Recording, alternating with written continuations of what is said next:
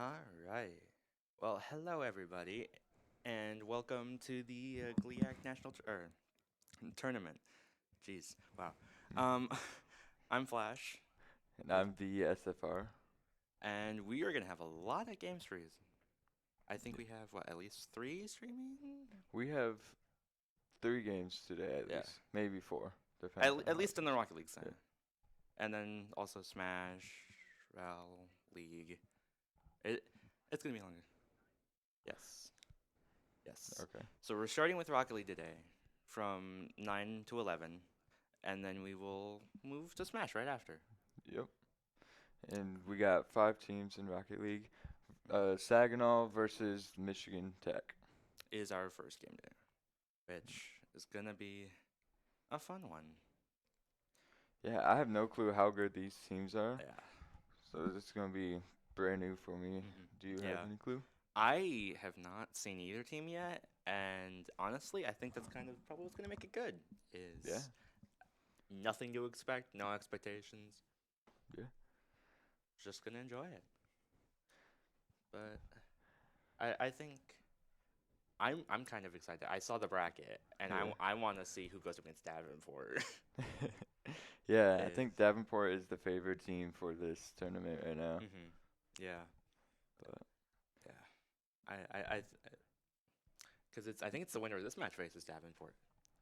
yeah, because Davenport gets a freebie based on their positioning. Yeah. So Davenport gets the yeah, bye. So I think we'll see. This will see yeah, how good this first match is determines what's going forward against Davenport. yeah. And again, like I don't know if they're all SSLs on Saginaw or Michigan Tech. I think Yeah. Michigan Tech had a good team. Mhm. Yeah. I think. Yeah. Yeah, that's fair. But But yeah, so now we're just kind of waiting to get into match one. I know I think with seeing these two teams, we're going to it's just going to set the entire tone for the entire day, the yeah, entire weekend is first match of the tournament. Let's see how it plays out. yeah. Let's hope that, especially the Huskies, they might be cold Yeah. because they had a 9-hour drive, almost nine, Yeah, almost nine. So especially in this weather. yeah. Plus all the fog that was out this morning. Oh yeah. That must have been terrible for that bus driver. Yeah. No, that must have been horrible. But we're glad they're here Yeah. and Glad they made it too. uh, Made safe. Yeah. yeah, hopefully that they can put up a good contest and we'll see. Yes, sir. Um, hmm Let's just see.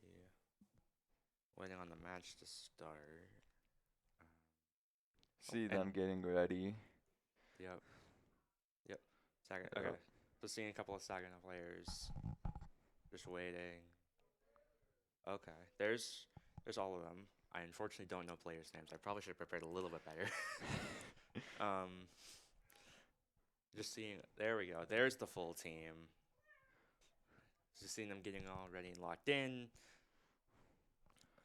They look like they're going to have fun. And then there's Michigan Tech. This is going to be a good matchup, I think. I think it's gonna be pretty even. Yeah. Because they're smiling still, which is a good thing. Yeah. Is They're ready for this. mm-hmm, absolutely, yeah. Is they're still smiling, but they're gonna get down to business soon. So Yep. we'll just have to see. Who do you Eh, think is gonna win? Not knowing anything, there's no bias here. Maybe. If their experience in other things translates over, I would assume Tech personally, Tech. but I am willing to be told wrong. Okay. I wanna say Saginaw. I don't know. I'm just getting this weird vibe that Saginaw might actually be like triple SSL, like super good. Yeah, I mean that's fair. I guess we'll see because we're on Yeah. different sides. How many games do you think? um, it's still best of five, I think. I So believe so. I, in I four? That's what I was gonna say. Yeah. I was gonna say probably in 4. Yeah. I'm expecting one OT at least. Yeah, Probably one blowout, maybe. I don't know who's gonna Yeah. be that blowout, but Yeah, no, that's fair. Yeah. always happens. You always have that one game Yeah. that's terrible. It's either the first one or the last one. Exactly. Yeah. Yeah. Absolutely. Yeah. So now we just kind of wait.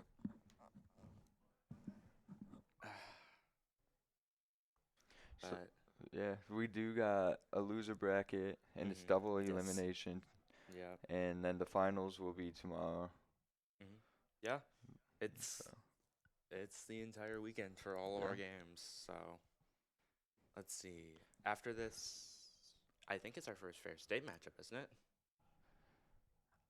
Or yeah, yeah. it's Ferris versus Grand Valley. That's gonna be good. That's gonna be a great is. rivalry. Yeah, That- Ferris is expected to win, but at the same time, it's a 50-50 because Oh, we're so like absolutely. even. We took a game on the at the one tournament last season, and so Yeah. we're hoping we're better this time around. We're still getting better, and I think we'll be able to take them. Yeah. Yeah. I agree. I think just no matter who plays, it's going to be a good game. Oh yeah, it's always a good game when you're playing Rocket League. GLIAC competition is. Yeah, I'm assuming it's going to be pretty good for all 5 of our teams today, and so. for sure. Yeah, I mean, what's better, playing video games in a tournament? That's awesome. Yeah. No matter what game, it's awesome. Yeah. No, that's fair, and I think, and we're getting into game 1 here. Let's see. All right. Okay, so we do have Michigan Tech in blue and Saginaw Valley in orange. I'm so glad we are slightly color matched here. Let's see. Snoopy. Okay, so Snoopy Meltdown. Perfect. Good beat there. However, Saunders able to get the ball. Let's see. Wild username. Pops it up for Macron. Stage. Oh, great center, but Meltdown able to take care of it. Can they do anything? It's staying on the SVSU side, but thankfully moving over to Tech. Great shot off. Let's see. Just sending it back to SVSU corner. Meltdown, They pretty good. Good save though by Michigan Tech. Good send off by Camo. Nice shot, but great save.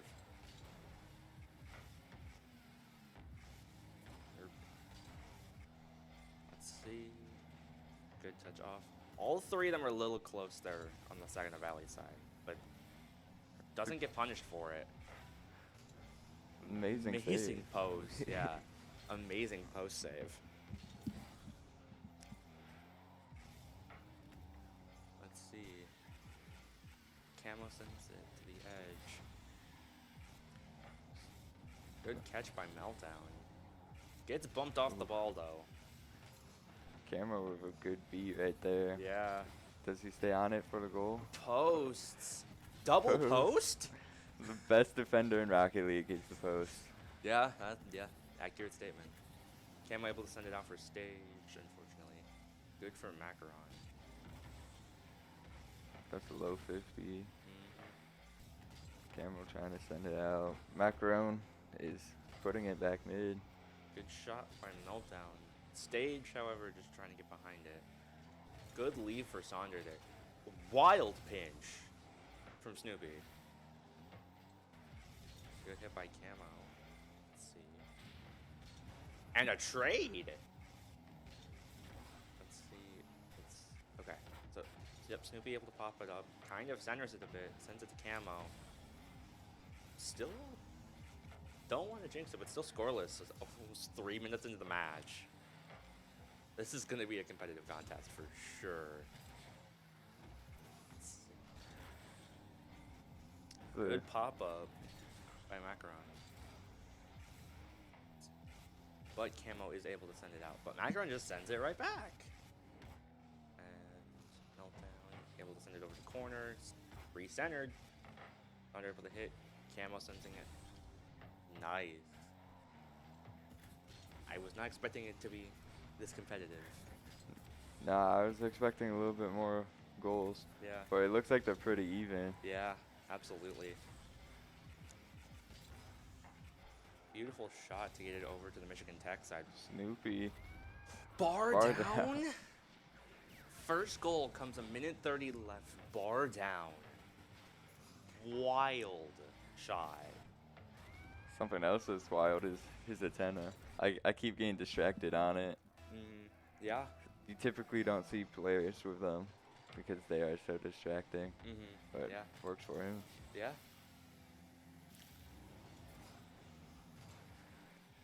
Meltdown trying to send it mid. They're trying to put this one away, it looks like already. Yeah. Just trying to pile on. They're keeping that pressure up. Let's see. Meltdown with a good hit off the wall. Sort of the double almost. Let's see. Great shot by Camo sending it over to Meltdown. And the center? The No double idea. half flip almost in unison. Great shot by Camo. Amazing save by Sonder. Let's see. There's an empty jump. Try to get under it. Yup. It's mid for Michigan Tech. No one's there. Sonder able to get mid and corner. I respect the boost starving. Misses a possible pinch attempt, but able to pass, potentially. That's in. That is in. Bar down. Almost another bar down. That's a crazy challenge, but it's definitely needed right there. Yeah, amazing. Just a slight bump off to hit the ball in and almost bar down. Yeah. I'm noticing a theme here.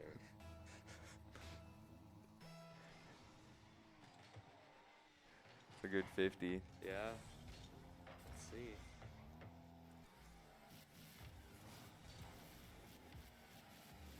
Great. Another one by Gamma. Good for Macaron to get the save. Snoopy. And they put a third one on with 3 seconds left. So Saginaw is definitely taking this game, Yeah. but it definitely took them a second to start scoring. It was definitely once that first goal happened, they started getting into a rhythm. Yeah. We're just kind of seeing if Tech can bounce back here. I think they can. I think right now it's going to come down to first score. Yeah. Hopefully this game doesn't get to Michigan Tech's head. Hopefully they can bounce back from it too. And there's the victors of game one, Saginaw Valley, and they put up a really good first They did. round. Yeah. They're definitely ready for this game. Yeah. Took them 3 minutes, and then they started putting up so many goals. Yeah. Especially, I was just surprised that it took like a minute and a half left in the match to get the first goal. Yeah. That typically doesn't happen. No, it's usually a lot. It's usually a higher score, or you at least score early on and keep the deficit. Yeah. All right, hopping into game two here. Let's see. Stage able to get the beat there, but Melton's able to send it up. SVSU already hot. Drop down. Nice shot by Macaron. It's a little bit off. Goes for the demo on Meltdown and gets it. Let's see. Sonder able to get a pop-up. However, Snoopy's there. Good hit off. Good beat. Gets left mid. Macaron sends it off. Let's see. Meltdown sending it towards. Great demo on Sonder.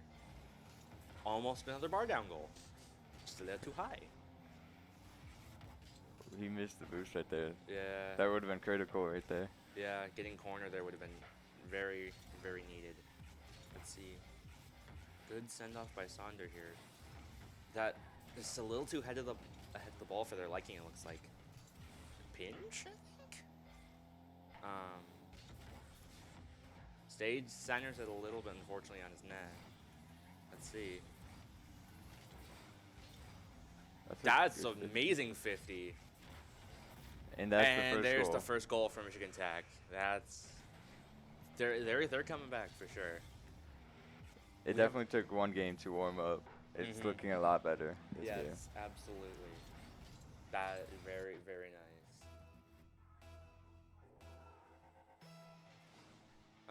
Okay. Next point, let's see. Snoopy able to get the ball. But Stage is able to beat. Meltdown popping up. Michigan Tech staying on the gas as much as they can. Sends it to their corner. Steals corner from his teammate. I mean, I respect the hustle, I think. Let's see, good shot by Saunders. A little off, though. Camo gets the ball taken. That's a wild hit.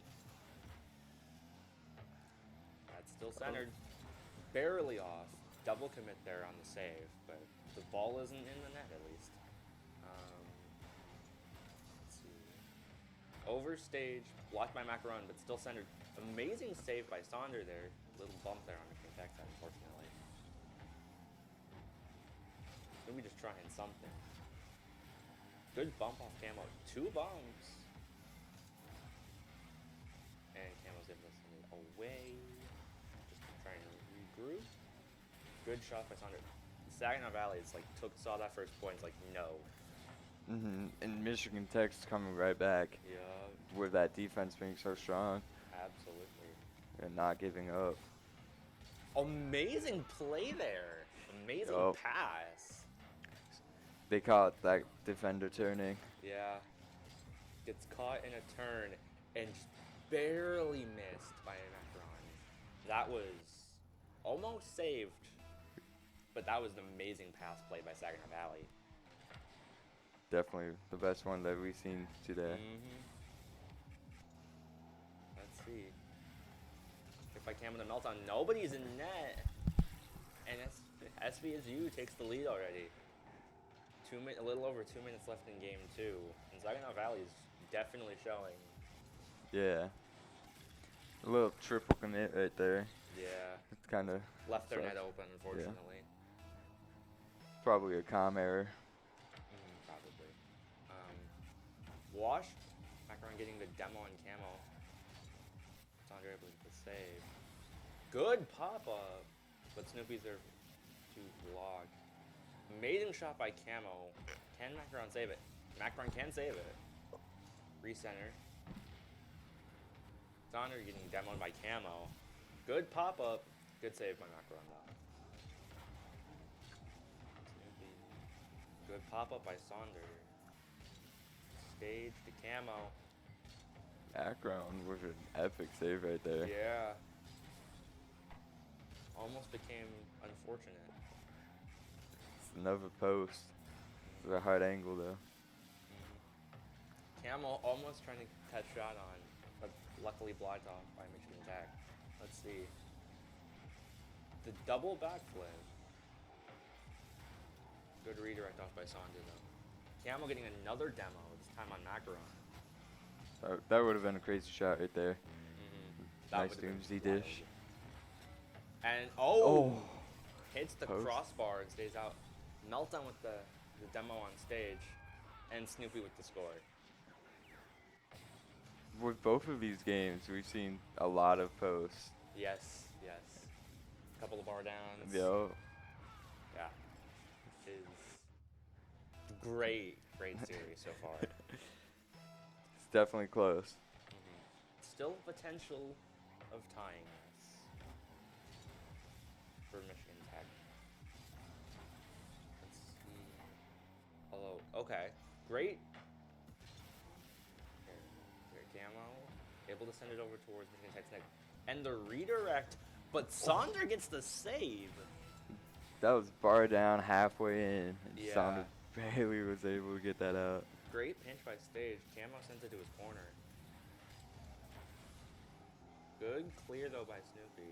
Sending it back to Michigan Tech's side.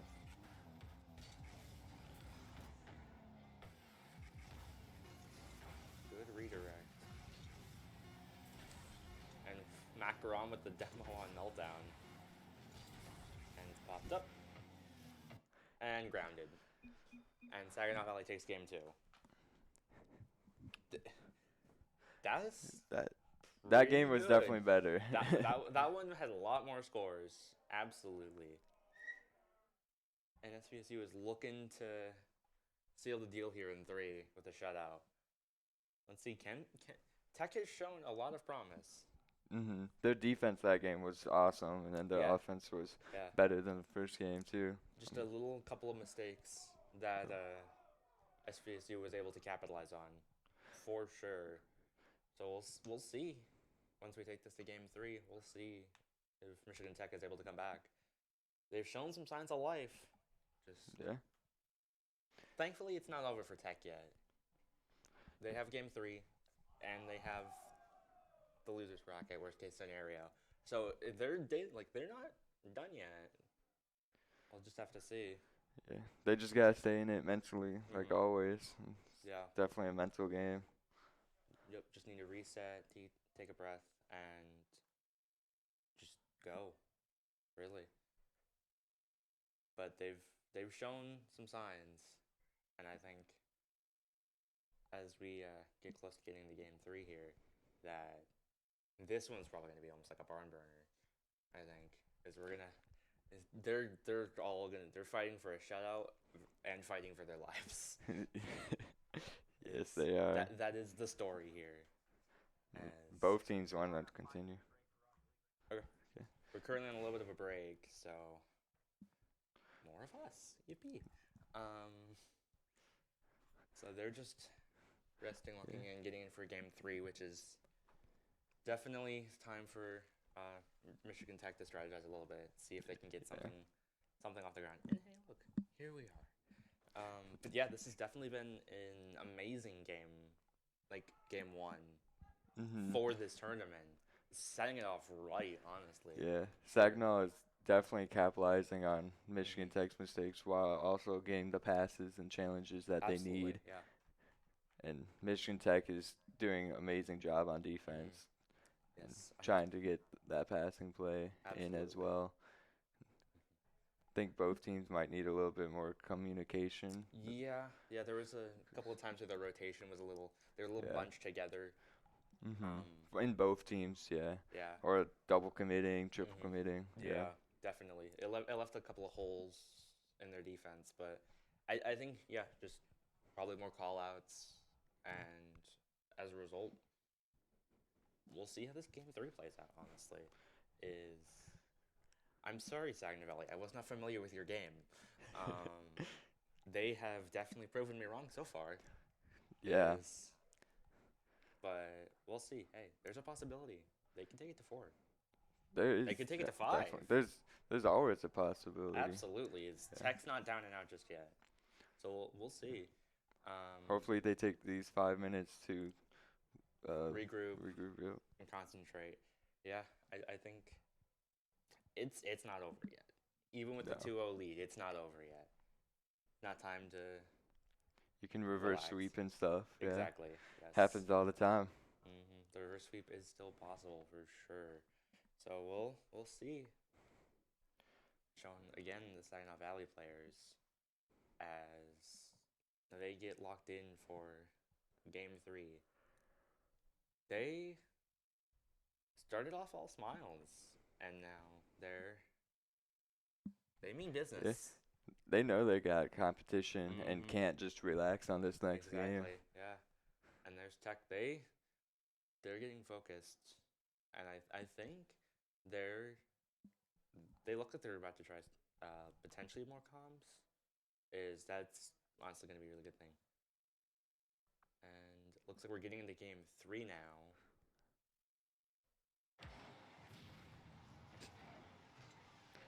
Let's see. Already a great shot.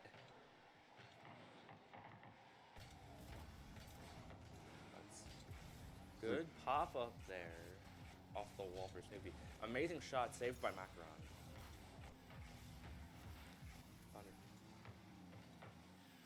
Stage able to send it over to Saginaw Valley's side. Good bump off but still able to get the ball. Amazing pinch by Macaron. Up over backboard. Let's see. Stage gets the demo on Yeah. Meltdown. Good call getting the ball out of SGC's hands. If they don't have the ball, they can't score. Simple logic. Good pop-up by Sonder there. Amazing 50 pinch. Let's see. Camo getting the center there for Meltdown. Barely misses, but they're all a bit combined. Good 50 up.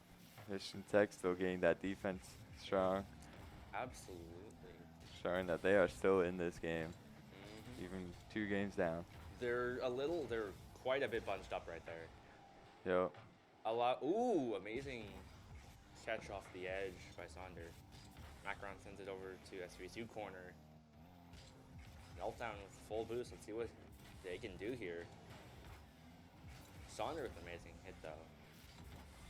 They are definitely trying to keep this fast pace. Over Meltdown's head. Let's see. Camo tried Good going 50. for a 50 Yeah. there. Unfortunately, does not entirely pay out. But Snoopy with the catch and the pinch. Little too hard though, but Meltdown might be able to redirect this. Doesn't get the redirect. Nice wall dashes from Yeah. Meltdown right there. Very helpful with Camo little looking for the boost. demo, it looked like. Let's see. Meltdown loses the 50 against Macaron there. Over Saunders' head, but able to get it away. Okay. It's a great pass. Good down to pop Sonder. up. Meltdown able to get it up. Let's see. Let's say good save by Camo there. I don't necessarily like moving it towards his net, but fair enough. Gets the hit, gets the post, but Snoopy's able to get the redirect in, and Saginaw Valley takes point 1. So- Again. Yeah. Good demo by Camo. That Yeah. really opened everything up. Yeah, definitely. As just a little over 2 minutes left in match 3, Saginaw Valley takes the first point. And let's see if Tech can come back here. Cam with a good hit. Ooh, Macaron wins that 50 there, thankfully. I thought that was a trade for a second. Meltdown gets the shot, but Macaron's able to send it away. A little bit of miscommunication there between Stage and Sonder, looks like. Let's see. Sonder's slowing it down a bit. That's centered. dropping. That, yeah. Meltdown was able Yep. to keep that out. Yep. The reach right Stage there. trying to send it back. Misses, however.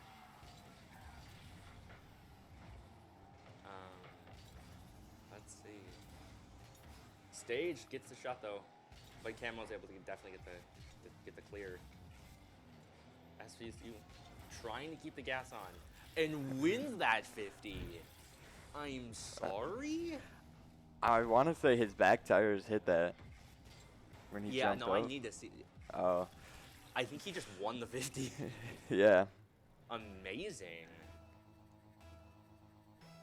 Let's see. Minute and a quarter left in match 3. Tech still has a chance here. Yeah. Definitely. Yeah, it can definitely score 2 here in this little over a minute left. Especially with that miscommunication there by SVSU. Misses the Ooh. double. That would have been beautiful to watch.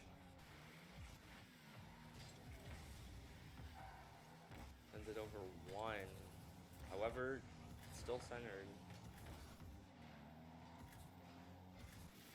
Nobody's okay. There's Camo's there first, which is like no one's in net, or close to it at least. Where it looked like. He was camouflaged. Yeah. Let them kiss. Macron with an epic save right there.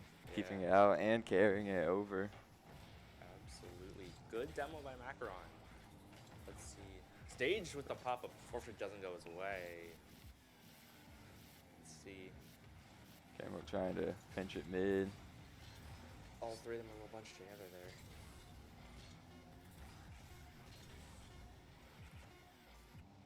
Stage this ball. Last closing seconds. Let's see. One final play. Post, crossbar. And down. Yep. Yep. And Saginaw Valley takes it game 3 and the series. GG's, boys. That was a great That way to definitely kick off was. this tournament. That was amazing. Those two teams were definitely pretty even. Mm-hmm. Yeah. Saginaw just able to capitalize on everything, and Yeah. No, that was wonderful. I'm sorry, Second Valley. I was not familiar with your game at all, and you have definitely proven me wrong. And yeah, that was amazing to watch. can't wait for the next time they verse someone. Yeah. Yeah. Yeah, because I think so now since SVSU's moving on in the winners bracket, they're gonna have to face Davenport. That's gonna be That's a fun gonna be one to great. watch. Yeah, Is seeing how they played against Tech. Now we have to see how Yeah. they're gonna play against Davenport. and I'm pretty sure Davenport's seed 1 right now. Yeah, And yeah. so, Davenport is the 1 seed, so it is supposed to be the best matchup.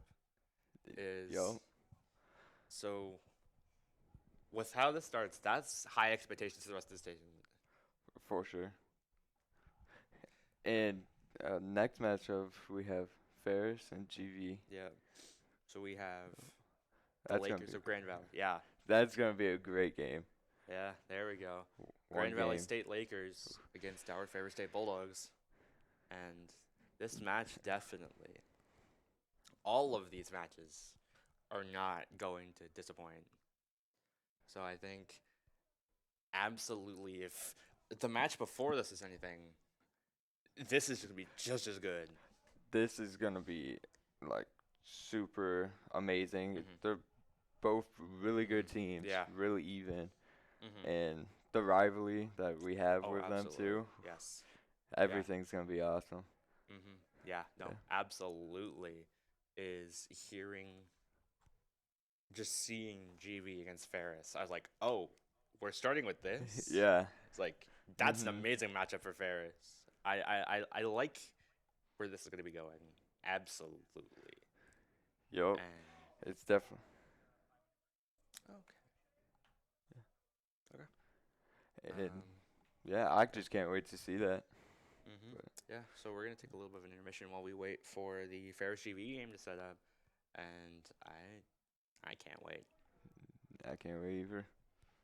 Mm-hmm. It's going to be great. But until that point, we just get to. Yeah. Yep. We'll see you in 5, basically.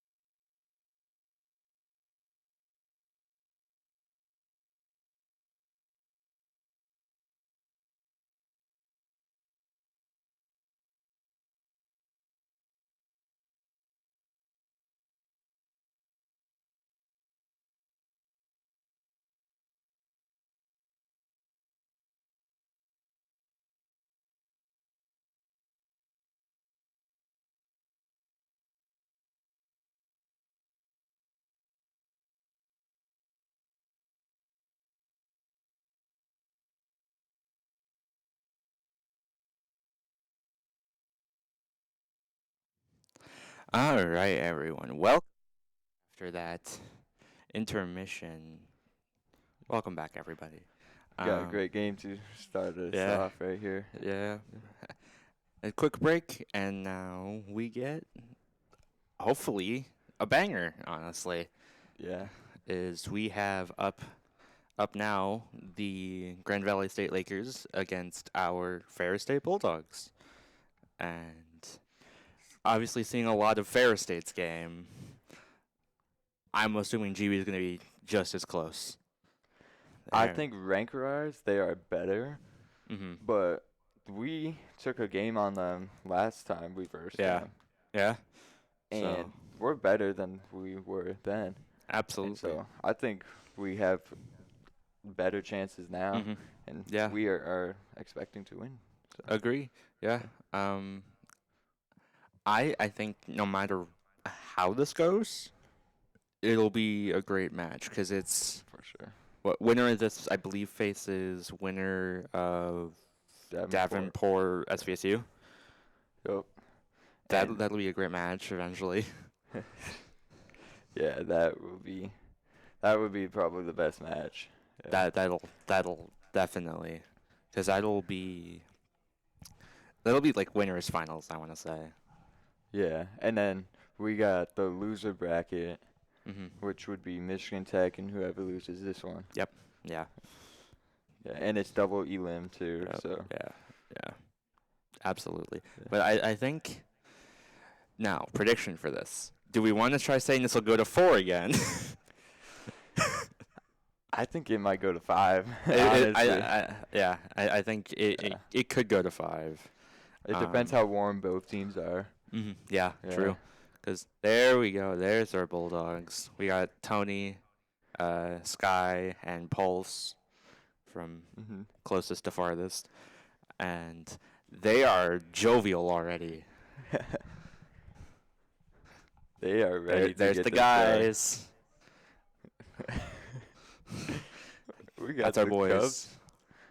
The Cubs hat on too. That is the Guardians hat. That is the yeah. Cleveland Guardians. I was gonna say, he's from Ohio. Why would he be wearing Cubs? Yeah. He should be wearing Ferris because it's Ferris, you know. Hey, but he can choose. Yeah. We will just politely bully him for his decisions. But yeah, there's Pulse, and then here's GV. I like the vest. That is a really nice. That is a really nice vest. Dibs, it's mine now. But yeah, both teams look locked in too. Yes, absolutely. They are ready.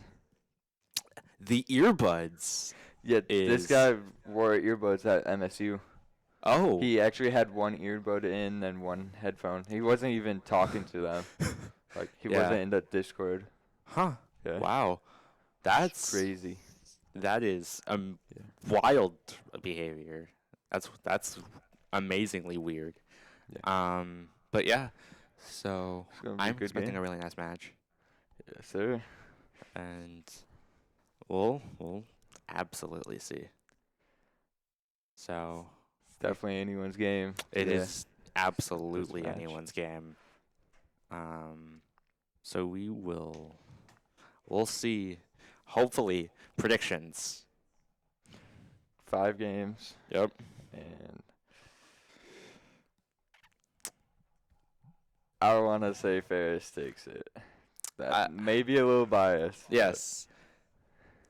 I will also be just as biased. I'm going to say the exact same. 5 Ferris victory. Yeah. But GV's is definitely going to have they're not going to go down without a fight. No one's going to go down without a fight, honestly. No. So. Yeah.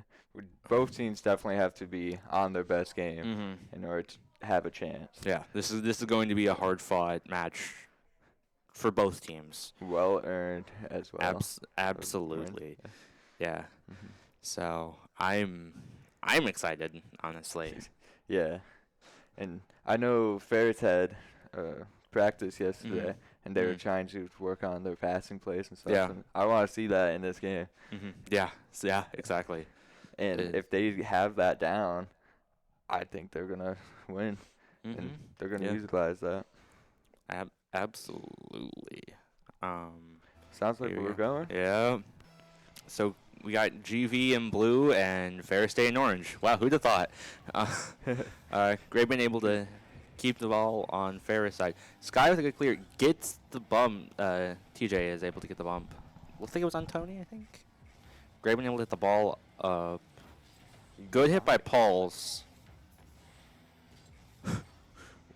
Wheats, phenomenal username. Let's see. Sky able to send it over to GV corner. Gets the demo on TJ. Let's see. Pulse not able to get the double there. Sends it over to Pulse though with that 50 from Tony. Sky doesn't get corner. That's a little center. Let's see. Let's see. Ooh. Graben with the demo on Pulse. Good clear by Sky. Let's see. Tony with 50 mid. Yep. False chide. Yeah, let's see. The good shot by TJ. Sky able to save off the crossbar. Wheats pops it up. That's a little precarious with how good all these players are. Effectively, if the ball's on the field, it's a scary spot for shots. Especially Yeah. at this high of rank, yeah. Yeah. If the ball hasn't glitched out of the map, a goal can be scored. From anywhere. Yeah. It's possible. Let's see, Sky. Good clear by Graven. Yeah. Yeah. Misses. post. But Tony. Sky gets to save. That was Tony shot scary. slow on his own net, Mm-hmm. and it messed up Yeah. GVSU, Yeah. and we were able to save it. That's probably one of the best Mhm. passing plays for a save ever. Absolutely. Tony able to send her. However, TJ has it. Pulse able to make a kind of a shot. Tony Send with off. the demo. Let's go. Sky gets the first score, and Fair State takes the lead. Little under Good 3 play. minutes left in match 1. The RLCS tag is beautiful. And the That's duck good. goal explosion. Let's see. Can Grand Valley come back? It's still anyone's match. Let's see. Tony able to send it over towards GV. A little bit of a pop-up from Sky and Wheats. Graben just sends it to Ferris corner. Good save by Sky. Let's see. Tony able to get the 50 save there. Pulse. Ooh, TJ misses that shot there. That could have been a goal. Wheats gets the demo on Sky, however. Graben. Pulse able to knock it out of Graven's hands, but TJ is able to pop it up. Tony jumps a little early, and Wheats is able to tie the game back up for GV. That was a bit precarious of a jump, unfortunately. Yeah. Yeah. I think he wanted to read it before it hit the wall, and then he realized that he wasn't getting there, and then he tried reading it off the wall. Yeah. And in that position, it's super difficult. Yeah, it just left him a bit vulnerable. Yeah. Definitely a little awkward. Yeah. Good pop-up by Pulse. Kind of wins a bit of 50 there. Sky able to get a shot on there by Graben and looks like takes GV's corner. Good redirect off the backboard. Sent right to Sky, sent to Tony, tries to send it back to Pulse, looks like potentially. Just unfortunately doesn't get the hit that they wanted. Graben with the demo on Tony. Let's see. Can GV do anything here? No, Sky's going to stay on the pressure, but they're able to get a clear. Tony sends it right back. Let's see. Centered. Good block by Wheats. Good hit by Sky. That's just up. Is he going to try and pass it back? Good pop-up. Pulse should be there. Yep. Okay. Good catch. Gets messed up. Good save by Sky. Good by Tony. Graben with the demo on Sky, however. Let's see. Good 50 by Pulse. Amazing. That challenge was definitely worth it. The wall demo. Like, that aerial wall demo was wild. Let's see. Tony able to pop it up. Sent right to Sky as he just stays on mid boost. Good shot by Pulse. That's off. Almost gets the back hit by Sky. Both miss. Even the ball for Weeds and Pulse. Weeds somehow gets the demo on Pulse there. Good clear. Couldn't see who that was. I think that might have been Sky. Let's see. Pulse able to hit it past Graben, I believe that was. Almost gets the pinch. Good 50 to center in front of GV net. Good shot by Sky for a clear. Gets corner. Good pop up. And we're going to ET. OT of the tourney. Definitely a good game. Absolutely. This is amazing. Good shot by Pulse there. Saved by Graben. Let's see. Sky slightly beats on the 50. Good clear by Tony there. Let's see if TJ is able to come back. No one in net for Ferris, but luckily Sky does have the ball here, so that's a good saying. No reset Pop it by for Graven. Sky. Yeah, no. Demo on Tony, and Wheats gets the score. And GV takes game 1. That's rough. That is unfortunate. Although I think think that was a smoke screen. I think Pulse got caught in the smoke screen. Yeah. That's the one thing worse about demos. It's not just not having a teammate, but if the ball is right there, you can't see. Yeah, exactly. You have no clue. And his shot was just so perfectly behind balls.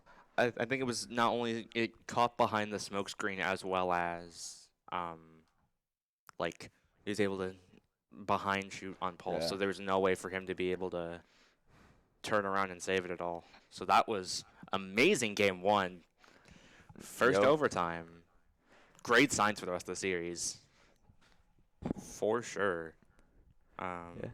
And we knew this was going to be a great matchup right here. And Yeah. first game of the matchup, and it's OT. Yeah, absolutely. What else is going to happen?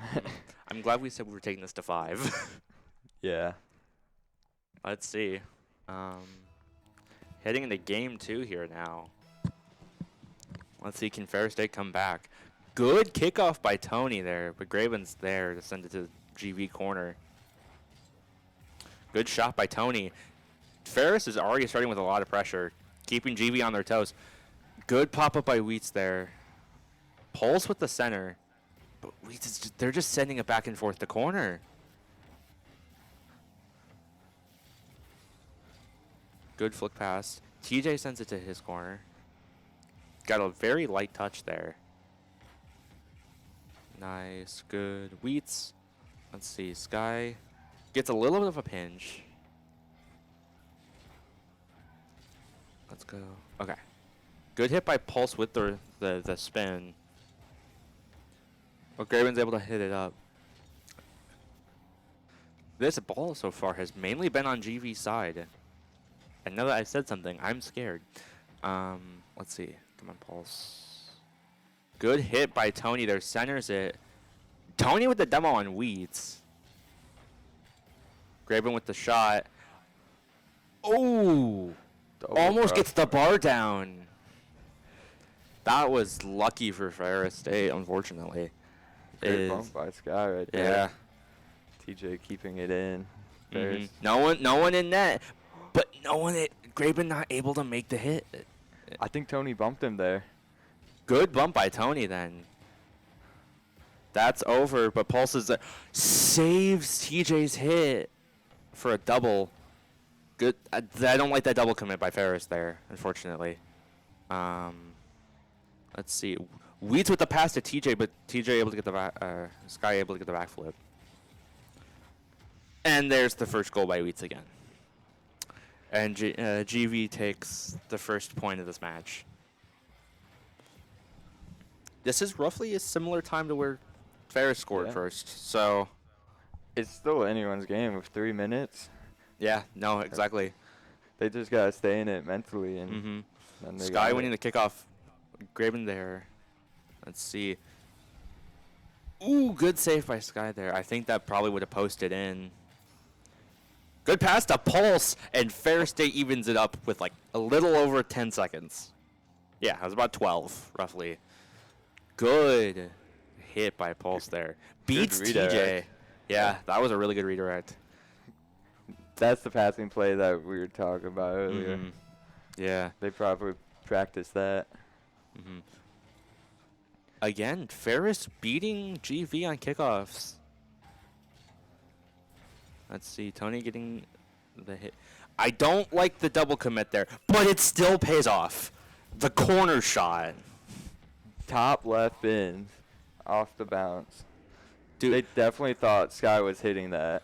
Yeah, no, that was an amazing shot. I was like, I'm scared there's a double commit, but that still pays off for Ferris.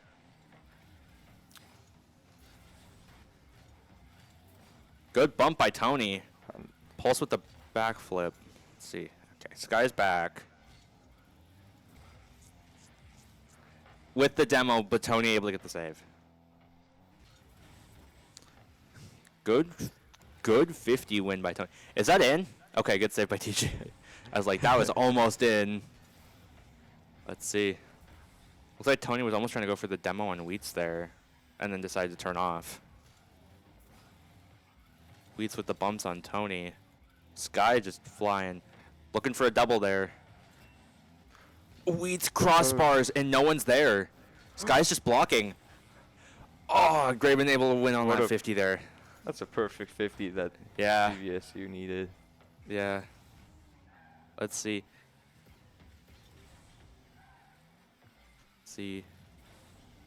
Good boost grab.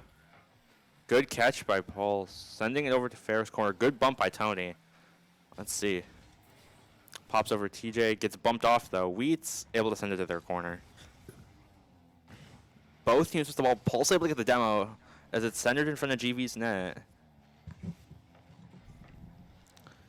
Good pop-up by Sky. Tony with the bump almost.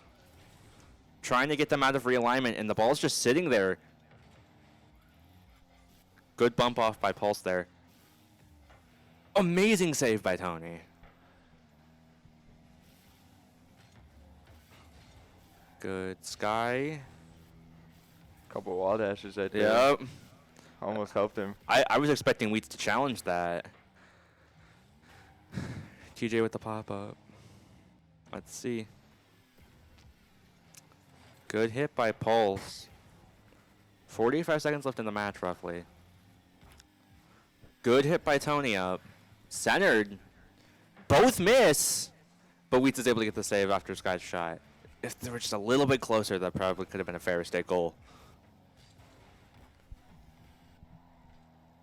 Good 50 up. Sends it to Graben, but Tony's able to just knock it out of his hands.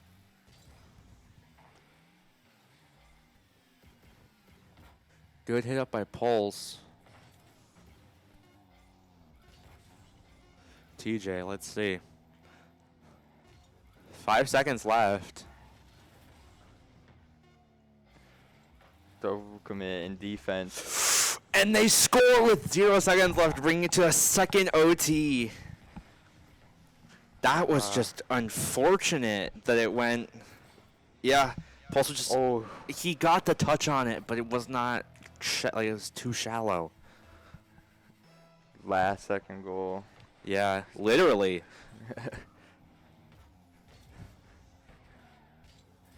Let's see. I think yeah. Let's see here. Sky able to get the clear here. Did not get the read. Gets the demo on Pulse. And Graben. Yeah. Oh. That was almost able, but there was just no one in Ferris's net to get there after that demo. And GV takes game 2. Yeah. Yeah, Sky was almost there, but unfortunately not able to get there. That was a good game too.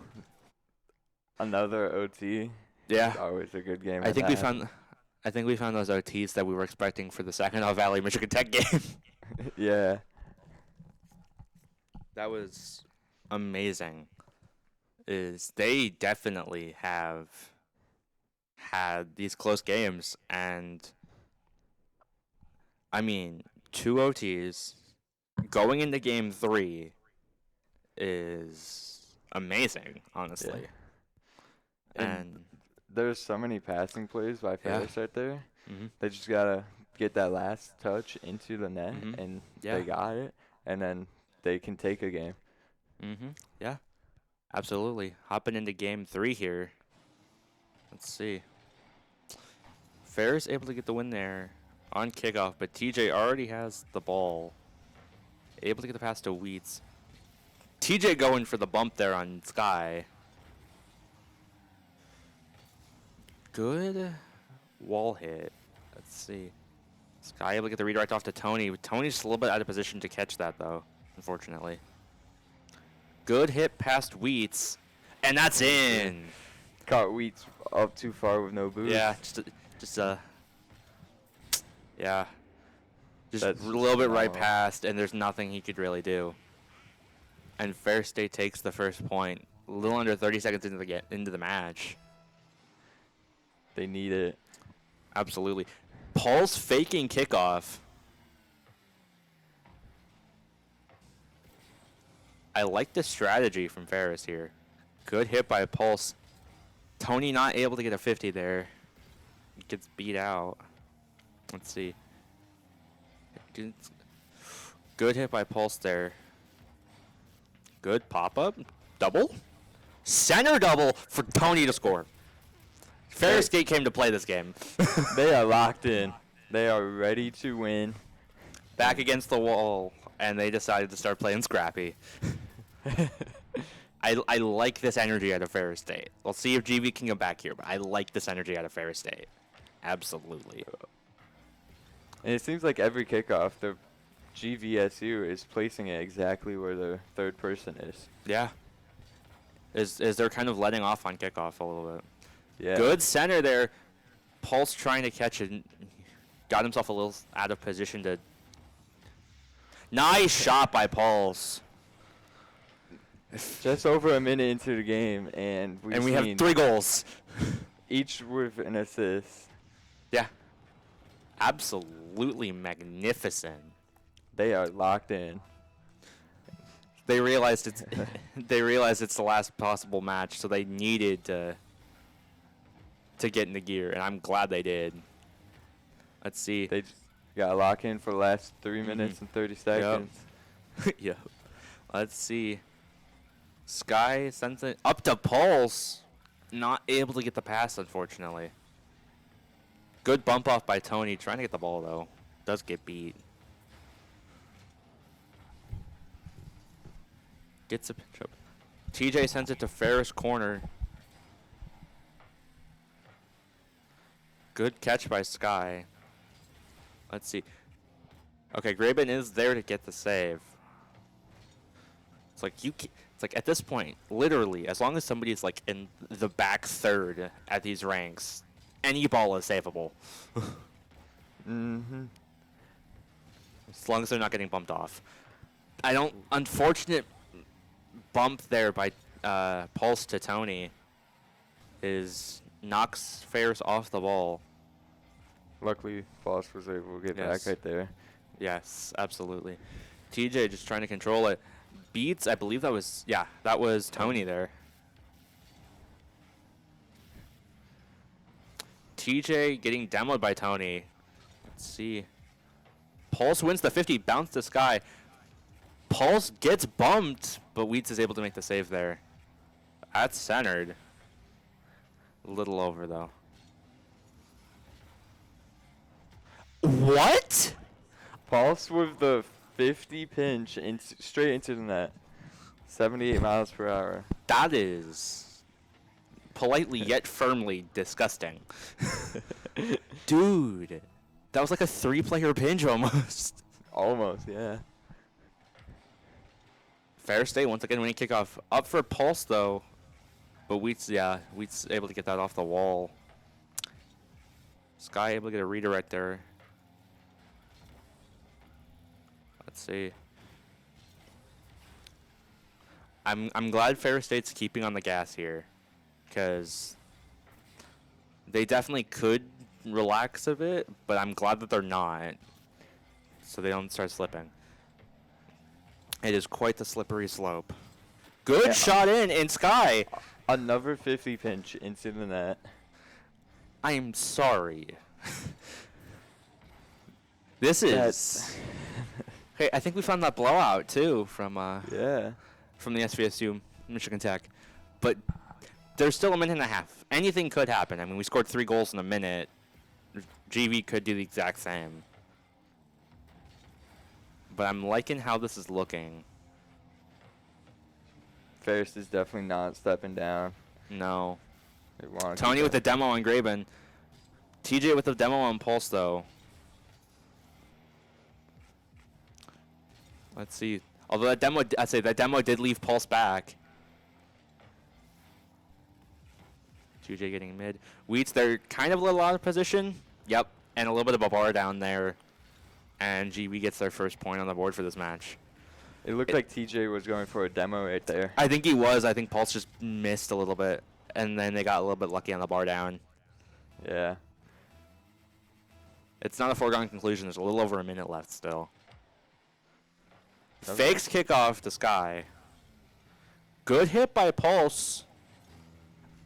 Misses ran just out of just boost. barely. Yeah. Ooh, Pulse almost getting another score there. Let's see.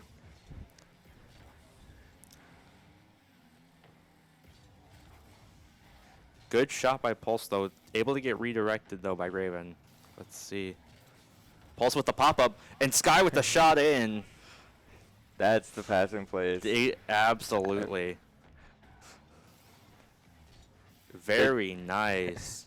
They definitely had GVSU scrambling on defense Mhm. right there. Yeah, that was really good. Let's see. Sends it back, Sky does, to Tony. Possible bump? Yep, there's the demo. I was like, the minute he got off ball, I was like, okay, we're waiting for a demo here. Good pop-up by Pulse. Able to get saved by Wheats. Shot off by Tony there. Let's see. Graben able to catch it. Tony and Sky are a little close, but wins the win. We get Brazil. I say, there's still 14 seconds left. Either team could score. Yeah. Is Losing the first 2 games in OT and then third game coming back 7-1. it lit a fire in their souls. It looks like. Definitely. They were just warming up. That's all the first 2 were. Yeah, yeah. Of course. Tony pops it up, and Sky scores another one. Yeah. I mean, for GV, this game doesn't matter as much, to be fair, because they're going to have to go to a game 4 anyways. I think this game just kind of become a foregone conclusion. Yeah. Hey, they can tie it up 7 seconds, second goals. It's Okay, very now they can. possible. Okay, now they can't, unfortunately. One time for the one time? Do we get a 0-second goal?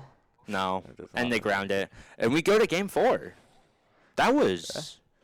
We need to see that energy from Yeah. Ferris in these next game. Mm-hmm. I like that.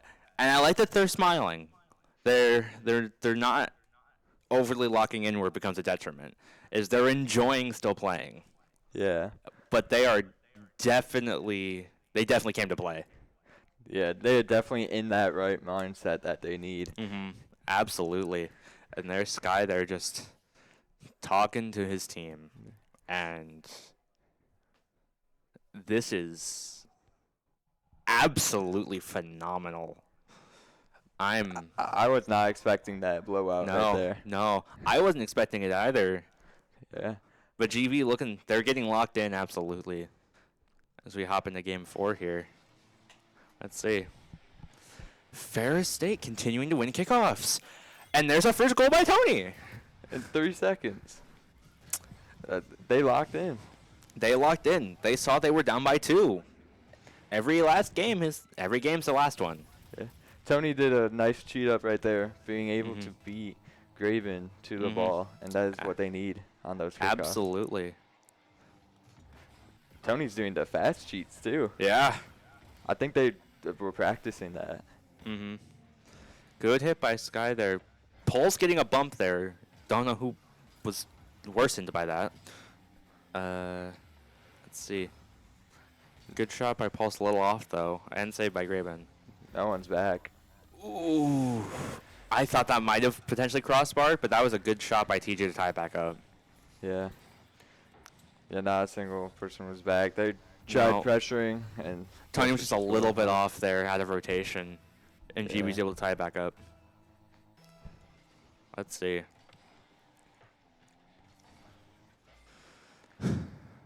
Wheats gets the pop-up.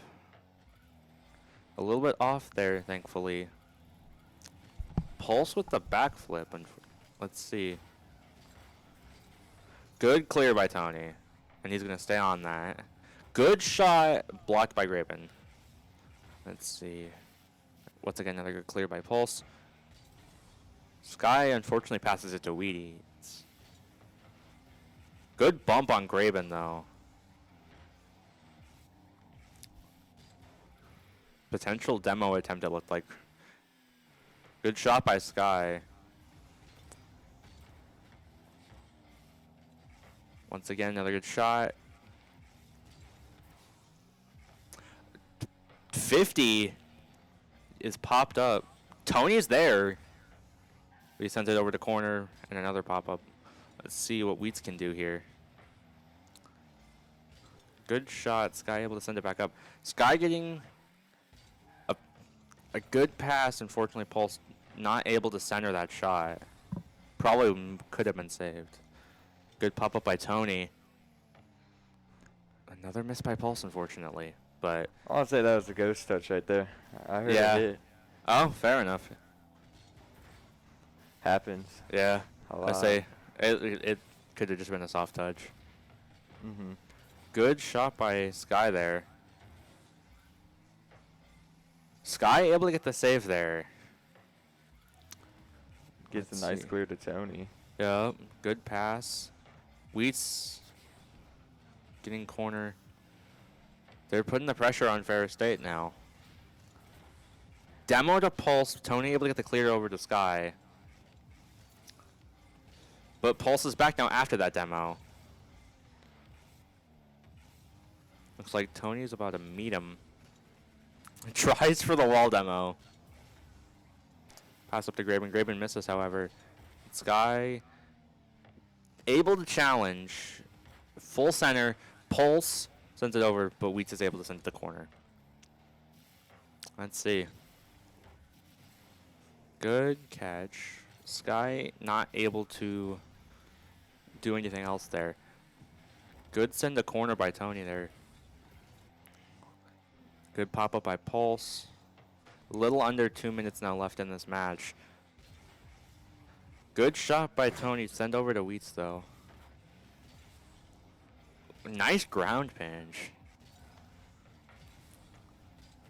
Cleared over, kind of centered. Popped up by Graben. And a demo on Pulse, but Tony's able to get the clear. Good shot. No ability to get the double there. Looked like a bit of a double commit there on the part of GV. Nice ceiling. Good, yeah, good pinch. Now trying to keep the pressure on Grand Valley here. Sends it to GV corner. Sky getting a hit on net and in, and Ferris State retakes the lead. I did not think Sky was hitting that. That was a difficult bounce from where he was. Yeah, yeah. No, I thought that might have been a 50 there by Graben, honestly. Yeah. As I was expecting a 50 there. 110 left. Yep. Ferris up 2-1. Let's see. Can Ferris State maintain this lead, or is GB going to be able to tie it back up? We shall see. Pulse able to hit it to center, though, but TJ is there. Hits it towards Ferris corner. Good save by Sky, though. Sky is back. Tony going for corner. Good save by Sky there. I was a little worried that I didn't see anyone in net. Let's see. Good demo by Tony. That's just sitting there. Yep, and Wheats is able to tie it back up. 33 seconds left in this match. This very close game Mm-hmm. again Yeah. for the third game. It's either going to be a blowout or it's going to be overtime. Those are the only two Yep. options here, it seems. Mm-hmm. And I'm not going to complain. Ferris just needs to lock in on Yep. keeping the pressure. Absolutely. Sky able to read Graben there and is able to get a hit. Good bumps by Graben, I believe, to try and hinder Pulse. Good shot. Tony in GV net, though, gets the bump on Wheats. Partial center pinch. Let's see. Corner read? It's- Intercepted by TJ. Yep. Good shot by Tony. It's still up. Okay, now we're going to overtime. OT. Third OT of the 3 series. OT. Yep. 3 of the 4 games have gone to overtime. And I'm assuming by the celebration, Ferris State scores. I love just the delay. It's kind of funny. But seeing Tony just ecstatic there, Ferris State takes it to game 5. That's the thing with how TJ got that corner Mhm. and then Yeah. turned to be offensive, not defensive. Mhm. Yeah. You really want to be defensive, Mhm. especially when you're going into OT. Yeah. But how they've been doing their kickoffs, he's been going on offense Yeah. immediately, and it kind of working. Yeah. But Yeah. that time it just did not work in their favor, and Tony Absolutely. was able to capitalize. Mhm. Yeah. That was amazing Yeah. shot by Tony there. And our predictions are coming at least Yeah. somewhat true. We both thought to take it to 5. And this is 5. This is 5. And now we're hopping in to game 5. Let's see. TJ wins the kickoff for GV. Tony able to send it up. Misses the send up, though, unfortunately. But that's a wild 50. Sends it over to Tony, kind of, in GV's corner. Redirected off towards mid. Graben taking the ball, though. Good 50 there. Open net. Hits it bottom right corner, and GV takes the lead here. That's a nice shot. That was a Bottom really nice right. shot. Yeah, absolutely. Definitely looked like it was meant to be a pass, Mhm. but I think this is the first game in the series that GV scored first. it might be. Yeah. I believe Might be so. right. This is their first or second, I want to say. Good shot there, but TJ is back. Let's see. Gets the center, gets the pop-up. No one's there, but Tony doesn't have any boost. That would have been a perfect goal, but Tony just couldn't get up. The crossbar playing defense again. Yup. GV crossbar MVP.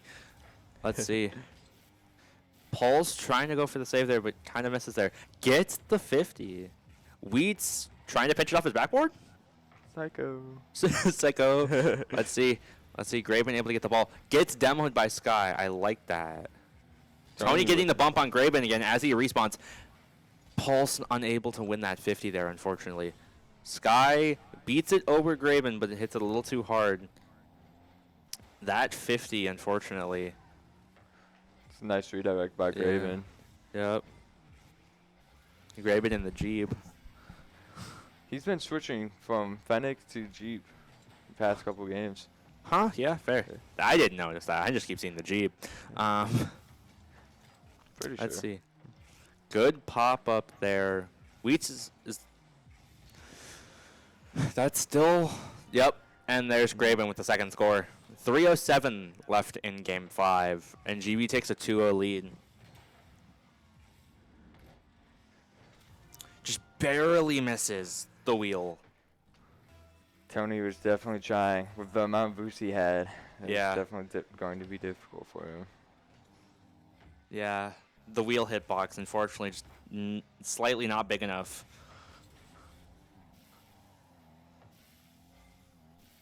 Let's see, Sky able to turn on it, though. Tries to 50 Graven there. Does get beat, however. And Wheat scores the third one there.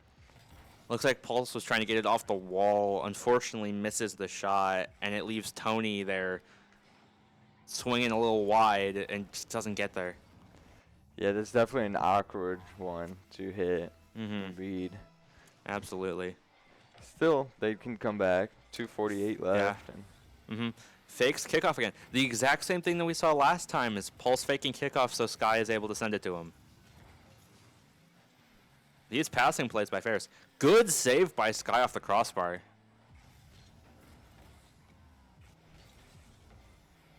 Graben able to read Sky's shot there, unfortunately. Let's see. Good bump by Graben. And TJ with the pulse demo. Good shot. Graben there able to get the save, unfortunately. Sky with the demo on Weeds. A little bit of payback there. Avenging Pulse. Wild shot. And Sky gets the double. Just under 2 minutes left. 2 goals in a deficit. Can Ferris Day make it up? With 2 minutes? With 2 minutes, there's a chance. We'll see. Graven was trying to go for a pinch there, and it backfired. Yeah, absolutely. Pulse wins kickoff there. Graven able to get the demo on Sky, though. Nice musty. Yep. Tony able to get the clear, though. Tony beating Graben. Graben getting the pass, though. Sent away by Sky. Good call. I believe that was Tony for not hitting it. Graben with the fake. Good 50 up. And Tony able to send it there. Wheats on his way to retreat. Looks like a little bit of miscommunication there between Pulse and Tony. Good shot, looking for a double. Saved by Graben. Nice shot. Nice shot, saved by TJ. Ferris State is keeping on the gas again. I like that. Tony heading back, though. Over Tony, not over Sky, thankfully, with the save. 1 minute left in the series. In regulation, at least. We'll see. Good shot. Able to get the bump on Sky. Looks like it's over Tony. Come on, Pulse. Getting the demo on Graben. Little over 30 seconds left. Pulse gets the shot. 30 seconds left, down by 1. 100% still possible. With Absolutely. that type of shot, too, like, that was perfection placement right there. Yep. All right, Motown Miracle time. Let's go. Time for the Big Rapids Miracle. They just got to keep locking in, keep that pressure. Mm-hmm. That's a good way to start the kickoff. Absolutely. Good shot by Sky.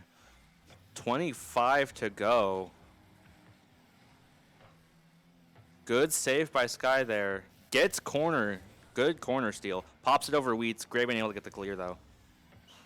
Pulse missing it. Tony able to get a shot. Good hit to Sky, though. Looks like 5-ish seconds left, and Graben's able to get the score to deny that. So it looks like GV is going to be taking the series. Yep. Good games by both teams. Absolutely. Definitely evenly matched teams right here. Yes, absolutely. Almost all of these games were close.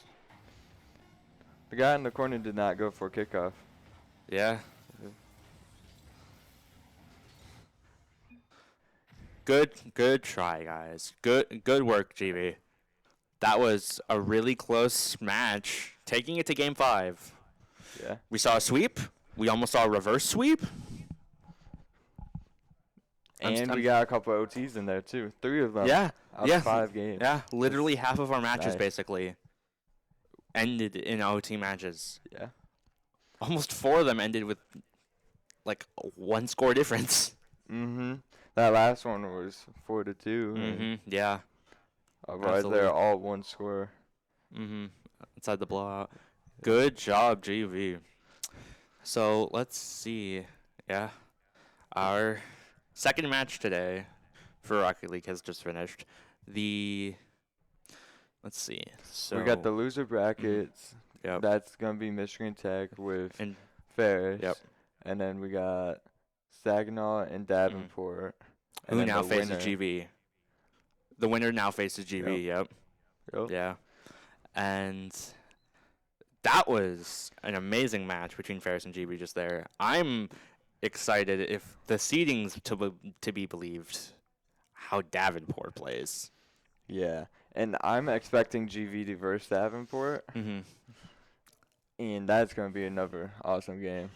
Absolutely. I'm enjoying all of It's- these, honestly. Yeah. Um, They're always a blast. they Yeah. are amazing. So let's see. We had a game end in 3. We had a game in 5. And in 4. I'm scared. And in 4? Finally ended in 4? Yeah. But yeah, that was That was one really intense game. that was Yeah. really yeah. I literally there were times I just felt so animated just watching some of these scores from both teams. That was wild. Yeah. You could feel like just the presence on Mhm. you. And Yeah. Absolutely is good job by both teams. They Yep. both should be proud Mhm. and amazing work. So now right now we're just kind of waiting for the Michigan Tech not Michigan Tech, sorry. This should be the SVSU Davenport game, correct? I believe, or is this Michigan Tech Ferris? Yes. Okay. Yep. So yep, Davenport versus SVSU. That is The next what is on game it. going on. Yep. Yeah. I'm excited. For sure. Definitely gonna be another great game. Mm-hmm. Yeah. Yeah. No. Okay. We are going to go to an intermission for a moment, however. So we will see you very soon, and we'll be right back. Yeah.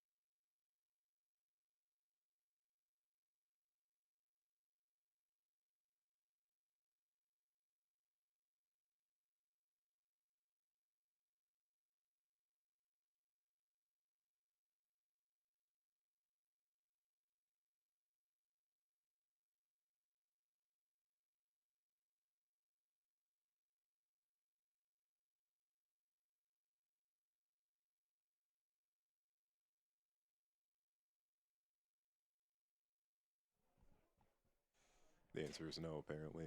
Okay, the answer is no. Okay, hello everyone! Welcome to our Valentine's Day weekend event here with GLIAC. Take your loved ones, cuddle them close, but make sure you're watching our stream! Right now, this is something you don't want to miss, not even for Valentine's Day. Have those dinner plans later!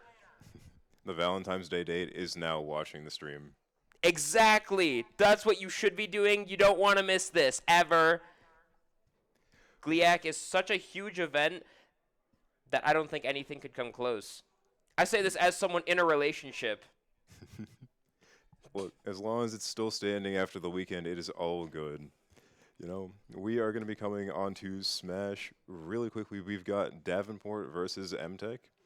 Yes, we do. Going to be a very fun match. We just saw Ferris versus Davenport on SVSU's stream, and look, players to watch out for. Oh my gosh, I forgot their Steve's tag. Osriel? I don't know. I wasn't here.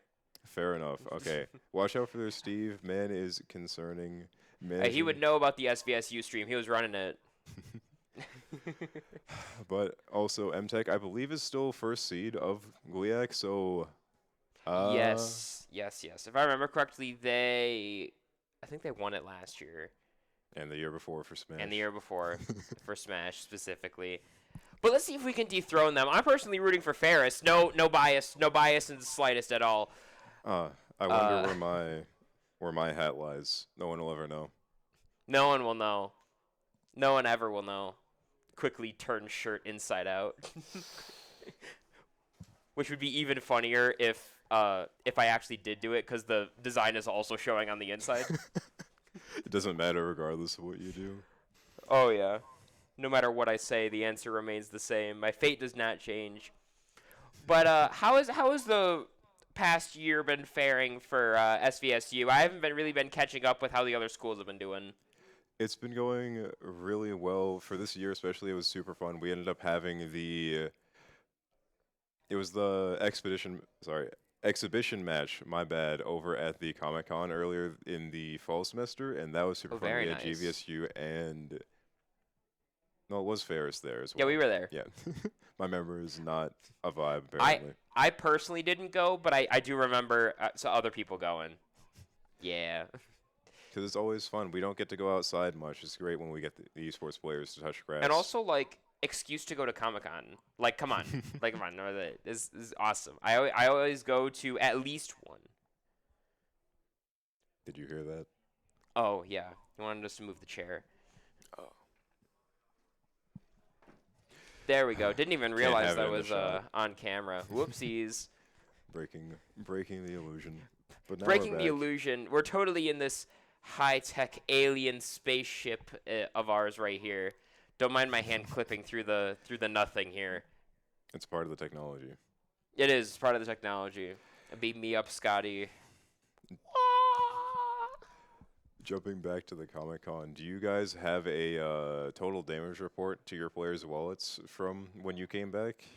Oh, no, I don't. I didn't ask. I should have asked. That would have been such a funny thing to say. Oh, man. I can imagine that they at least went around and bought something. I know over the summer, pretty often, I go to a Comic-Con or two with Nightr. Because me and him are pretty good friends, so we'll go to a Comic-Con every so often. Those are fun. We usually end up also participating in whatever Smash tournament is there, and we usually end up sweeping the doubles, but then he sweeps singles and I do ass. You have to have the balance in it, you know? But It's think it's SVSU the balance. Balances it all out. You got someone who does bad, someone who does good, and then you put them together and you sweep. Exactly. It's like the Dragon Ball works. fusion. Exactly. Speaking of duo fighters, any 2xKO? Any? I have not been playing 2xKO. I have a lot of other fighting games, but that's one I haven't been able to buy because I am broke. That's fair. Riot tried their best to just throw out a free tag fighter. It's going somewhere. Maybe Wait, one day. is it free? Oh, I thought it cost money. I never looked into it. I was like, oh man, that's more money for my wallet. I don't want to be tempted. And then I never looked into it. Don't want to look at the microtransactions, run the risk. No. Oh, here Oh. we are. We got our first match coming up right now. Shedinja versus Mayo. This is giving button check vibes. Yes, it is. On both sides, really. But it is going to be interesting to see Min Min versus Terry. We are going to have one of the, what feels like a really slow character. You'll never get anywhere near those arms with those disjoints. And then, you know, FGC. Your stock can suddenly be gone in 2 interactions. So this is true. This is very true. Do we know why they cut back to us? Do you think, was there like an issue with the, or is this a friendly? Oh, they're button testing. Okay. That makes sense. That makes sense. That means we are going to be getting into the action pretty soon here. If they're getting through the button test, that is just the players trying to get in, warm up, get ready, make sure they aren't suddenly going to have their shield button on their attack. This is so true. Back to what we were yapping about earlier. Do you play any other fighting games other than Smash? I play a little bit of Guilty Gear. I used to play some Brawlhalla, but other than that, not really. I play some Guilty Gear myself, and then I also play Street Fighter 6. Who do you have in Guilty Gear? Or who do you play, I should say? I main Gold Lewis. You're the Full-blooded American Texan. I will be scraping the bottom of the tier list at Bedman. It's okay. It's okay. Bedman's got aura, so it makes up for it. Look, I like the errors, and also there's just a lot happening on screen. It's enough to keep me focused on the game. Gotta overstimulate yourself just to make sure you're locked in. But hopefully we are going to be seeing some stage bans short. Are we going to hear stage bans, or are we going to find out when we get into it? We're probably just gonna find out when we get into it, because we don't have a mic patched in over there, so we can't really hear what they're discussing. But we'll see when they start. It's something that will be held in suspension for maybe about 3 minutes. And then we'll I know the anticipation is palpable. You can cut it with a knife. How am I gonna continue on without knowing early what stage they're going to? If only we'd find out during the game. Ugh. How could this be? Do you think that we're going to be seeing any, like, really out there character picks from either team? Because this is the 3rd year we've been here. Probably not. I mean, I'm not gonna lie. Playing Smash Ultimate as much as we have, does any character really surprise us anymore? Especially being in like our like mid skill level like area that we're in. You really see a mix of all the characters. I mean, there are some more common than others, but I don't think I've seen a character that genuinely been like, whoa. I feel like the last time I've seen an actual, like, this person mains Duck Hunt, I've not been prepared for it, because the only one that I've been exposed to is our captain. Shun Sage plays a little bit of it, but that's just a pocket. The dog is still scary, but he's a niche man at hot. I get you. Yeah, the Duck Hunt is certainly an interesting pick. I can't remember. I've casted so many of these. I'm starting to not remember teams. I don't remember any out there picks. I know there's a bunch that are kind of common. You see a lot of DLC characters, but aside from that, I'm not really too sure. Oliver, we paid $5.99. Here's a comeback mechanic. Why not? We paid $5.99. I'm gonna use $5.99. I think, almost every team has at least like 2 DLC characters on it. I say that, and I have all the DLCs because I'm up here being like, oh yeah, I've used my setup on so many tournaments. I just got all the DLC characters, and then I don't play any of them. I don't play a DLC character in the slightest. Well, if there's not, I'm as bad with all of them, I feel like. if they don't mesh, they don't mesh. You gotta have fun with the character you're playing. Yeah, Otherwise, of course. it doesn't make sense. I'm back on my base roster. Ferris's strongest base roster. Look, I can play my main and secondary from the game out of the box. I'll take it. I got Exactly. I usually try and do that with any fighting game I pick up because I'm chronically broke. But Guilty Gear and Street Fighter were the exception. Basically, what I ended up doing was I took a look at all the characters and I'm like, I like this character, and I'd specifically buy them. You saw Gold Lewis and you were like, I can't not touch him. I can't not pick this guy up. He is a true-blooded American. All of your quarter circle and not quarter circle, half circle and the Half circle inputs. combos. I like them, honestly. I like the half circle inputs. They're very nice. And then in Street Fighter 6 I picked up Ed. I wish I knew more about Street Fighter. The main thing that I get from the game is it looks like it's a whole lot more neutral than some of the other fighting games I play. Yeah, there's a lot more spacing and poking mixed in there. As from my experience, you've definitely got some combos in there, but what matters more is from my experience, I'm still like lower on the tiers here, lower skill. I'm chronically bad at fighting games. Don't get me mixed up here. I'm bad at them. I like them. I'm bad at them. But from what I know of so far, it's more about spacing in Street Fighter 6. There's obviously a combo game, but it's not as huge as like Smash. Where you can just get touched to 0 and then that's your stop. Yeah. We saw Yeah. Aaron banished. Oh, we're gone. I think we're going into it. We It's got finally time. disintegrated! Is it not time? I'm in the endless void! Can someone get a ladder down here? Can someone get a dehumidifier? Can someone like gather up all my particles and reform me, please? Oh, I think that means we're back. Oh, I'm back. Oh, okay, there we go. We're good. I can feel my arms again. You didn't switch your finger with mine, did you? Okay, no, we're good. Yeah, we love to see some emerging technology being utilized here on the Ferris Esports stream. See, our streaming setup is so high tech that it just departicleize people when we need them to. Sometimes you hit the wrong button. Exactly. And you know, it's just the same button again to bring us right back. See, it was that easy. I just had to realize that we were no longer had physical forms. Exactly. I just had to sign like 15 waivers talking about how dangerous technology could cause brain damage. My brain's already damaged. It's fine. It's like the Star Trek teleporting system. Wasn't that like Yeah. cloning as opposed to teleporting? Something like that. I was gonna say, I play fighting games. My brain's already damaged. It's the only way we can keep playing them. Yes, exactly. Going on almost 8 years of Smash Ultimate. This is true. I can't believe it's been almost a decade of Smash Ultimate. I feel old. I'm only 22. I feel old.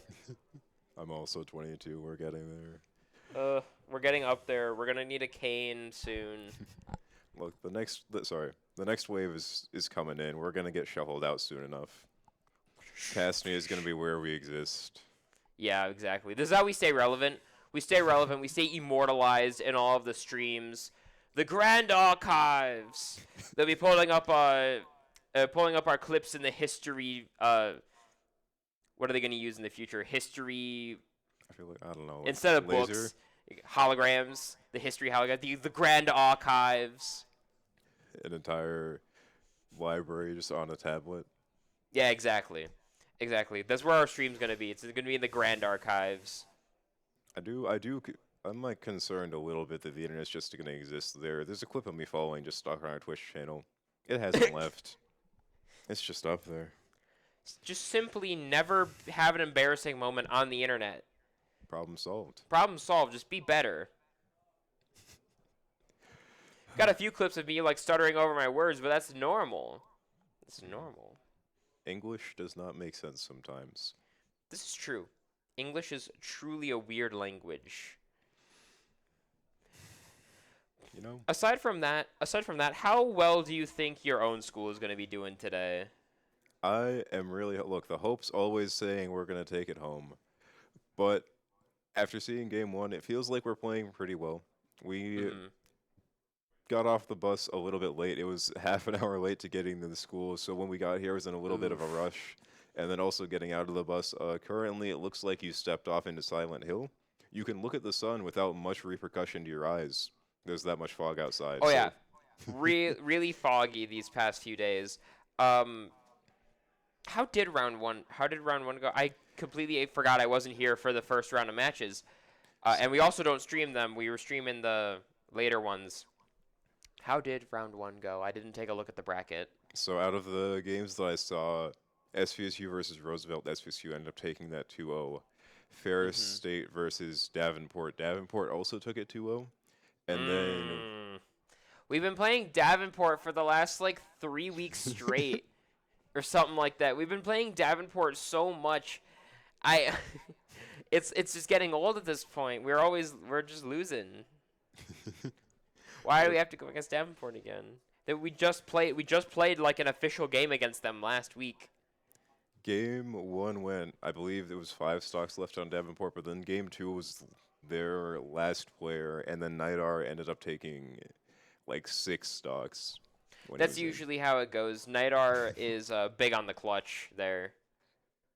See, this is why they needed me on the roster. See, I would have swept the entirety of Davenport, obviously. As they should have put me on at least a sub on the Crimson team. Zero and Death of Luigi. Use the gyro combos against the Rob real quick. Send Greninja back to the Pokeball. Exactly.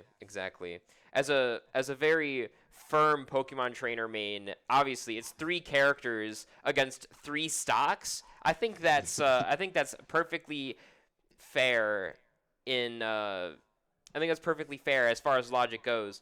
And if you really think about it, I have 3 stocks of 3 Pokemon. That's 9 against 3. Mm-hmm.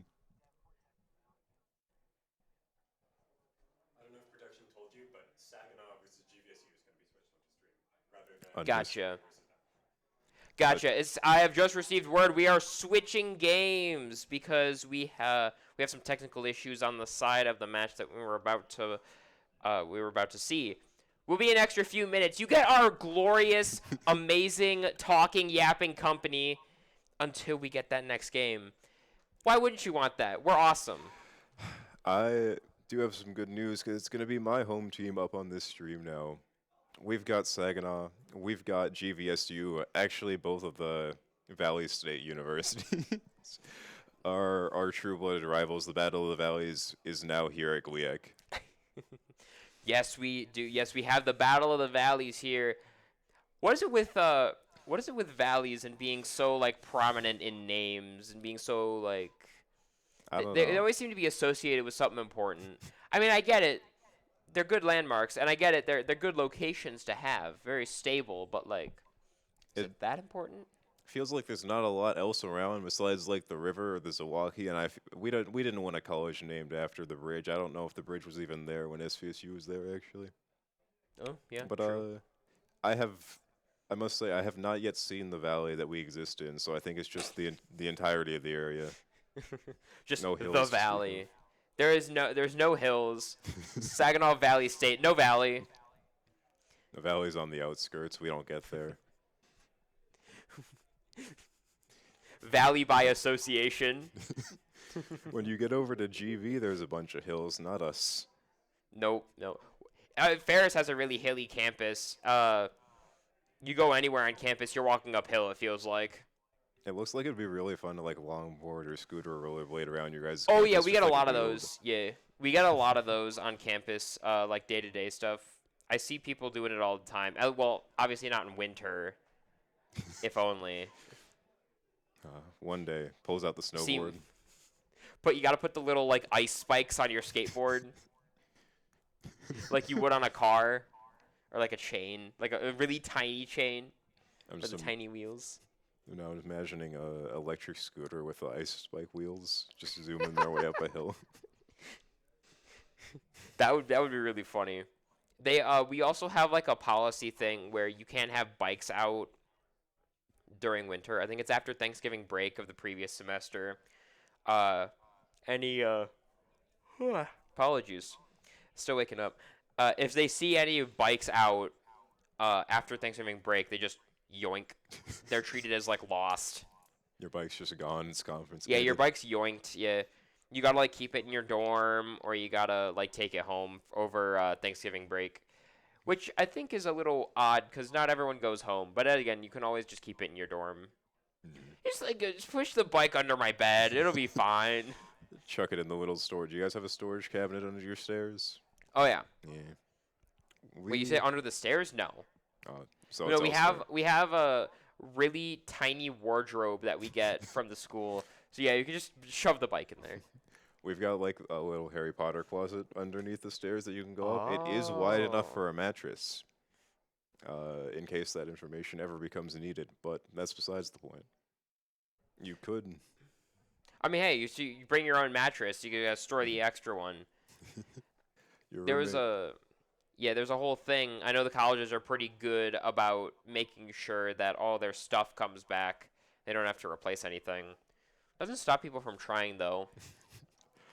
Someone just trying to casually walk off campus with a couch in hand. I don't know if it would work. out. Yeah.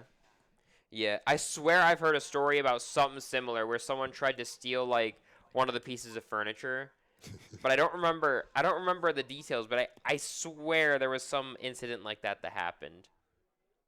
I think my favorite thing is whenever we're like remodeling and building, they just say, "Hey guys, we need to get rid of this furniture. Anyone want some?" And it's just first come, first serve. I've got a couch for one of our own buildings. That would be awesome. That would be awesome. I'd love some free furniture. Actually, wait, no, I don't. My house is packed. Never mind. I wouldn't want some free furniture. Maybe one of the wardrobes for like my own storage, or like one of the dressers or one of the wardrobes. But other than that, nah, I wouldn't want it. I wouldn't want the beds. Maybe a couch. Maybe a couch if they were offering a couch, but I also wouldn't have the room to take it. My car is tiny. I only like barely have enough room to take all my luggage home.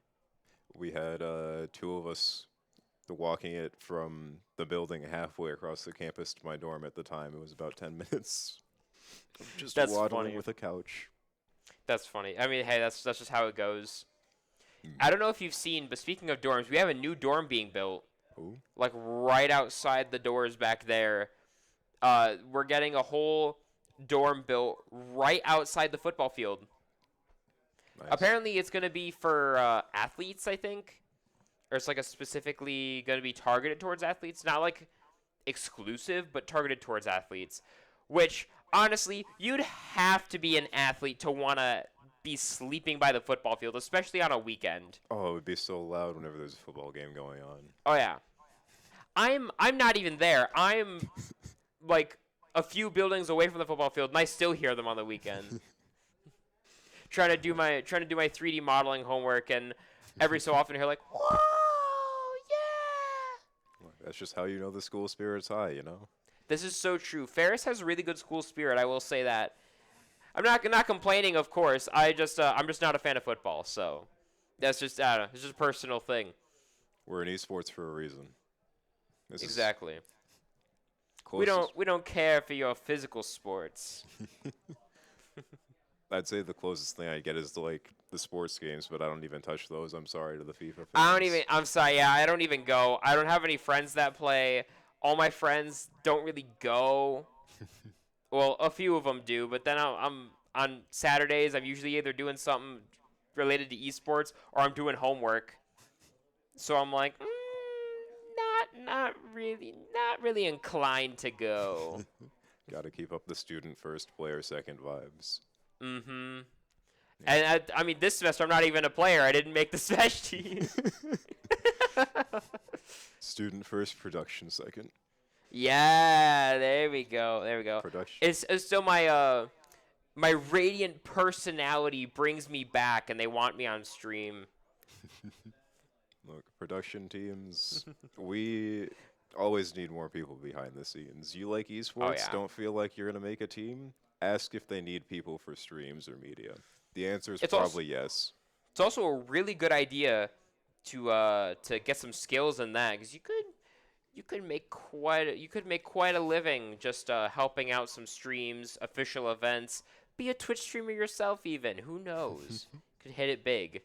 It's like a gamble at this point. Like everyone wants to be a content creator. Do you hit the Feels like- lottery of getting found out?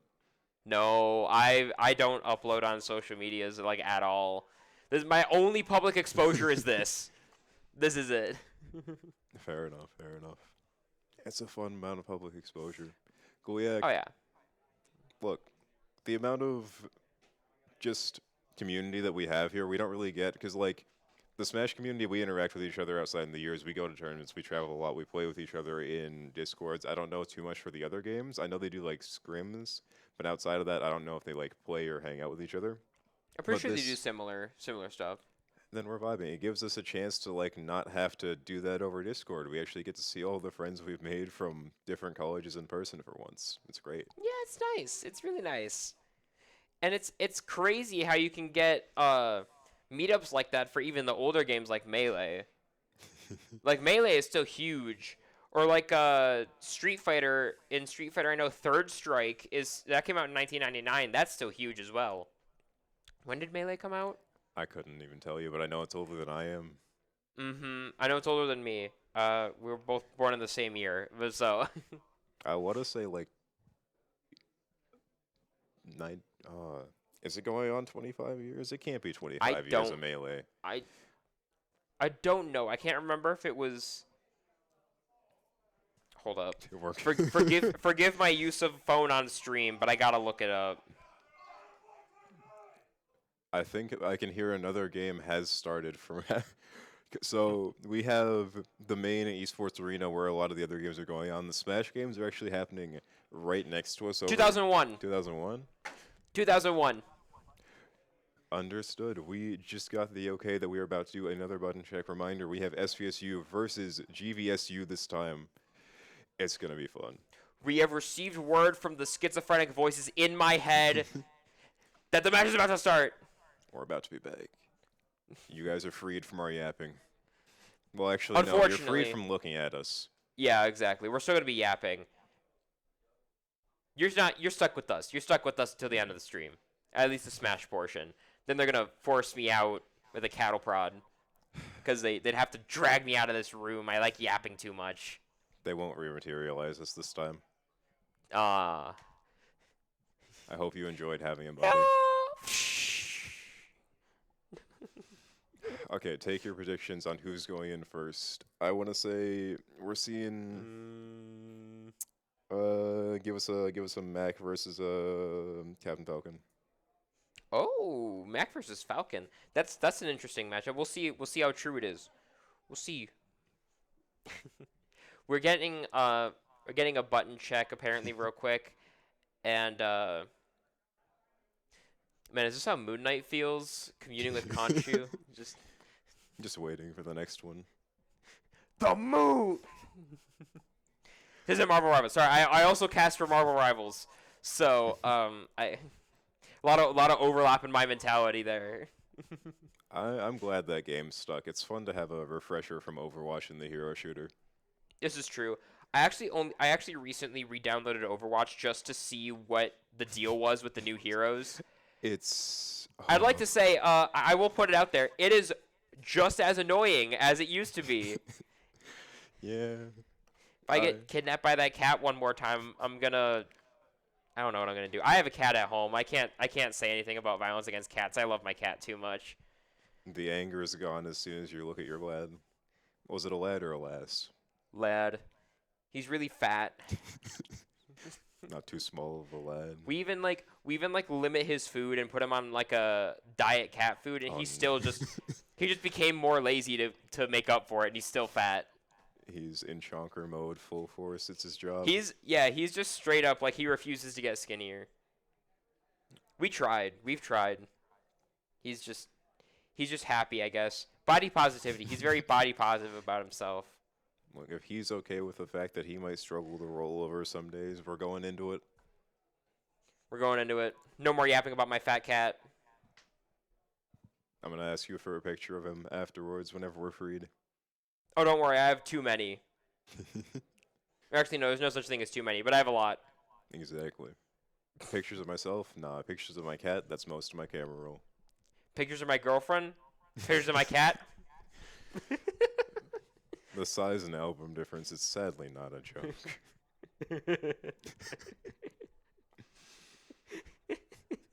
It's actually a running joke. Me and my girlfriend frequently forget to take pictures of ourselves, especially when we're doing things together. And then like she'll look, she's like, why do you have so many pictures of your cat? Where's the pictures of me? I'm like, that's half on you too. You forget as well. She's just gotta start grabbing the cat more. Then you've got pictures of both of them. Problem solved. Killing two birds with one stone. Exactly. Exactly. This is someone's controller must have frozen to the Switch. I gotta be honest. Okay. There we never mind. go. Oh, we're seeing Aquatic up first and K-Kazoo up first. We got a Captain Falcon versus Meta Knight. You were close. We got the Captain Falcon up first with SV. We've got Aquatic coming up. Got halfway there. I remember at one of the GLIAC events, I got some good advice from Aquatic, and it's still like in a notes document in my phone somewhere. I've been using it whenever I like go practice. He's gonna be one of our like safe. This man can rush down almost anything type of vibes, which is why I thought he was going first. But now we're gonna be seeing Kazoo, who, in his own words, self-described best masher and best and worst Meta Knight in mid-Michigan, as I think he's the only one. But already 44% on this Captain Falcon here, unanswered entirely. Make that 54. Now it's gonna be a really dangerous situation, and he's fine. He's out of there. He is out of there. I'm seeing a lot of running around. Unfortunately, it looks like Aquatic has not been able to get a hit in yet. I've seen a lot of gameplay from Aquatic. He's a pretty good player, but unfortunately, Meta Knight is just going to outrush him, it looks like, quite a bit. We'll see if Falcon can get a good string in there. A little bit. He is, if I remember correctly, he is a heavy, so he hits pretty hard. He's fast for a heavy, too. Man is zooming out of there. It's like Bowser run speed. Yeah, see, there we go. We've got up to 137 already on Meta Knight. We're seeing just a measly 23, even though, okay, now the stocks are even up. The damage is comparable. I'd say 20, 25. Okay, now we're getting up there. I spoke a little bit too soon there. Okay, me and my big fat mouth. Okay, we're never mind. The the edge guarding is going to be... Oh, amazing dunk. That's going to be another stock down for K-Kazoo. Aquatic taking the lead. We was looking a little sketchy there for a second, but hey, we'll take it. This game is sped up so fast as soon as Aquatic ended up getting advantage state. It feels like if Kazoo is playing his game, it's going to be going slow. He's not going to be getting hits in. He's going to be playing neutral. But then as soon as Aquatic gets his hit, he's off. 118 on Kazoo's last stock. Aquatic, very good. I've noticed very good on the momentum. I'm not going to lie. I don't know too much about K-Kazoo. Ooh, that's going to be game one. Aquatic has taken it. Only one stock down. It was looking pretty sketchy there for a minute. K-Kazoo was cooking him up there at the beginning. The entire 45 seconds of untouched. That was the slowest zero in death I have ever seen. I got to be honest. That's crazy. Yeah, that is crazy. Oh. We're hopping around. But Aquatic not letting it phase him, immediately coming back. And as you were saying, he really is a momentum-based player. Once he got his footing, got going, he did not let the match get back into Kazoo's favor. Exactly. That is what it means to be a momentum-based player, and that's what it means to play Captain Falcon. Mm-hmm. He canonically has a gun. He does not need it for Smash Bros. He doesn't need it. Gun, no. Fire punch, yes. Neutral B that'll never get used in comp. Let's go for it. Exactly. Well, you never know though. It could be. Don't ever get caught by Falcon punch from Halo platform. It's a lie. They still have invincibility after it. It's a lie. But now we might be okay. Never mind. They put up the logos. I thought we were going back into it. See? No, not quite. I think they're still doing stage bans, maybe, perhaps. I don't know how. Okay, there we go. We've got the selection.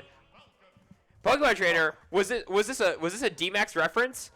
Does he know I'm watching him? He's summoning you, giving you strength. He's summoning me. We are me seeing a Pokemon on screen and fighting my urge to go out there like, leave me alone! Ah! The voices! We are going to be seeing Tyler going in for GVSU. Here's the Mac versus Falcon. Yeah, here's the Mac. It was the second match. So you were pretty close.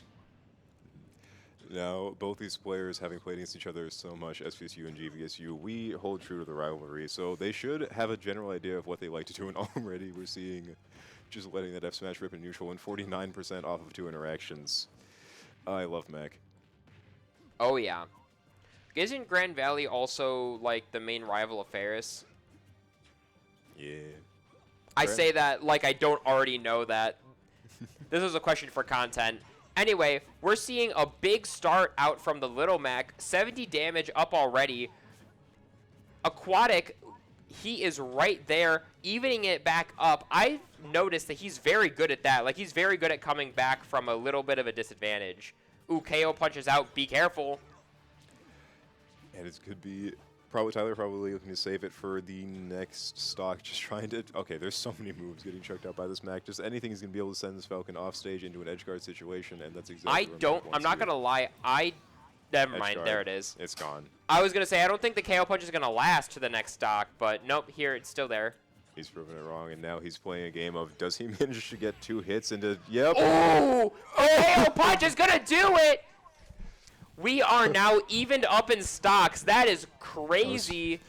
That is crazy for the Little Mac. That was, oof. That was 22% off of a roll read. Eddie was gone. Crazy. Yeah, and the KO punch, he's gone. We will take. Actually, correct me if I'm wrong. Mac didn't lose a stock, right? No. Okay. Like I said, the stocks are now even. It is now. Sorry. It is now 9-9. Going back to the 3v3 crew battle format, our starters no longer existed. It's fine. Exactly. See, this is why Ferris State should send me in more often because, like I said, the math is mathing. When you have 3 Pokemon per 1 stock, that means that 1 stock with me is basically 3 stocks, and 3 stocks from me is basically 9 stocks. If we're really thinking about it. You get an extra. It's 18 to 12 now instead if they're playing you. Exactly. It's an intimidation factor. Don't mind the fact that I'm still bad at the game. We've heard of girl math. This is Smash math. Exactly. This is E-math. We are going to be seeing. Here's a character that actually uses their gun from the game, sending the Falco in from SPSU. Bob Ross's McChicken. And getting right into the action. No one needs to SD. We are going straight off it. PS2 Yeah, is no SD, straight hands. It's on site. This on-site feels a little bit slower. Falco is not going to be wanting to let this Mac get in, and Tyler is going to have to respect that. They're poking each other out, and it looks like... I mean, Mac is dangerous, especially against a slightly lighter character like Falco. I know he's midweight, but I think he's a bit light. Look, the Spaceys... They all count. If you send them off the side, the fast fall weight makes it feel like they die so much earlier. Right. Thanks to Fox DI.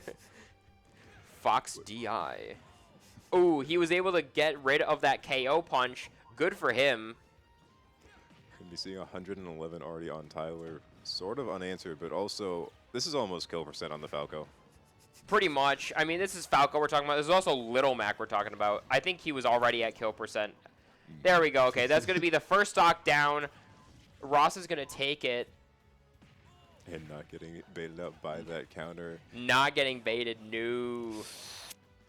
Good ledge recovery there. Unfortunately, I don't think Mac has a very good ledge game, if I remember correctly. Oh, sadly, Not the no. best. He's Yeah, got his no. down smash, and the rest of it's just sort of praying. Yup. But almost Kinda another KO. Got to read really good. Does he take that? Oh, very nice. He was able to avoid that. Ooh, KO punch is going to... Oh, that's going to kill, though. I thought he was going to hit the KO punch, but no. No, we're good. He's got this. Trying to save his cheese out as little percent as he can on this next stock, because now Ross is going to be in that same situation we saw Aquatic as last time, where 2 hits could be the end of it. Does not get put into the tech scenario. No, I mean, even if he does... does... Oh, there it is. Yeah, there we go. We're going to see a... We're going to probably see a lot of this from him. That KO That's punch. what I'm thinking. He has hit it twice in a row now, which is crazy. Now putting him at a 1 stock advantage if Falco doesn't combo him into Oblivion right here. Sadly, this cutscene is not going to be skippable, as 113 looking for those back airs. He's going to be sending them back off stage, and the boxer from the Bronx is back. Never mind. There we go. We are down to even once again. I feel like It's going to be concerning. He's about to get KO punch off of this, and as we've seen from Tyler, not off of this, but like it's Falco. By the time I stand corrected. He's super armored out of that combo. I mean, we're seeing it. You're seeing it here, folks. Oh, KO punch is back up. This is dangerous for all Falcos involved. Birds are no longer going to be safe, but it's already gone. We see... You think you're safe? Oh, never mind. He got rid of the KO punch, but unfortunately, he's back in that ledge guarding state, and fortunately, Mac is bad at ledge guarding. Gonna be able to let that Falco get back on. Both these characters are just scrambling for a final hit. They're holding shield. They all know. Yeah, that the next one could be the they end of both it. know anything is fatal here. Ooh, that was almost fatal. Holy crap. Now, just Tyler being so willing to send out all of these F smashes. Fair warning, Mac has armor on all of those. He doesn't need to. Oh yeah. He does not. He doesn't need to worry about getting interrupted. He could maybe be grabbed, but I think it's still too much. Ooh, that's going to be it. That up special is going to end it. Falco gone. He's back to Mac base. wins. His people needed him. Exactly. The this only puts GVSU at a 1-stock difference here. But coming off of losing Meta Knight, my bad. Kazoo. Nida. Wrong team, my bad. Ferris, they're not here. Well, we have you. We Yeah, have some exactly. Ferris. I'm here, and that's what matters. You are Ferris. But now Tyler claiming the lead for GVSU, as you said, only going to be up 1 stock. But the real question is going to be SVSU, do they feel like counterpicking the Little Mac, or is it going to be there's only 1 stock left on it? Do we worry about who they're sending in next afterwards? I think that's going to be the mindset. Going to be a bit more worried about the Mac. Unfortunately for Saginaw Valley, right? Unfortunately for Saginaw Valley, Little Mac is dangerous. Even with 1 stock, with KO punch, he can take 1 solid. Right now, that There's man always a threat. He's sitting at a 2 out of 3 success rate for that thing. And considering that is almost an entire player, that is scary numbers. We're seeing Tron, so that means we're going to have our resident Sora going in. Ooh. Good luck punching You something. said 2 out of 3 success rate. Did he miss a KO punch? He lost a KO punch. I know he lost a few, but I was talking like when he actually was able to execute. He lost. He was able to hit. He lost like 3. Oh, then I'm blind. I thought he only lost the 1. No, you're good. You're good. He lost like 2 or 3 if my Okay. count is correct. I also might be wrong. I've been focusing on the match in general. Okay, there we go. We're off to a great start from the Sora. Projectiles going out.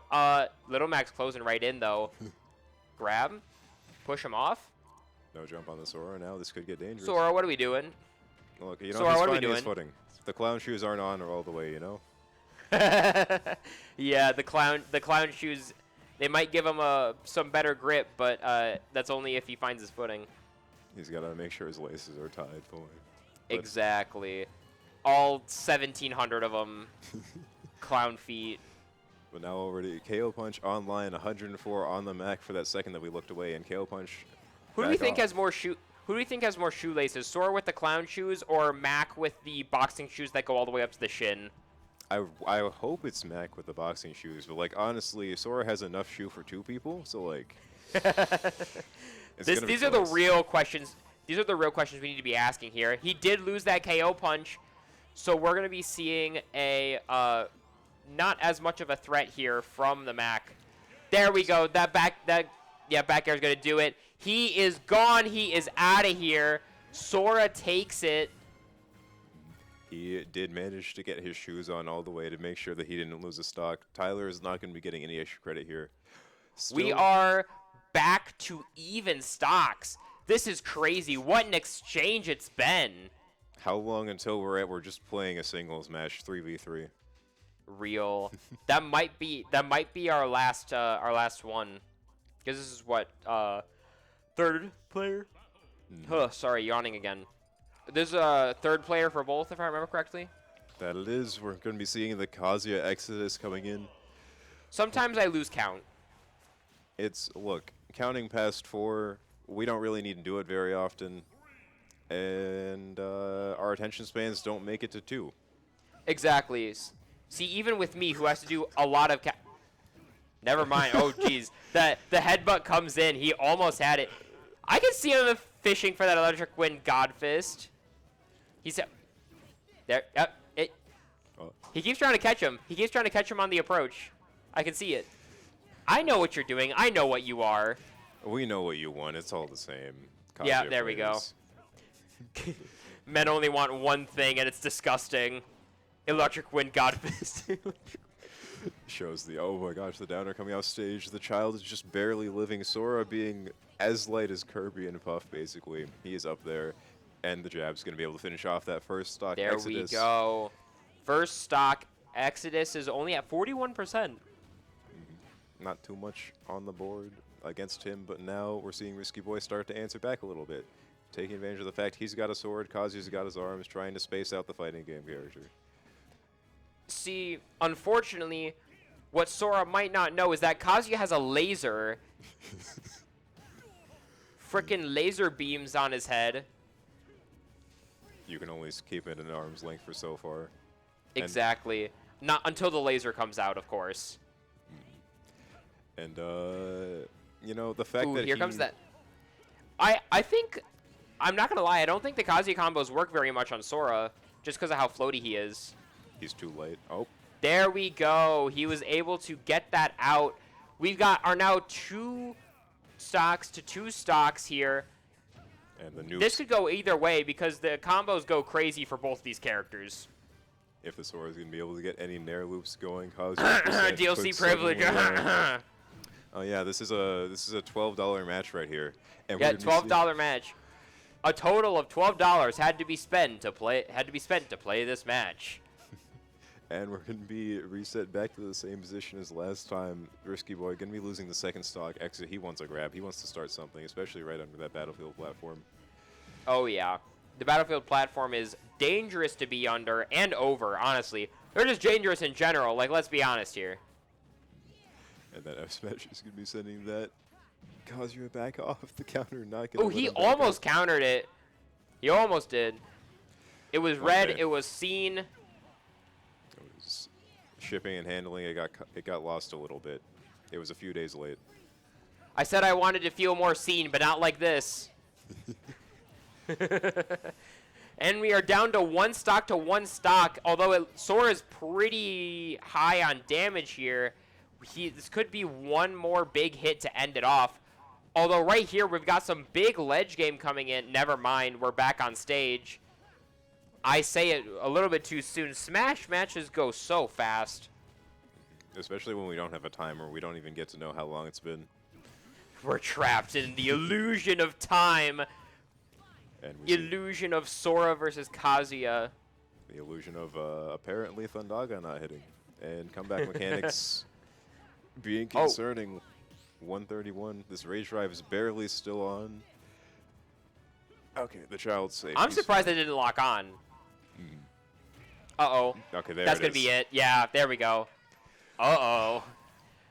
Once again, we're going into the next player with 1 stock. Nothing This will ever history change. repeats itself, and it repeats itself, and it repeats itself, and it repeats itself. We've got one more chance. We got one more. One more. Let's see if he can break the cycle a little bit and take a stock before we move on to our final 1v1. It'd be kind of crazy if we do get the final 1v1. It definitely would be a lot of nerves on the last 4 players as well, because like at that point, the nice thing about crew battles is you get to watch the other player play a little bit beforehand. At that point, one Kazuya stock is not a whole lot of gameplay to watch. I do half expect to see the Kazuya Ditto though. Yeah. Kazuya Ditto. Time to actually just go and play Tekken. I can't do the announcer voice. Like Kazuya Mishima. Kazuya Mishima. Yeah, you got a deeper voice. You can do it. Kazuya Mishima. Kazuya Ditto match. In the past, this goes absolutely anyway. Exodus gonna be getting a whole lot more like Ooh. randomly off the wall hits. Meanwhile, I feel like Shun Sage, I don't know, I feel like he gets more combos when they play, but It looks the Perhaps. exact same. They just We're seeing it. We're seeing a lot of back and forth here. Oh, geez. I think we saw the same interaction from both Kazuyas on both sides. Yeah. This unfortunately just kind of goes both ways. This might be the end. There we go. Yeah, we're seeing it once again. History once again repeats itself. I was right. I'm always right. There we go. We're back in the building again. We're back. We're back in the. Yeah, we're back in the freaking building again. Maybe one day we'll escape. But now, whoever GVSU sends in, they have a Kazuya sitting there menacingly. The good news is they've got the matchup knowledge and they know. The bad news, you never want to Exactly. get sent into a Kazuya. Martha, I'm coming home. One more match against the Kazuya, and I'll be back. Stock reset. I'm back in the building again. I feel like, well, it was Davenport versus, what was the other match that they had to play? Davenport versus who? Oh, I'm who won? blanking as well. I'm blanking. I'm sorry. MTech MTech? exists. Okay. I know if we hear yelling, it's normally Davenport. Let's be honest. Gotcha. Gotcha. They have so much energy, so much fun. They Any- do got a lot of that team spirit. Oh, they need music. Music. They need music. They need tunes. I've been Speaking of, do you have a specific song that you like to play when you gotta lock in, specifically like in Smash, because you know you can like set the song and stuff. What do you think? What would you think out of all the songs in Smash Ultimate? I am a heathen and have my music off because we got copyrighted for having Lifelight play one time. But Crazy. if I did still have it on, it'd have to be Ring a Ding because that's the closest thing to an actual song in Smash. I see.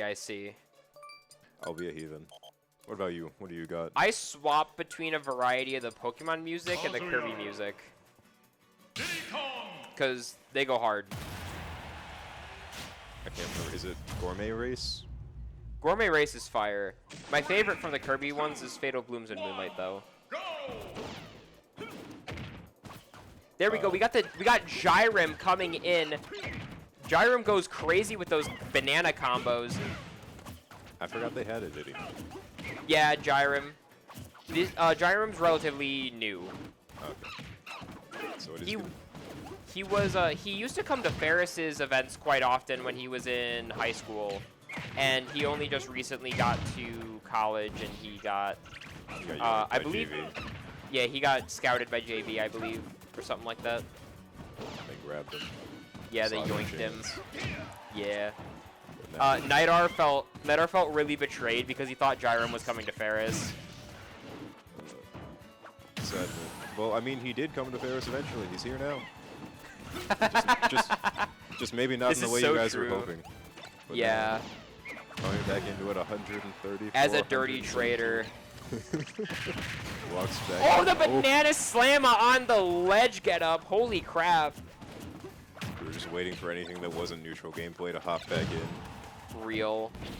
Look, the SVSU curse, you might be seeing us get bonked by neutral get-ups a solid amount today. It happens. It might happen. Perhaps. But the answer back from Shun Sage is going to be 0% on this Diddy now, but meanwhile, unlike the last stock, 82. Good answer. lord, that banana is insane. Gotta make sure he gets his potassium in. Oh, You need your potassium. he's trying to hit him with enough bananas to kill him from radiation poisoning. So true, so real. Just from the peels as well. Honestly, he might do it at this point. You get hit with 1,000 bananas, you just explode. It's a secret code in the game.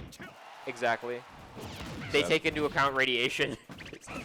Just barely missing the raw end of cleaning up that Kazuya stock. 158. The next hit this Diddy gets might be the end of it, but like also The life of a light player, 158 and still not dead. There we go. one day we'll get our kills. That up One smash day. moving from so far away, taking that F tilt. Well, the one thing I love about Works. watching J-Rim's gameplay, this man's movement is immaculate. This is true. Gyrim has insane movement. The banana catch went crazy though. You see Shun Sage, Ooh, 77. He could have hit the banana slammer there, but it looked like he wasn't ready for it. I don't think he thought it would hit. He only got banana. Oh, this could honestly go either way, with how heavy Kazuya is.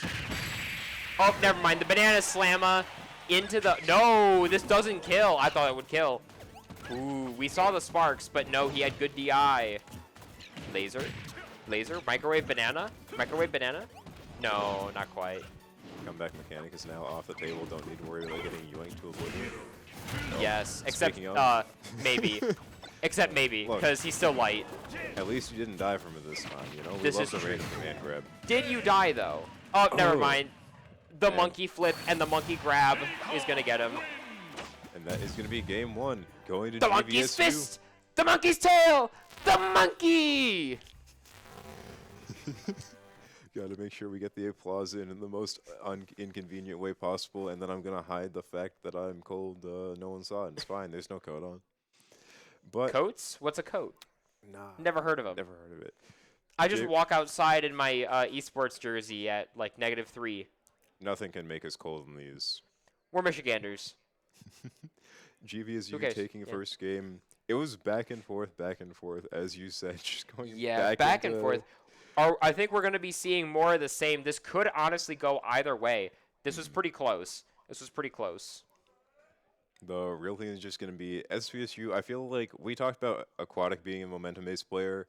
As a whole, we might just be a momentum school. If you Yeah. let us get going, once the snowball gets rolling, it's going to be hard to stop. But if It it keeps makes going sense, back yeah. and forth, we're going to find out. Meanwhile, GVSU, just all around, they've been playing such solid neutral, playing extremely slow whenever it's not been, well, not slow. They've been controlling the pace of their match when it's not their game, and as soon as they Right. have their time, we saw Tyler not missing a KO punch that he's let rip. J-Room, I don't even know what that man did to Shun Sage to end up getting that F smash on the first time. But hitting him with 4 banana It was peels all back to back. mind games. It was all horrible, manipulative mind games is what it was. Gotta instill the fear in game 1 for game 2. Exactly. He's on his Death Note arc. It's gonna be seeing if we. That was not English. We're gonna find out if we see any new players from either side. I think it's gonna be interesting. I want to see a Kendo Melon from SVSU. Yeah, Give I us was more gonna fighting say- game. Both schools have people to switch in, correct? Yeah, I Okay. believe SVSU came with 6. I don't know how many GV came Okay. from. I don't know either. I know more than 4 though, but I wonder if we are gonna see anything new. Trying to remember all the players from both sides. I'll figure it out. We'll figure it out. We'll see. Oh. We'll see. We'll be seeing soon. I've got a list of the player tags. I forgot about that. We've got Chris and Magikarp, I believe, are the only 2 we didn't see. Oh, okay. Last big tournament I went to, I absolutely ate dirt to Magikarp. That's entirely respectable, I gotta be honest. Mm-hmm. Plays me Sword Fighter, right? Yeah. Yeah. I absolutely ate dirt. Did you look out of all the characters I was expecting to like get tech and random improvements on their kit this far into the game? Sword Fighter was not one of them. Nuh-uh. I wasn't thinking that either. Me Sword Fighter, not really recently anymore, but like a few months ago, had someone post like an entire combo tree kill routes from 0 to just almost any percents, and the character, if you decide to put the hours in, is suddenly like budget Luigi again for Holy 0 crap. deaths. Well, actually, Again, of course, it's one of the me characters that ends up becoming budget Luigi. Gunner's the only one that's left. They've done it to Brawler. They've done it to Sword Fighter. I'm hope not gonna they lie, can we're not find getting that something from to- Gunner. We're not getting that from Gunner. Look, I don't want to live in a world where Gunner can do that. I don't want to play against that. Me either. Let me have my, at the very least, my joke character, me Brawler, and my me Sword Fighter. I think I have. Who do I have as a Brawler? I have Batman. I have Joe Biden. I think have Michael a lot. Jackson. up Oh yeah, I here, have Michael Jackson. Yeah. one of the classics. Got a lot of me sword fighters there. I'm forgetting who exactly what character. Oh, I have Peter Griffin and Matt from Wii Sports. I think getting jump scared by Megalovania in Smash is something that I'm also never prepared for, because they added sand, so now we have that Yeah. song. Megalovania in Smash Ultimate. We could hear it on the stream. Oh, Oh, here we are. We are Well, coming right in. We've got Ross coming in first into Keikazu. This might actually be a bit of a better matchup here for Keikazu because we've got two very speed-based characters. This might, yeah, the ledge is gonna be prime Keikazu territory. He's gonna take it. Any of those linear recoveries that the Falco has is just going to be Meta Knight eating for breakfast. But now 61% left on the little guy. Let's see if Ross can get a response. But Keikazu doing a great job of still managing to hold his range here. Only 30%. Make that 40 extra credit already. And we're seeing it here again. Good neutral gameplay from well, from the reverse. Oh, I didn't mean that we see it again. We're seeing control here from the Falco. It is now evened back up. 40%, that's almost nothing. That's one Falco combo. He sneezes That is and then nice there. singular. Yeah, see, there we go. Nope, never mind. Not 40, but PS2 came in for the save. ooh, that would have been bad if he got hit by that. Meta Knight at Smash.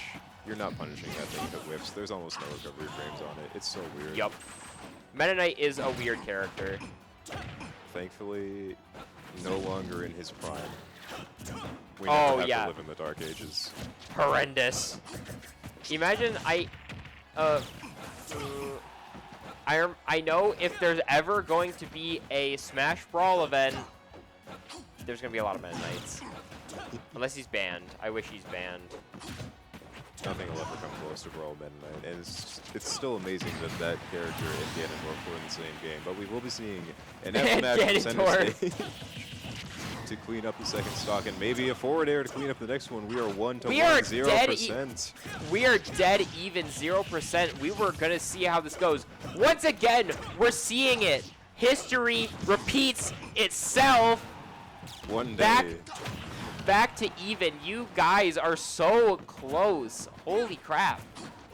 And already 90% on this Meta Knight. Make that 103. The next kill confirmed might take it. If you can't find up till up smash, any Perhaps. of those will be enough. Meta Knight could also just kind of like ledge him out though. This could go either way still, in my opinion. I want to see the up air ladder. That's oh wait. Okay, Nope. just fair.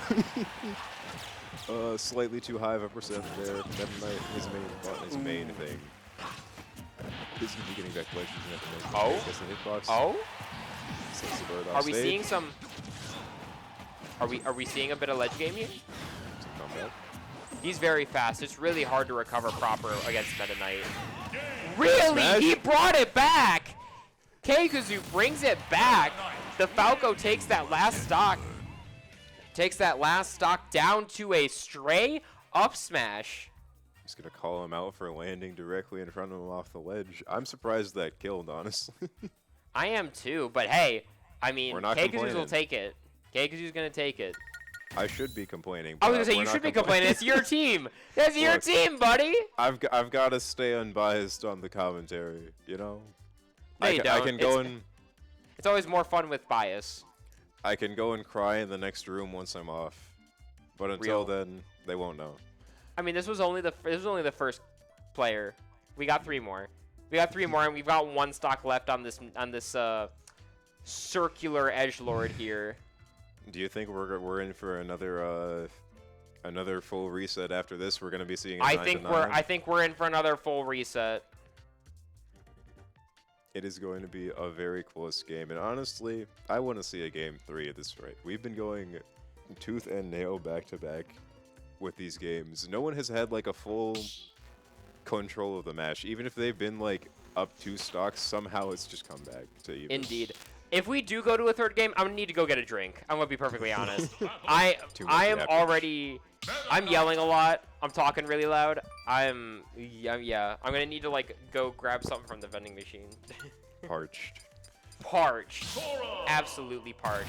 I accidentally overslept my alarm, so I wasn't able to get breakfast. Look, you know, we can break the fast. Yeah, it's okay.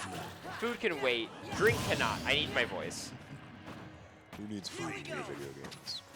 Exactly. Who needs food when we have a nice cold Mountain Dew Baja Blast in the vending machines right next to us? Carbonation. Exactly. And now the clown shoes are back out. Thankfully not squeaking while he's walking. The Jordan squeak. Sora steps out, all you hear is like the clown juice sound of him. Yeah. Imagine Sora with J's. Don't grease his J's. Don't grease his J's. Sora can't be trusted with J's, let's be honest. No, he cannot. That was almost his first stock. 90% to 56 on this Meta Knight's last stock. Kazoo is going to be looking for any sort of kill here to get some extra credit. Put GVSU up for the first time going into the next game. Well, correction. For the first lead we have so we don't start 3-3. Is he going to break the curse? Will he break the curse? I'm not entirely sure. K-Kazoo might have a little bit of something or something here. That's all I can say. Something or something. I can't even tell. Oh, yeah, he's going to break the curse. It's not going to be a full reset. No, okay, look. That K-Kazoo's no one kind of was popping expecting. off here. That TI was caught off guard. to say the Yes, it least. was. No one's expecting that to make it. Getting caught by a single hit of the freeze. Going so deep for this edge guard. But it's Sora, it's fine. He's coming back without a jump. Yeah, Sora just comes back from everything. Kalos, it's okay. PS2. No, I was thinking about this man used his double jump down there, then casually upbeat, side beat back to ledge in one of the earlier matches, and was just Oh, fine. right. I should have given context That's not going for to be that. it. That's not going to be it even then.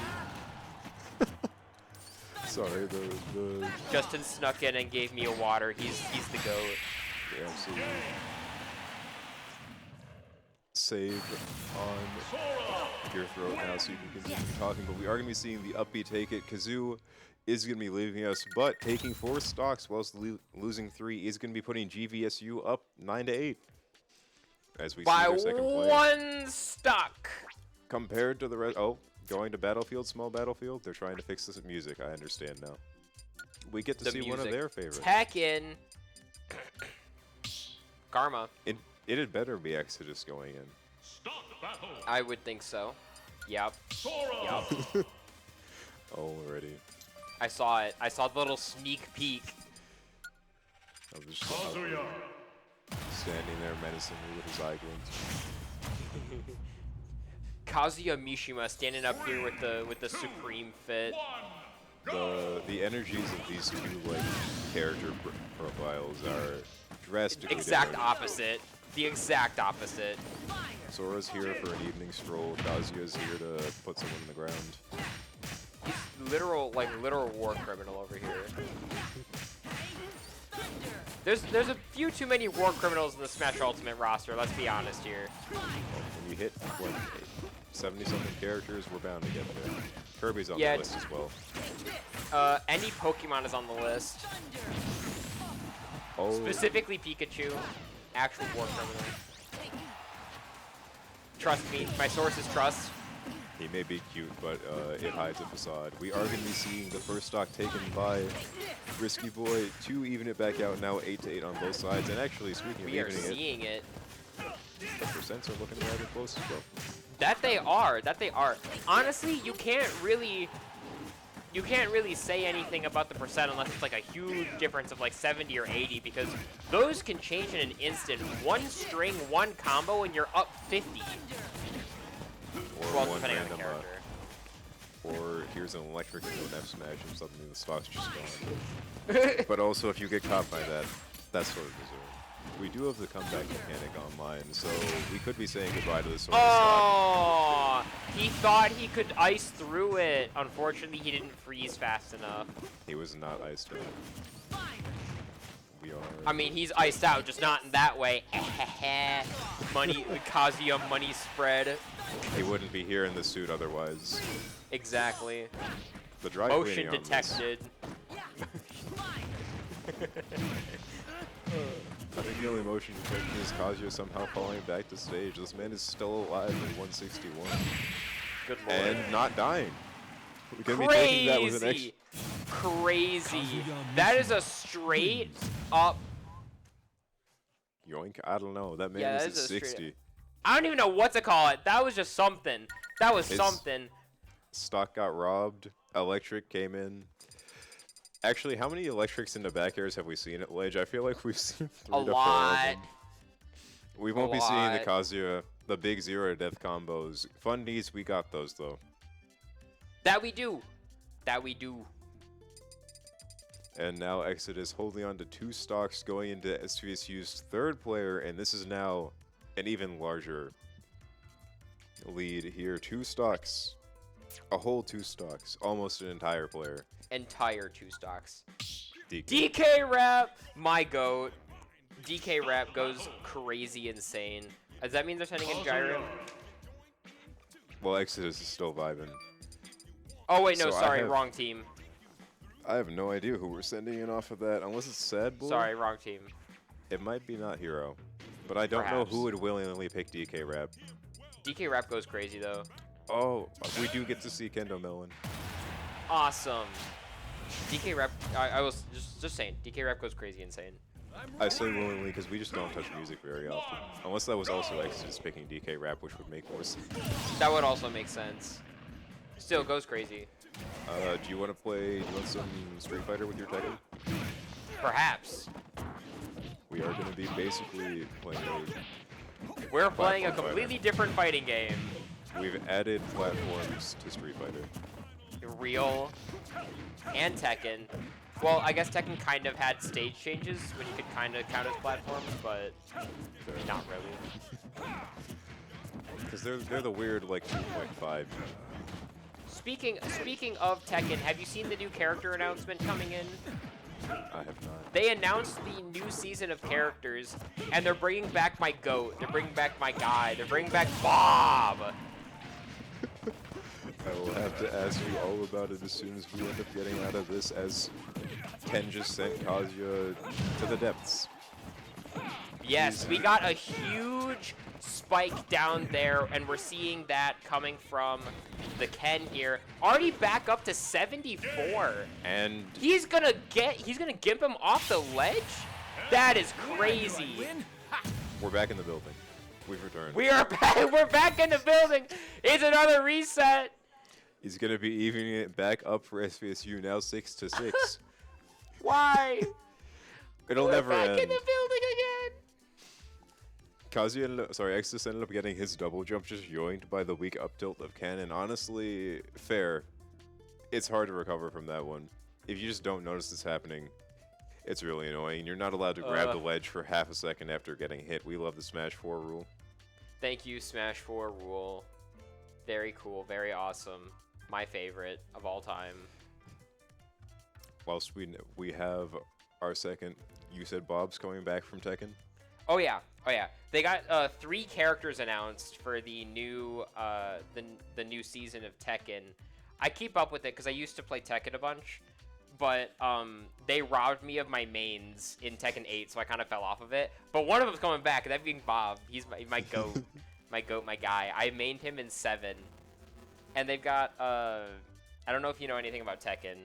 Not much. But you got 3 returning characters coming back in the new season. Kunimitsu, Ninja Girl, Bob, my goat, my guy, quite possibly the most attractive man in the universe, and then Roger Jr., the kangaroo.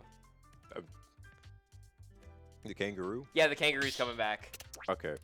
Is Tekken the fighting game that just had the panda? Yes, Okay. yes. There's a bear and a panda in the base roster. The 2 separate characters. 2 separate characters. Oh, really? Maybe I do need to look at Tekken. Yeah, I recommend it. It's very fun. We're seeing Jyrim! He's back. Where's DK Rap now? Come on. I mean, Sticker Brush Symphony now, which is like, it's still a good track. Didn't want to give him the home field advantage. Did not. It's gonna be very I mean, Sticker Brush Symphony is also from DK, so, you know, I didn't know that. Thank you. yeah. I've gained some much like how Jeremy's gained some percent already at 84 after just getting tapped by the FGC. That's what happens. Those are the combos we came here to see. Exactly. And that is It's just gone. Skittles A. I've never heard that term before to describe a small shield. I think My I've shield heard- is average size, thank you very much. It's enough to cover. It's fine. It's fine. It's fine, it's fine. Diddy Kong has a small hitbox. His shield will cover. Just gotta wiggle it a little bit. We Exactly. already see the back air try and call out that wedge cancel side B. Ooh, not gonna. Oh, he fell for it. He fell for it, fool. Did it eat his jump? Also, nice double parry. I don't even know what happened there. I didn't even catch that. Holy crap. Great to see now after the first stock taken out. Ooh, And the tail end of the Shoryuken. unlike Ryu's, that kill hitbox is going to be at the end of it, so it works really nicely as an anti-air. Is very nice, yes. We got Did now. you know that Ryu and Ken were the only characters in the original Street Fighter, and this was also the birth of the Echo Fighter because they had the exact same moveset in Street Fighter 1. That's really cool. Like literally the same word for word, they just copy pasted and gave him blonde hair. Exactly. Yes. Because originally in Street Fighter 1 it was just like 2 players. That was I'm a sorry, crazy that was combo. I 87? saw the barrel blast hitting him for. He went from 0 to 87 in He went from got 0 hit to by 87 in that banana whole peel. combo. Hit from one banana, 87 damage. Insane. Insane. Kendrick is gonna, oh my gosh, the item drop is gonna end up getting rid of his kill there. Wow. Wow. The banana goes crazy. I've said it once, I've said it twice, I've said it a million times at this point. Banana goes crazy. Banana is not the unsung hero in this match. We all know that it's the MVP. Real. Did he just barely receive that grab? Everyone knows that the banana is crucial to Diddy Kong's kit. Oh. Like, like to call him an unsung hero would be a massive overstatement of how little people know about the. You know what I mean? I think That they was caught his- huge. They caught his toes real quick. His Yep. shield is not large enough. Oh yeah, the up smash catching the toes. But anyway, no, way too many people know about Banana Peel to call it an unsung hero by any means. Is what I was trying to say there. It is by far the front. I can't speak either. We both lost our ability to English. It is the forefront of his game plan. Exactly. It's been so long since I've seen a banana combo like that. I remember like Tweak literally years ago watching his sets. I watched him do like 60 to someone, but that was on the ground, and I was not expecting the barrel explosion to hit. The barrel explosion goes crazy. No, it's just so much damage so fast. Banana Peel is so versatile. Gonna let him do like those combos we've been seeing on the platform, but also just the fact that it's here, take a free kill confirm with little to no commitment. And Oh yeah. Also free combo starter as well. If you get hit with that banana, you're. We're getting aquatic next. I'm still melting about the fact that he dropped banana into Ken tripping off of the up B. That was insane. I didn't see that coming at all. I didn't even know you could do that. It's random item chance. Sorry, not random item chance, random item drop chance. But like, do you play items at all? No, I don't. If you get hit with a move, you got a chance to drop it. So basically, he got RNG'd into getting out of the combo. Crazy. That's insane. Do you know how big the chance is though? Based on how much damage you take. So he got jabbed, so not very high. I see. I see. That's crazy though. The more damage, the higher chance. The hat flip to start it off, and now we are in. Aquatic gonna be the final player for SVSU. 3 stocks to GVSU's Is this- 5. Oh no, Gyro's not the last. Okay. I couldn't If remember only. if Gyro was the last or not. But this could be SVSU. Okay. I was confused because he was last time. They decided to send the anchor a little bit early this time. I see. They needed him. They It's his kind of time. did. They kind of did, yeah. Wanted to keep that lead going, but now about even percents on both characters, and they are I mean, already. Go ahead. Aquatic might get this. I'm seeing some good stuff from him so far, and also Diddy Kong's light. So If there is any player I would like to see in this situation, it is going to be Aquatic, because once he can Oh, yeah. start going, just barely missing that up on the platform. his momentum goes crazy. And honestly, this is what SV needs right now. Like Stock deficit, make that 3. You've got a hope and a prayer left. But Aquatic is just gonna have to focus on getting this first stock and then going on from there. I don't even know how that one missed. I know it went behind him. That was also crazy. I know I've been saying it a lot, but like this entire match has been straight up crazy. Neither player really giving the other a chance to breathe. And also, just really nice gameplay from both sides. Oh yeah, we're seeing a lot of good movement, a lot of great grabs. Oh, that's gonna kill off of that. Ooh, good stuff, good stuff. The point blank up B kind of goes crazy. That was big risk too.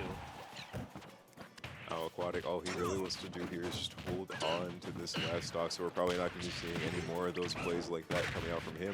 Going to be trying to keep it a little safe. Yeah, he's trying. Okay, he's not gonna die from that. Banana. Maybe this No! that's the wrong way. Okay, there we go. I don't know, guys. I shouldn't be biased, but I'm rooting for Aquatic here. Like the underdog is just so. But It's apparently, like so endearing. apparently I'm not going to do it, so someone has to. I'm not. Gyrum is just is such an oppressive force. He's been just holding down this match with Banana Peel in hand. Nemo Aquatic barely trying to get his footing, but reminder, he's taken one less stock than the Monkey so far with 86 now on this. Yeah, That this might is be the end. true. Oh Darren's wow, just gonna yeah, be he's able at 117. What is this? Okay, he's not dead from that. It's fine, it's fine. Just try and space Fine. out, use The banana. So he drops the wedge, it's Oh, so scary. good stuff. He read the spot dodge. Unfortunately, it's not going to be enough to kill. If there's any hope that Aquatic has, it's basically getting this Monkey off stage right now. 'Cause Oh, any yeah. of those down tilts could have been Basically. the end of it. The Oh! up smash. The I up was smash, he's wrong. going to do it. Let's see. Can Aquatic? Do you think Aquatic can clutch out the last one? Because their Kazuya's gone. Their Diddy's gone. Who's the last one? Who are they putting in? I Are feel they like going to Tyler. switch it up, or are they running the same? I want to say it's Tyler, because like here's the thing with Mac, with KO Punch, and then 3 stocks to the one that we have yeah, currently. you're right. He's gonna hit one of them. Is probably the hope. This is true. This is true. The KO punch might do it in for him. I'm thinking, if they didn't switch any of their players around, then that's definitely their best plan. But don't you have to like lock in your switches like right off the bat though? I actually don't know. What I don't the rule remember set's the looking rule like for right that. Either way, we're about to find out. now. I will still say, if it's anyone from SVSU, I would like Aquatic to be the one in this situation. Oh yeah, This man is our clutch factor through and through. clutch machine. It is Yep, going to be it Tyler is. going in. Yes, it is. And the Mac comes out. The clutch machine versus Little Mac. The KO punchaholic. We're going to find out if Falcon can race to the finish. Or if, We'll see it. We see it here, folks. does. I will say the biggest hurdle here is just going to be getting past those KO punches. Or making sure he can just finish off the Mac before it becomes a problem. Because, like, look, Mac can die at 20. If only that was the world we lived in every time. We are going to be already seeing Mac can kill at 20. Can he die at 20? Maybe. sometimes, if the stars Sometimes. align. Sort of. Oh, Oh, okay, looking you for got the the KO double knee. punch. This Watch could already out. be the This end is of the match. the. Oh, he missed. This right here is what we're talking about. The biggest hurdle is now gone. KO punch. He can't be too greedy though. Can't be too greedy though. Those smash attacks are all crazy. Now, he should deal with one of the 3 that he's got to, but the next thing that he's got to deal with is just finishing up this Little Mac stock in the first place. Not a whole lot of percent on him. That's not going to kill. Oh, we're fine. It's not gonna We're kill. fine. He's heavy. He's okay. We're okay. Ooh, We're in the reds. That jab is not Oh. gonna hit. No! Oh, That would be Aquatic! Aquatic! Tyler is going to finish it up. The second up B on the platform will take it. Max ground up B goes so high, and it is. It's indeed a okay, very Aquatic. nice You're go still my option. goat. You're still my goat, Aquatic. He'll be back. Don't worry. The losers be run is back. coming. We will be This seeing is true. SVSU. This was winner's bracket. So even though Saginaw Valley State, even though they lost, we will be seeing more of them if they make it further in loser's bracket. But that will be GVSU moving on to play the winner of either MTech or Davenport. So it's going to be very exciting to see who ends up going to play in finals. And I believe we're swapping what's on the mainstream now off of Smash. Are we? I don't know. I don't know. Ignore that statement. Anyways, I don't think we are. I'm pretty sure this We get whole to keep block is Smash? Smash. let's go. We get to keep Smash, yeah. Yeah, Let's go. we got a whole block here. I've lied to you. I'm sorry. Yeah, you're such a liar, bro. Oh. Ferris coming up next. Okay, we're streaming the Ferris match. Gotcha. All right. So So you're playing again. Your team's playing again right off the bat. well, I don't know how our relationship's going to keep working out now. I think we've got to gain some rivalry when our teams are going up there. This is going to get a little awkward. This gotta- is true. Got to put a little more distance between us.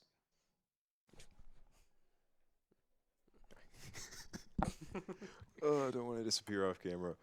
But I am definitely going to be looking out for Nidar because his Lucas earlier, he lives and dies by that up smash. And Oh, yeah. he gets so many more kills than I He- thought someone would ever. He's so weirdly consistent. He throws out the straight up smash when no one expects it. Oh, we're going to intermission? Okay. Thank you.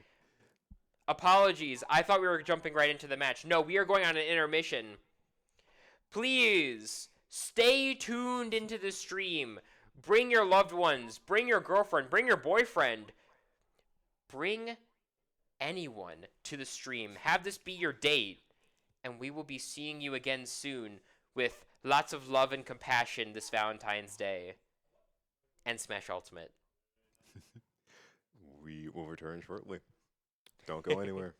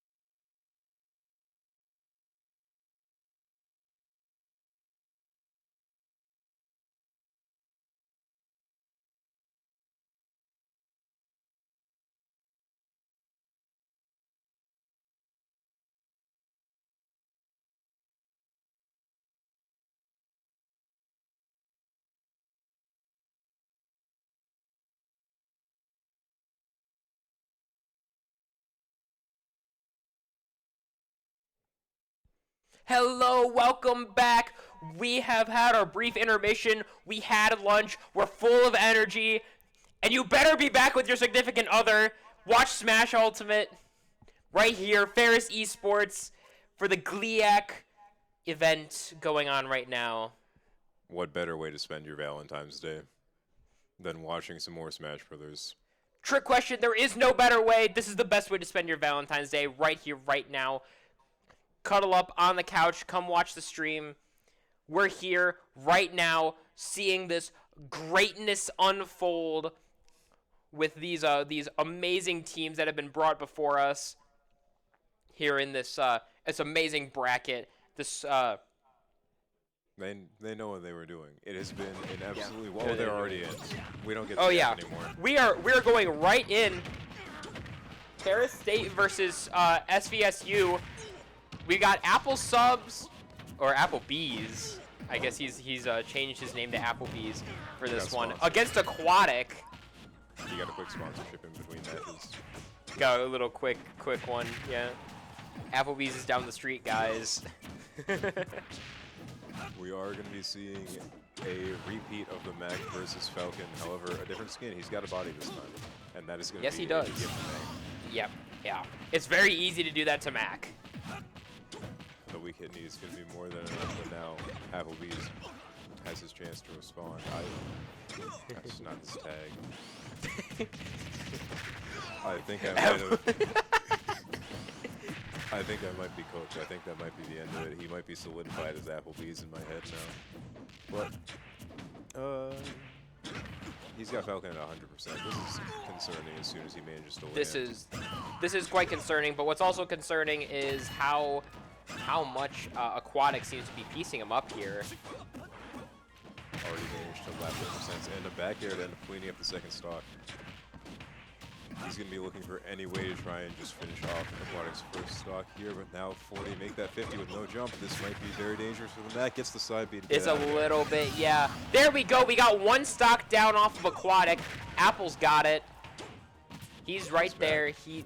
I'm not too sure how effective he's going to be because, unfortunately for Ferris, it seems that Aquatics was already warmed up to this matchup, and Apple wasn't quite up to snuff, unfortunately. That is going to be a victory from Aquatic. We're going into our next one. Only one stock down for Saginaw Valley. Saginaw Valley. My brain just kept going to the Apple Bottom Jean song. Should have had them apple bottom jeans, boots with the fur. Anyway. But Aquatic is going to be standing menacingly, 2 stocks to his name. We're going to be finding out who gets sent in next. SVSU, There's a big toss-up. We got 5 people. We've got 5 people in today, so I'm not sure who is staying in and who is coming out. I want to see a Psychic Child. Send in the Lucas. Give him a Now? Rope Snake. I'm pretty sure Nightjar is going to be the anchor. I'm going to be perfectly honest with you. I don't know. I haven't talked to them about their game plan. I was talking to them about lunch plans, but not not game strategy. We can see where my priorities lie, guys. Yeah, I'm totally all about the game, guys. My allegiance has swapped. I've obviously got to support my own team now, you know, because we've got a rep from both sides. It's even. Now It's I can okay, advise. Any of my advice for Ferris, it's not good advice. Any of my advice for Saginaw Valley is not good advice because I don't give good advice.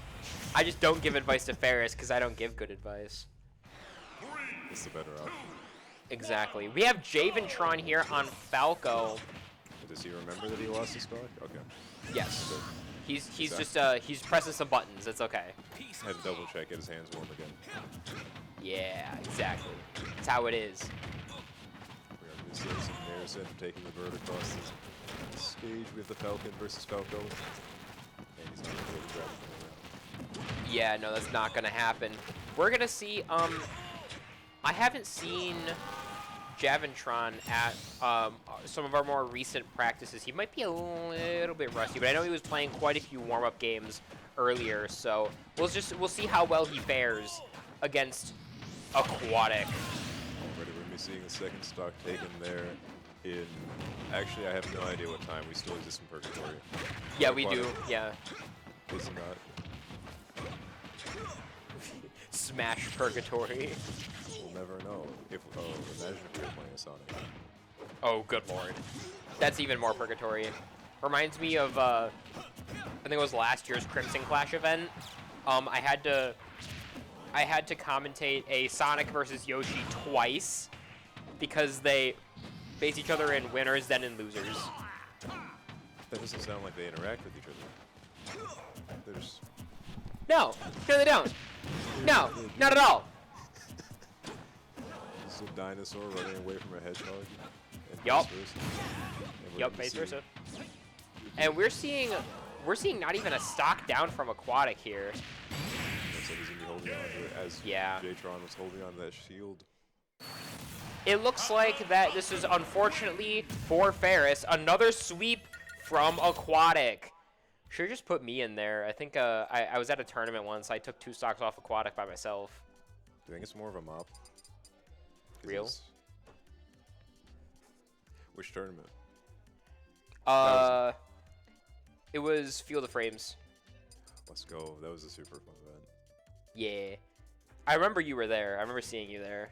I didn't get to leave the production booth. Field of Frames we had earlier in the year. It was an absolutely massive event over at the Dow Diamond. For any of those that are, actually I already forgot what area. Midland, Saginaw-ish area. I think so, yeah. I remember my, I only had like 2 matches because I O2'd. And one of them was against Aquatic, and I almost had him. We were down to, like last stock, both of us. It was nice. It was good. I like playing against Aquatic. He's fun to play against. You'll never know what he's going to hit you with as well. He's got a flowchart for most everything inside his spreadsheet for most everything. Oh, yeah. But now we are going to be seeing Vaughn coming in from Ferris. Sending the ZSS, the Bounty Hunter is coming in to finish off the scout. Indeed. We have a very strong contender, Vaughn is. And he is almost always coming in here with some kind of bit, some kind of funny thing going on, especially with his name. It looks like he's Spanish today. He's Espanavan. Earlier during the Davenport versus Ferris match, it was mostly Davenport cheering, and then suddenly I just hear Vaughn's commentary from the background, and all the Ferris' spirits light back up. Yup, he's quite funny. He's definitely one of the spotlights of our team. A very important member, someone that we wouldn't be a functioning team without. The hardcore team, so One of many. one of many. We're like an octopus. We have a lot. We're going to see the down B grounding. That should be Yup, stock there we taken. go. Stock taken. We are now getting a little bit of momentum here. Is that up smash safe on shoes? I have no idea. You know, sometimes I just don't question what Aquatic does. Run up smash, run up B, it all works. It all works. It's Aquatic. Simply taking that first stock off of Vaughn, not letting him escape unscathed. And now getting back into it, looking for anything to start a combo, but Vaughn not going to let it happen. Able to slow He's down got some. this game. I will say one thing about Vaughn is he consistently always has had really good DI. Very good at getting out of combos. Very good at being slippery as a ZSS there. It just passed that knee there. Exactly. See, he's slippery. Looking for that down smash, and Wedge just Ooh, that would have been insane if that was sweet spot. I can almost hear his stick from the room over. I could too. I swear I could hear his stick.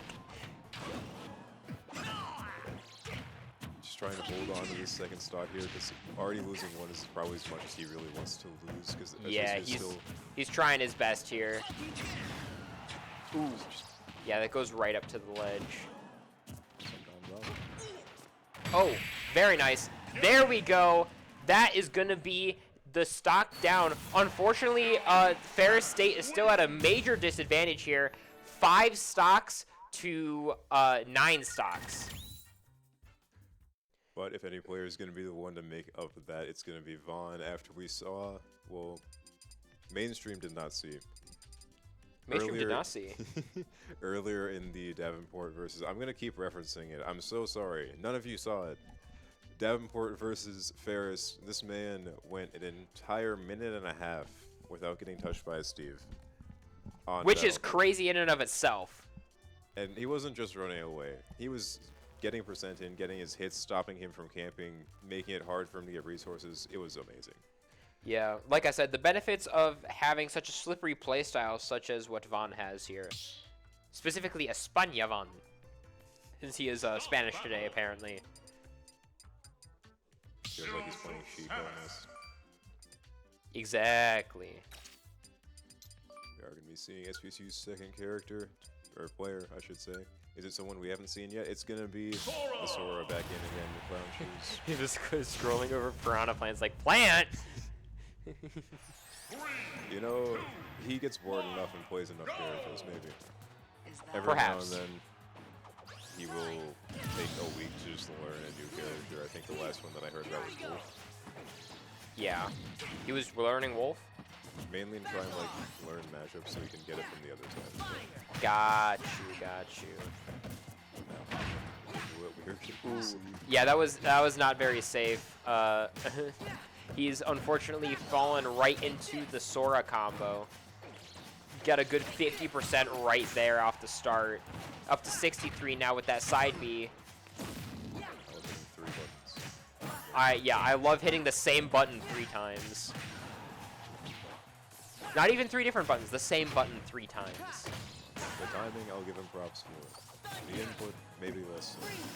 Good tether grab to avoid the Thundaga by Vaughn. We're seeing a lot of good recovery here. There we go. Good berry. A little bit of a damage confirm. Not exactly high enough percentage for a kill confirm, but we might be seeing more of that later. I was doing such a good job of just converting bad situations, disadvantages into either a hit or he's just out of it. It's the slippery play style, as you said. Ooh, earlier. slipped right in there between the Thunders, but no, it's not going to be enough. Gets the up throw kill. Vaughn is down to 1 stock left. And then we've got Tron over here, still at 3. 75% though, with how light he is, this might be kill percent. Yup, maybe, perhaps. There it is. Yep, there it is. Smash 4 tried and true. Smash 4 tried and true. Indeed. I'll So you stop. said we'd be like going at it. You said we'd have some tension here, but no, we're still vibing. It's all Right. good. Yeah, it's all good. Conversation's going back and forth. Exactly. No one's throwing out an opinion. Nor hands. Not throwing hands either. Nothing's thrown. Yeah, exactly. Besides, we're leaving that to the competitors. They've said enough for both of us, you know. As we're seeing Risky Boy struggling to get off of this ledge, or well, not off this ledge, out of disadvantage in general. Just taking trying. about Yeah, I was gonna say 40%. this neutral's kind of not going in his favor. That's not what he's here for. He's here for his combos, you know. He's here for his jokers. Exactly. He's got to make the shoes match. The shoes match. We're really seeing Vaughn still putting on so much pressure from just outside of this range. This is something that I love watching VSS. It's something Mars does, something Vaughn's doing really well. They camp Yeah. in your face is the best way Oh, to yeah. describe it. Camp in your face is definitely an effective way to put it. It's something that I have trouble with dealing with a lot when I play against him, but also I have a problem with not being patient when I play. And my character, I kind of need to be patient. Unfortunately, that Thundaga is gonna boot him right off the side of the map. We've got Sora for the win in this one. I mean, not exactly unfortunately. Vaughn was able to take a few stocks off of Sora, so it's not all bad. It's not all bad. We got a few stocks down. We are now down to our last player, most likely Nightr, because Nightr always takes up the rear. I would be very surprised if this was Racine instead of Nightr. Or We're going to be heading into a schoolyard fight real quick as we have most likely Lucas versus Sora. Oh, Actually, yeah. even if it's Inkling. Is he still playing Inkling? If that's He- information you can't give me, don't give it. I mean, it's not exactly like private information. He still plays Inkling every so often. It just depends on the matchup for him. He likes Lucas better, but he's not opposed to playing Inkling. Fair enough. It's like how we got. We have yet to see it, but much like how you played PT. Up smash. I wonder. I what wonder he's who looking that for. is. Hmm. Anyway, Oh, Sora Ditto. Anyway, what were you it's a saying? bit. He's hovering for a little bit too long for it to be a bid. No, he has a Sora. I didn't know this. He has a Sora. But anyway, what were you saying? Risky Boy has a PT as well. Oh, okay. He also dabbles in the Pokemon. I see. Yeah, with PT, you gotta play a little patient, and that's my problem. I'm not patient. We're seeing a lot of back and forth right here, right off the bat. Final Destination as well. This is gonna go crazy. I got circus music playing in the background in my head. Circus music. You know what? Yeah, the clown shoes coming up. Yeah, double clown shoes. Also, like, both these characters are so light. Half their combos aren't gonna hit. They're gonna be flying everywhere. Yup. Well, the combos are hitting though. Like, they are. Fair enough, fair enough. They know, they've seen their own character for long enough. They know where they're gonna get sent. Mm-hmm. Indeed. One would hope. At the very least, one would hope. It's getting hard for me to. The double attempt at parrying. This is kind of crazy. Ooh, that's. I think he. I'm not gonna lie. He kind of knows. He kind of knows he's a little cooked here. So I think he's just going for the funny. He's going for the funny answer. We care. That's going to be a stock down for the opposing Sora, the not Fair Estate one. This is Ferris's stream, so I can say that my Sora is the good one. Actually, And yours is the evil doppelganger of doom and despair. I was gonna say the colorized one, but like neither of them really have much going on in that department. Yeah, really- they both got the white and black color scheme. I was wondering why I was having such a hard time telling the Keyblades apart, and I now understand. I now understand. This must be what our shelf player feels like. Yes. Correct. Probably. He's colorblind for the record. He's colorblind? I think it's red green. I have to Ah. double check with him. So now we already seeing 130 making in the back row, not gonna be enough to kill. The child arms can't send him out of the blast zone. He needs a few more years on him. Getting on his feet. Just a little bit. Yeah, just a little bit. Quite honestly, I'm going to ask Nidar about what he was thinking with this matchup. Probably wasn't the best thing to go. We are watching Smash gameplay. We are watching some kind of gameplay. We're watching them float around and throw swords. Occasionally Oh, cast there we go. spells. The zebra's gotten the F smash. The zebra. That's a good way to put it. Zebra and Steamboat Willie. It's in the public domain. We're not gonna get jumped for it. Exactly. That's why you can say it. We're safe now. We're safe from Disney's cease and desist. Let me adjust my oversized white four-fingered gloves.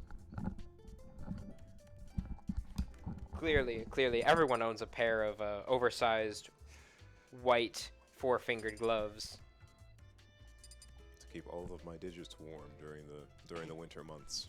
Exactly, all four of them. Did you lose one to frostbite?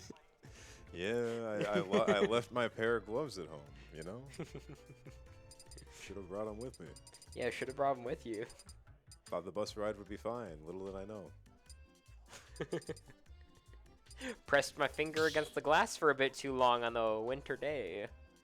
At least I know it'll be safe and locked up in the bus by the time we get back. Real.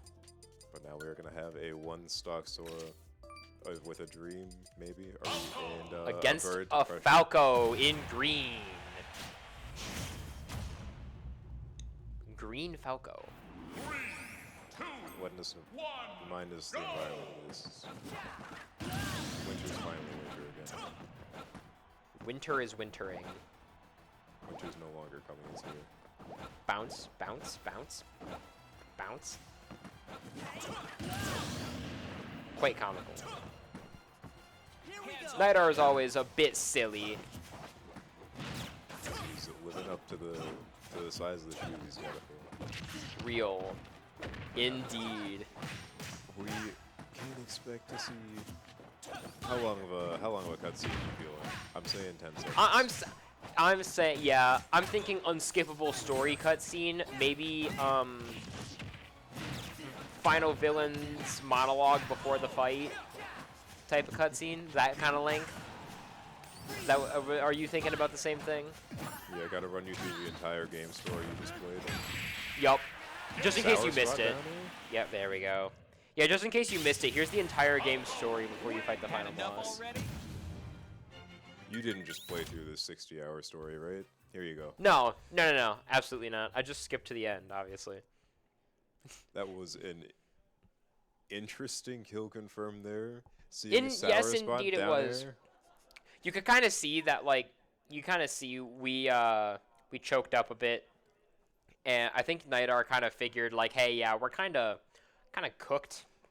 So I think he went with the funny option. You could tell he wasn't really taking it, like, super seriously. Doesn't want to give away too much information in the first game. Doesn't want to give too much away on his very publicly known Lucas. That we have. I wonder what other characters might be in his grab bag. Gee, I wonder. Much like the, definitely not the also very publicly available Inkling. No, Smasher's app, never heard of it. Or his, very publicly known about Lucas. Perhaps the Sora he keeps in his back pocket that he just used. It'll come back stronger than ever. He's absorbed the powers of Risky Boy Sora. He absorbed the powers of me. He absorbed my powers. He's gonna play Pokemon Trainer next. I still sometimes get flashbacks to, like, first patch Ultimate Ivysaur down air. Mm-hmm. Do you miss that? No, I didn't play Pokemon Trainer back then. Is that the only reason you don't miss it? Yeah. Also, because I'm just bad at timing edge guarding anyway. Fair enough. Fair enough. Funnily enough, I hit more Charizard spikes than Ivysaur spikes. Weirdly enough, Something's amiss here. where something is amiss here. This might be a little. I think there was a mix-up. We might be a little lost in translation here. Sorry, let's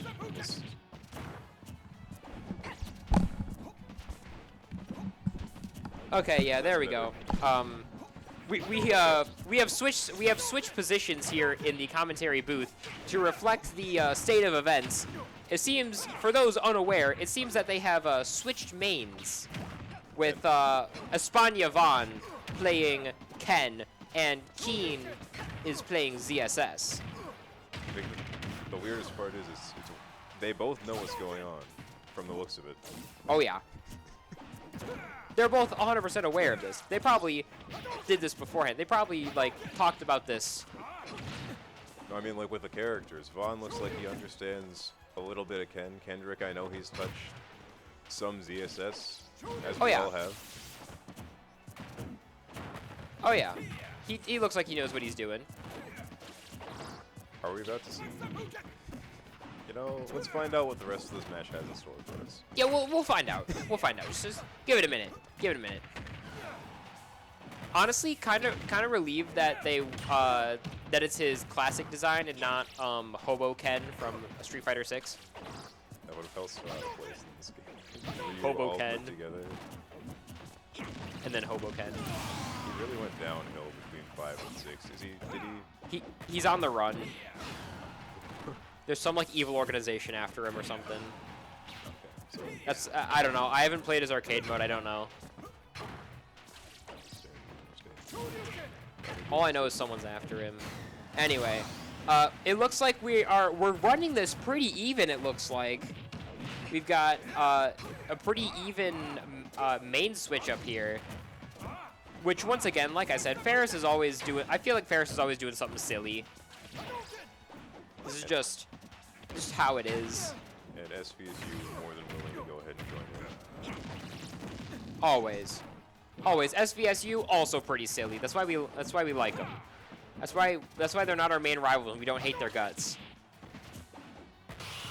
Right? Just pay it. What does that imply for GV? What? Nothing.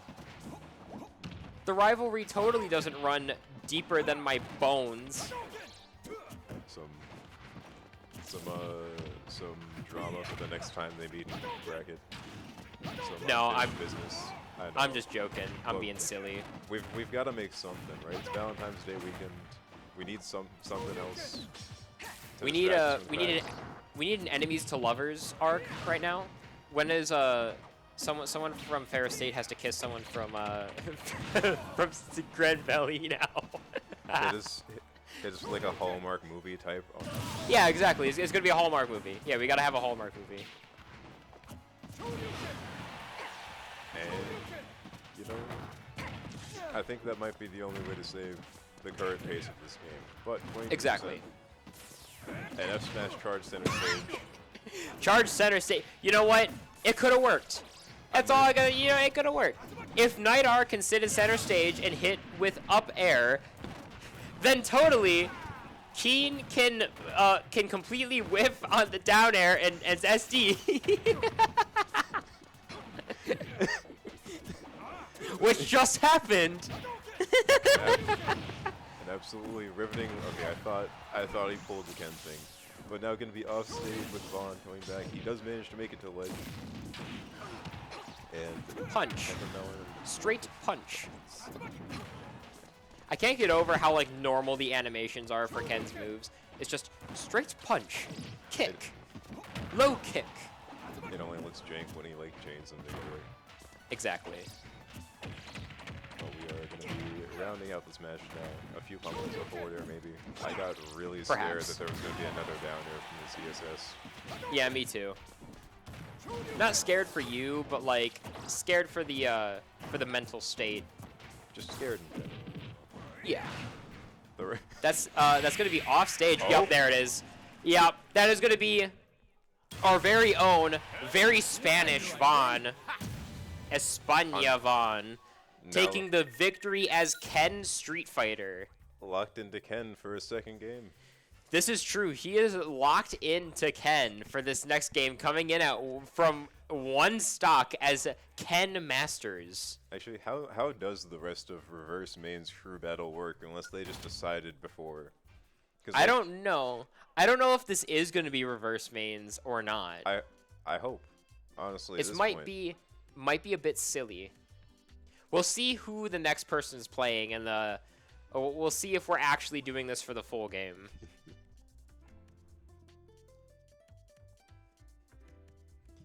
Be pretty funny if we did.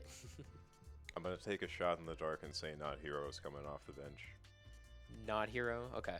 He's not gotten unless they do have to state who they're swapping, but we haven't seen him yet. I don't know if he played in their first match because I was not watching it. I mean, we also can't see who they confirm to switch in or not. So we just won't know. We just won't know until it comes up. No roster information. No roster. No stages. Going in blind. Going in blind.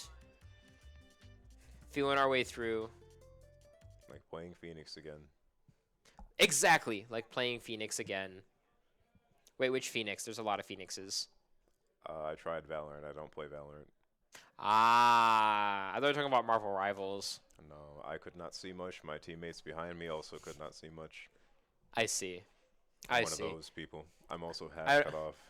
I don't play Valorant. Same. Look, the only Riot game they'll get me on is TFT and also 2XKL, but like that's a fighting game. It doesn't count. It's a fighting game. Doesn't count. The only actually I don't play any Riot games. I don't. If I can ever TFT pill you, you know, I will always try and If pull more only. people. If I mean, speaking of Riot Games, recently Nidar got hooked on League of Legends. Oh no, there's no saving him. There's no saving It's him. too late. No Cut saving your him. ties. He has to. Here's the funny part. He had to play it for a class. They're setting him up for failure. Yeah, they're saying we have a class which, for an assignment, required him to play League of Legends, and he is now hooked on it. What lane? Where is he playing? I have no idea. Okay. All I know is he's playing League of Legends. Fair. That's far enough gone. I heard League of Legends, and I had to quarantine his room. He's my suite mate, so we where our doors are right next to each other. I had to tape off his door and caution: do not enter, do not disturb. A league player lies here. League player, League player.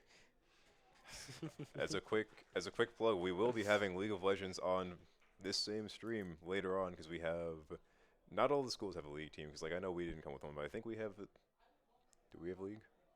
League is gonna be on the stream. Is league? I don't know if league is going to be on the stream. I gotta get out of here. I gotta get out of here. I'm assuming. I'm hoping. I'm Kidding. hoping they get the light. The light of day one day. Take him out of the closet. Thank you. It doesn't happen often. It doesn't happen very often. Cloud see him? Strife. Okay, so there's no more reverse mains. They've sent. No, I'm also it was gonna- just the first one. For the sake of production, I'm gonna stop saying things are gonna be on stream. I'm sorry, but I hope. I actually don't know if League of Legends is gonna be on stream or not. Do I hope league? Do I want to see league? Do you want to see League? Do you want to watch League of Legends? That's a yeah. This is, do you want to see League of Legends? This is a threat. Maybe I take back this week. I'd prefer Valorant gameplay over League, but for now we don't need to worry about that. This is true. We're back in our safe space. This is Smash Ultimate. This is where we thrive. This is my safe space. This is where we like things. This is We where like Smash Ultimate. I understand the different characters in this game. Exactly. See, League of Legends has even more. That's why it's like incomprehensible to the average Smash player. Just a couple our characters, or no more than that. F smash caught at first. Yup, it caught. did. It caught. For Stole all his jump. intents and purposes, they caught. Stole his jump. He went to Flint, Michigan, and had his jump stolen. Can't have anything in Flint, Michigan. I was driving past. Every time I go past Flint, I love looking at the Flint Strong on the water tower. Oh, they didn't steal that yet either? No, it's standing strong. That's some like It's always Despicable allowed. Me stuff. It's like, we are going to steal the water tower. If they hit it with the shrink ray, do you think the water also shrinks inside of it? That would be a great question. Maybe? Perhaps. I would say yes. Let's hope. And then because then it grows back to normal size. What would one even do with the stolen water tower? I mean,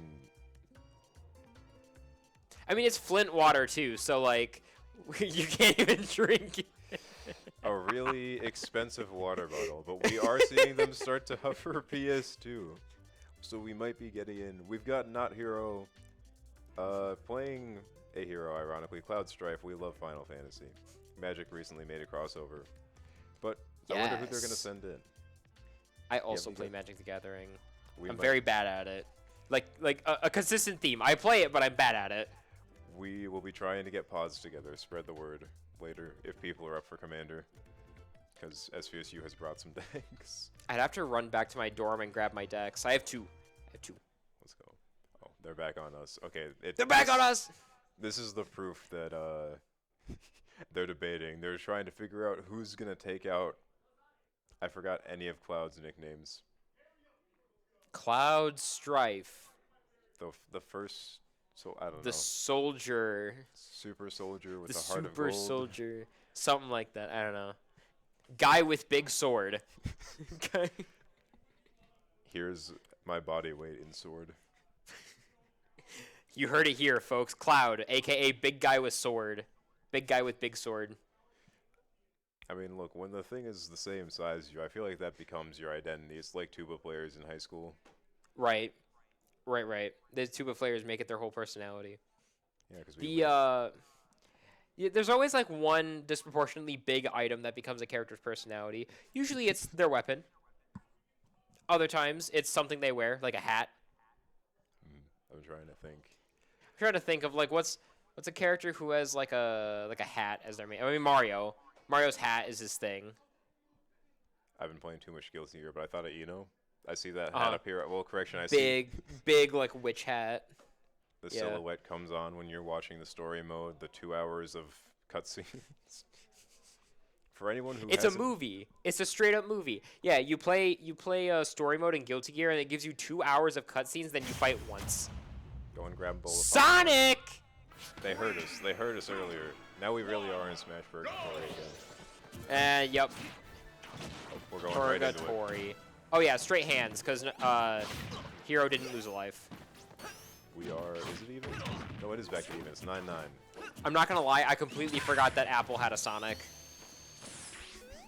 The hedgehog is one. It's the shadow adjacent skin. Did you ever fall for the shadows in Smash? No. Okay. I know he's an assist trophy. I was a gullible child.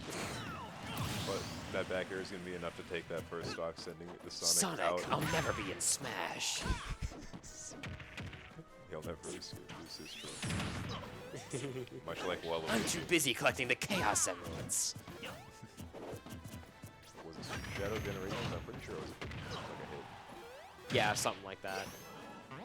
I don't know. Maybe they will make an Echo Fighter in the next Smash game, but I doubt that the next Smash game will have an even bigger roster. They got to do what they did for between Street Fighter 4 and 5 and just kind of downsize their roster.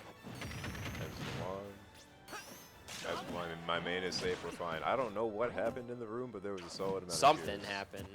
Is it an F Smash coming out from? Oh, not Hero. Actually, there's not delay. No. We don't have a lot of delay. That was probably from the other match going on that we're not streaming. That's You right. know, Yeah. one that's infinitely more interesting than any Sonic game. I'm sorry, I'm throwing shade at my own team. I shouldn't be doing that. Unless it's actually a Sonic game. Perhaps. Can we, like, you know the Family Guy videos that have Subway Surfers in the top? Can we do Yeah. that with, like, Can we get a Subway Surfers window for the Sonic gameplay? Sonic Adventure 2 on the bottom? Okay, that's gonna be another stock down for the Sonic. Cloud is gonna be like at pretty high percentage. He's at like kill confirm distance here. I don't know how much Apple knows about Sonic though, so I don't know how good he is at the kill confirms. It's starting to feel I'm like hoping we see at least one. I'm hoping we see a kill confirm come out. Get him on the board here. Or just like a straight hit. A back air is going to be enough to take it as well. He's going to just have to make it back just barely. He made it. That's Sonic F Ooh. Smash. Yeah, sorry, Apple, you're not going to be able to raw forward smash that. He has a sword. 154, and he keeps all 3 of his stocks. Straight reset. Now we are going 9-6 in favor of FCSU. We had Vaughn already. That means if we're keeping the roster we had before, that would be Javentron and Nidar. We might be switching in Racing. I have no idea. It's going to be very interesting to see how they end up dealing with that Cloud. The back air, I know there's not a lot of gameplay happening sometimes, but that's mainly because it's really annoying to try and get past a Cloud spacing you out in neutral. If he hits This is true. any of his A buttons. I have an issue with Cloud zoning me. You can parry his landing aerials, and he's still fine. Yup. Custom levels. Oh. Huh? They're taking us to slide fight real quick. Yeah, just a little bit. Oh no, we are getting Javentron as Fox. Oh. Spaces. Okay. If his main is Falco, I thought he'd keep with Falco. He's got to branch out his options. Yeah, it's a little bit. I want to see an up smash build. I do too. From you or from Fox? whenever Fox is on screen, as long as someone dies to enough smash, I've called it good enough. I used to watch Light, and I had to lower my expectations a little bit. This is true and real. As long as someone's off the top. But we are going to be seeing that limit already online, and He was charging it up like quite a bit when the match first started. Yeah. Laser, laser, laser, laser. That is good. Ooh, that is going to be a huge rebound off the side of the stage. He's going right off. First stock down from Javentron. Fox, Hero, aka Cloud, still hasn't lost a singular one. He's up to 109 damage. strong. We saw him live to what, 154-ish last game? Oh yeah, approximately. And this Cloud is going to be making sure the Fox does not get a chance to actually get in. The sword is just so large, and there's no disjoints to be seen on the Fox. It's so large, man. I'm so tired of Cloud, man. You can't touch his shield, you can't... I feel like he's such a common character in Michigan for some reason. I like every tournament I've been to, there's been a Cloud. I It feel has like. to be like Wii for some reason. We are going to be seeing him back here and take Not Hero's first stock loss. This is true. But I feel like it has to be like maybe Weebot we use more, and everyone had his Cloud. So. I didn't. You didn't touch him? Not No, at all? I didn't even touch him. Didn't even look in his direction? I did not even look in his general direction. Fair enough, you're the stronger among us. I didn't know. I was a Link main from Brawl until Ultimate, and then I switched to Pokemon Trainer. Sid, tried and true until they Oh, yeah. change your main up on you. I still have Link as a secondary. He's still there. I just figured that Pokemon Trainer fit my playstyle more. How is he gonna get out of this? Okay, there we go. Does he? Barely under it, but the He almost got pineappled too, which is even worse. PS2 is really weird about the slides sometimes, because like it's Yeah. slanted somewhere down there. But Not Hero taking 3 more stocks. I believe that's gonna put him at 7 now. Yes. Having only lost 1. Oh yeah. That down air timing at ledge is very nice. Getting first the, well, it was untechable off the side, but then also the 2-frame at the end. I don't know if it was fully a 2-frame. It was a I little don't- bit further. It wasn't even a 2-frame wasn't. because he just like stuck it Yeah. down there. He's like beating him with the. It was like sticking. It was like beating him with the stick. He's like get down, get down. I think someone left their walls behind at Kalos. Maybe. Sephiroth. I understand what's happening. We spoiler alert. Sorry. For anyone who hasn't played, I forgot what Final Fantasy is. Avert your eyes. 7. 7. For anyone who hasn't played Final Fantasy 7, look away. It's too much canon on screen. I don't even think it's the raid. I don't know enough about it. Wherever he goes, Wonder Wing and Angel starts playing. If only it wouldn't get us copyrighted. I know. I wish I could hum it, but I feel like it would still get us copyrighted. We are having the climactic fight of both characters. This is in Final canon. Fantasy. This is canon, guys. It's a little bit different from how the games play, you know, the source material. Sephiroth. Oh, the jab block into finishing Oh! touch. Jeez. Okay, that's huge. I haven't seen that one before. I haven't either. I didn't know that hit on the ground. I didn't know it hit on the ground. I've seen the combo before, but I don't think I've seen it hit on the ground. We see the battle of the swords. The battle of the pokes. The oversized sword guy 1 and oversized sword guy 2. I was gonna say it feels like it feels like Not Heroes playing really like up close and personal to Sephiroth, but then you're right, he is staying at like the end of his range. It's just Cloud poking compared to Sephiroth is that much shorter. Yup. And we are gonna see the limit online.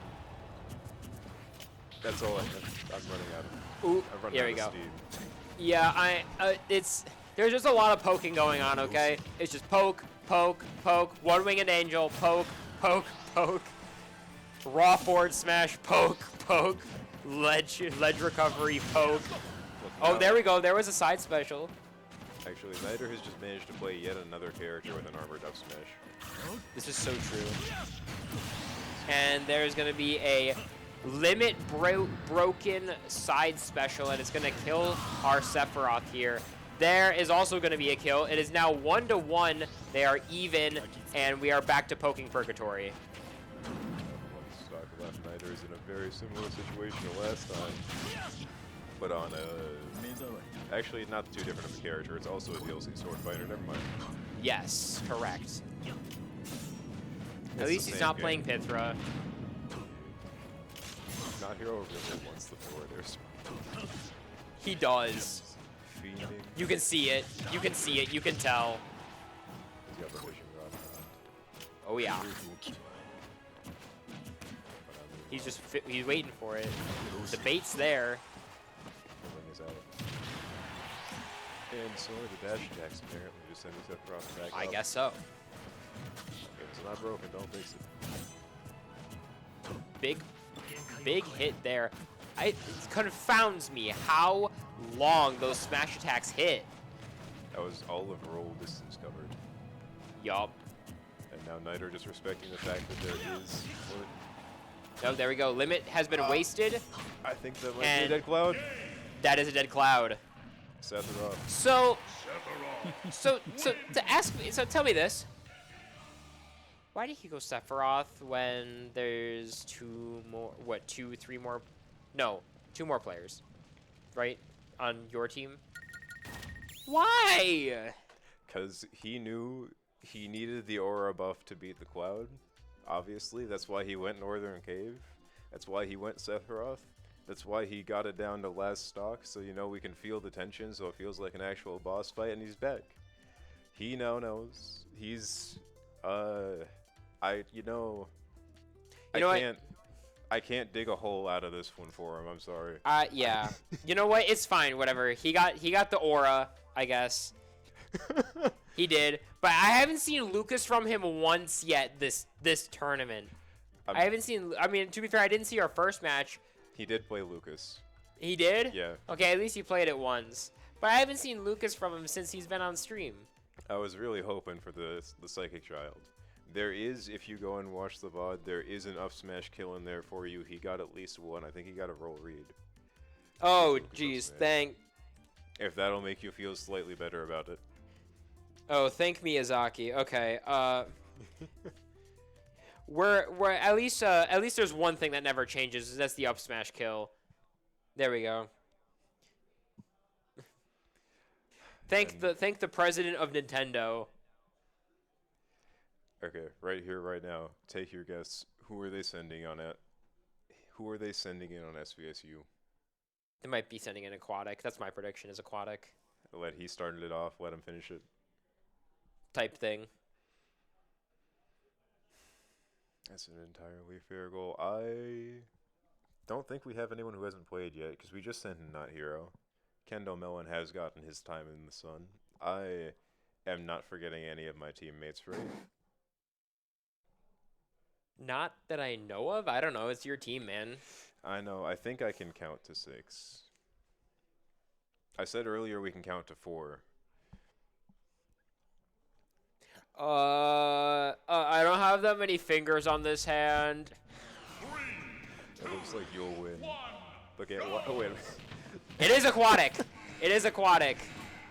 Why are we on Meta Knight's Revenge? He just walks off the stage. Yeah, there you go. Why are we on Meta Knight's Revenge? You know, it's almost. As a Kirby player, I will never argue with slants. Personally, but. You know, sometimes you just want to see other stages. This is true. Hit us with the Lilat real quick. Hit us with the Lilat. Chat, give us the Lilat. That's crazy. The wing came out at 40.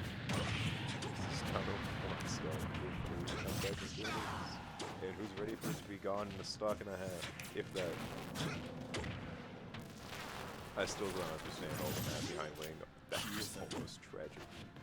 Yes, that was almost tragic. Doesn't this have like a really tiny blast zone on bottom? Until it gets to the ship. At least I still think, yeah, there it goes. Uh-oh. Oh, right, yeah, you can just go through it. And then he got Falcon punched. So you remember how I said we'd never see the neutral view? On, Yeah. Yes, I heard. I remember. Uh-huh. Uh-huh. Uh-huh. My team is gone. That's two. That's our two. That's That our two is- defeats. That was losers bracket. Ugh. Man. We'll have a moment of silence. And with as we that, head to and intermission. with that, with this, the end of this match, we're gonna go to intermission after our moment of silence for Ferris's loss. Okay, moment of silence over. I'm so sorry. Ferris State, contrary to my expectations, has been defeated. How could this be? How could we let this happen? I think it might have something to do with the Ken Might have been. following. Might have been. But- It's okay. It's okay though. We'll do better next semester. Yeah. Yeah, we'll do better next semester. And you know what is also going to be here next semester? Me, still. You know who else is? Actually, I don't know if we're gonna be here, but we are off to disintegrate now because they're kicking Okay. us to intermission. Awesome. I'm so sorry to lose all of the momentum. I had a thought process and it disappeared. It's okay. We'll get disintegrated during the intermission anyway, and you'll might get it back when you rematerialize. I hope I get my brain cells. We'll take that to intermission then.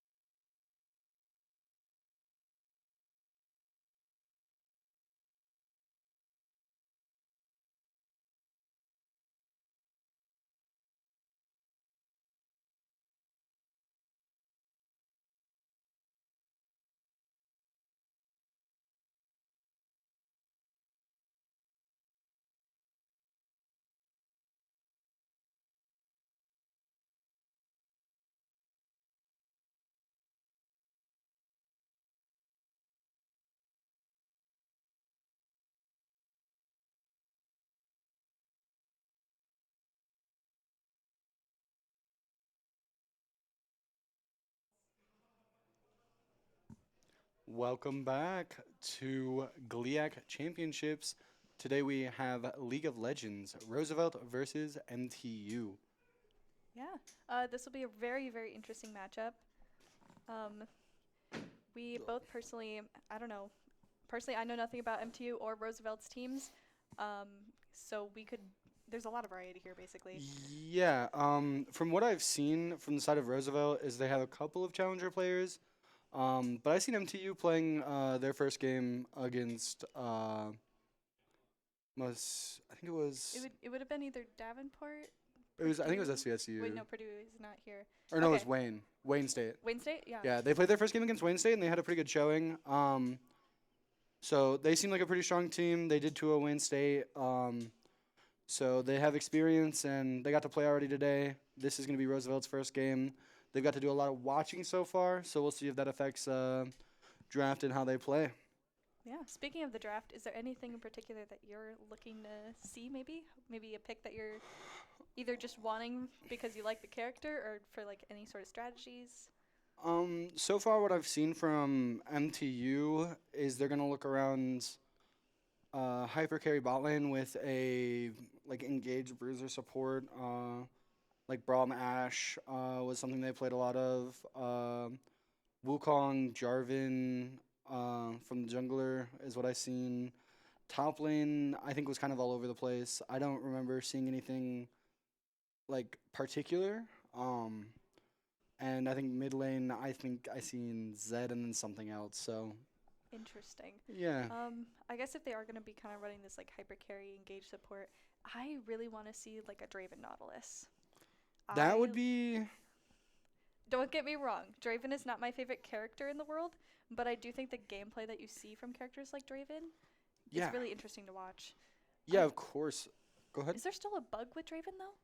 I heard No, was a that did thing. get. I was gonna say that got hot fixed. Like a day or two after it was found.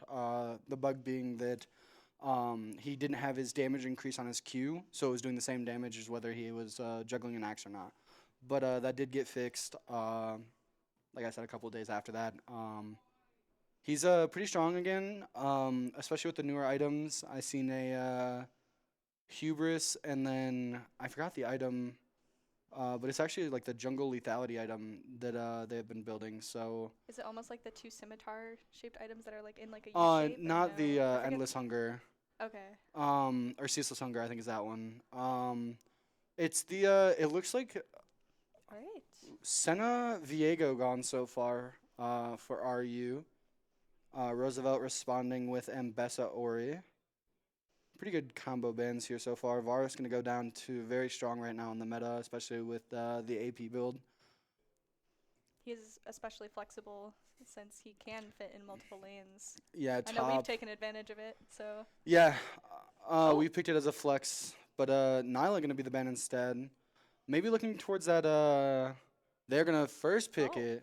They wanted the Varus. They left it open, and like I said, it's very strong, and it's a very good flex pick. It can be played top or AD. Mid laners can kind of get into it, depending on the matchup. Seen that go 50-50. Zyra hover here from RU. Again, another pretty decent flex pick. If Roosevelt's jungler plays it, not as strong as it was. Never mind. There's the jungle pick. So, a lot of team fighting picks so far here from Roosevelt. The Zyra and the Vi. No Ahri to pair, or there could be an Ahri to pair, but it hasn't been picked yet. No Ori, or no. Yeah, no Ori. Roosevelt Bandit. So, curious to think- see what they want to go with mid here.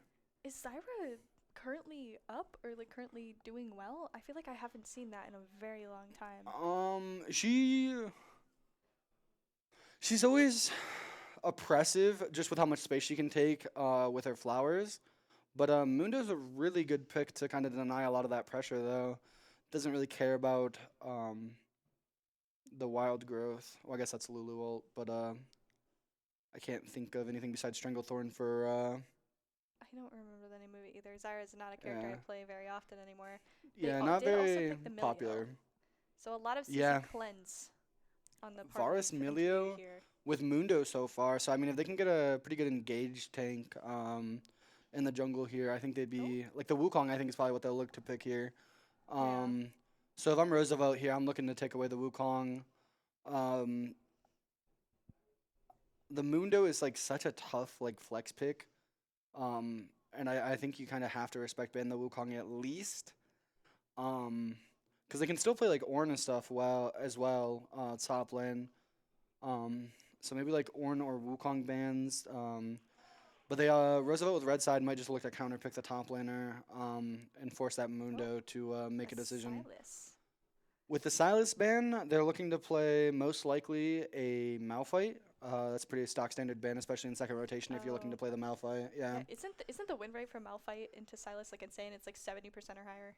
Yeah, for the Silas, it's like 70%. And it's not lane dependent either, so it can be like Silas anywhere on the map. Galio coming through here. Trying to maybe steal the Ahri away here from Roosevelt with the Galio ban. Maybe a Syndra pick here. And we are gonna see Zed the gonna Zed come ban. through from like I said, he does like the Zed play. He was playing it in warm-ups. I don't know if he ended up playing it in the first series against Wayne State or not. But Victor coming through as well. A lot of control mages out of the pool so far. I guess 2. That's But still I mean, still quite a bit. that's still Mid laner's 20% not of the bans if you think about it. right. Yeah, I was gonna say that's quite a bit. Mid lane not really having a lot of prio currently. It's just kind of pick whatever mid laner's available. So, but Hui gonna come through. Wonder what MTU's answer into Hui is going to be. Maybe another aggressive pick. If he does like to play the Zed, maybe. I mean, Yasuo's not really pickable here, but how would an Echo look in a matchup like that? Echo would fit really good in the matchup. But it's really tough to play into like Vi Zyra. Yeah. So it looks like the Varus might be top, so we're gonna look like a Mundo jungle. Which means we're probably gonna pick, I would hope, some sort of melee mid here, but I don't know what MTU is gonna pull out. Unless again that Mundo's gonna go top, Varus mid, and then we can see like a Sejuani or. I mean, I wouldn't pick Sejuani here. There's only one melee and it's Mundo. Maybe like a Cho. I feel like Jarvan, there it Jarvan. is. So it's gonna be Mundo top, Varus mid, J4 jungle, Ashe, ADC. Is this the second time we've seen Varus mid today here at GLIAC? Yes. Yeah. We Ferris played it in game 1 of our match as well. And there's a Nefiri pick into it, which is gonna be kind of rough for this Varus. Varus kind of has to respect the Nefiri W. He can never really cast his ult. Jarvan has to be really careful and plan his ganks around that as well. Is it Vi top, Nefiri jungle? No, it's Or is it gonna. gonna be? Yeah, you see my dilemma. It could be Nefiri top, but I feel like the Vi would be the more. I mean, it could be Hui Zyra bot, Nefiri mid, Vi jungle, and Bard mid. It'd be an interesting. Or draft. Zyra mid. It could be Zyra mid. Oh yeah, true. And then Bard Hui bot. Yeah, But that Nefiri still would top. leave which is the actual jungler, the Nefiri or the Vi? I feel I'm like I see the assuming it's Nefiri. gonna.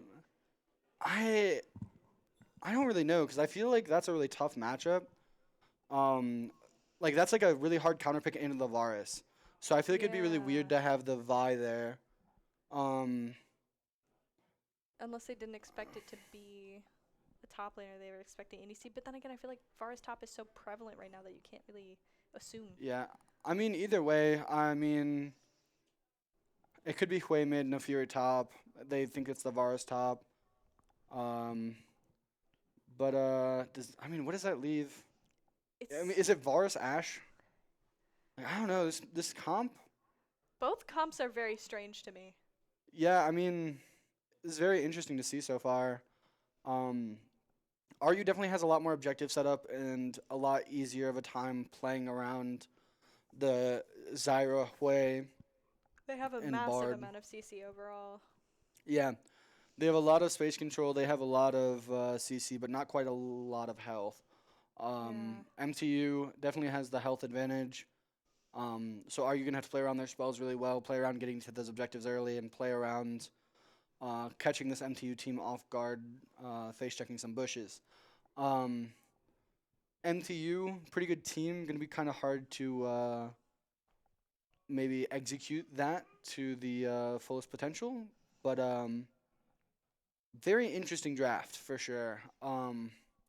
Leaves a lot more questions than answers, Yeah. which I kind of like as a caster, so gives me more to It's talk about. intriguing. It's very different from what I've seen, Yeah. at least in a long time. Yeah, I mean, it's just like the double control mage with no ADC versus two ADCs. Yeah. It's interesting for sure. Two different thought processes to the game. RU's is definitely harder to execute. Yeah. I mean, how do you even execute this comp besides? I don't know. I think you just have to let MTU run into you. RU just has to keep their space and Yeah, you chunk have to Mundo get, out, but like you can't really chunk a Mundo, especially I if feel he like gets you have to Warmogs. get the Milio and the Mudra to waste their stuff. Yeah. Well, I mean, Milio shouldn't have any reason to ever use his abilities Yeah. because RU shouldn't. I mean, Vi Nefiri can dive on the same person, but I mean they have Ashe Milio and Varus Jarvan Ashe to output damage. So like they have a lot of peel, they have a lot of CC of their own for disengage with Milio, Mundo, Ashe, and Jarvan.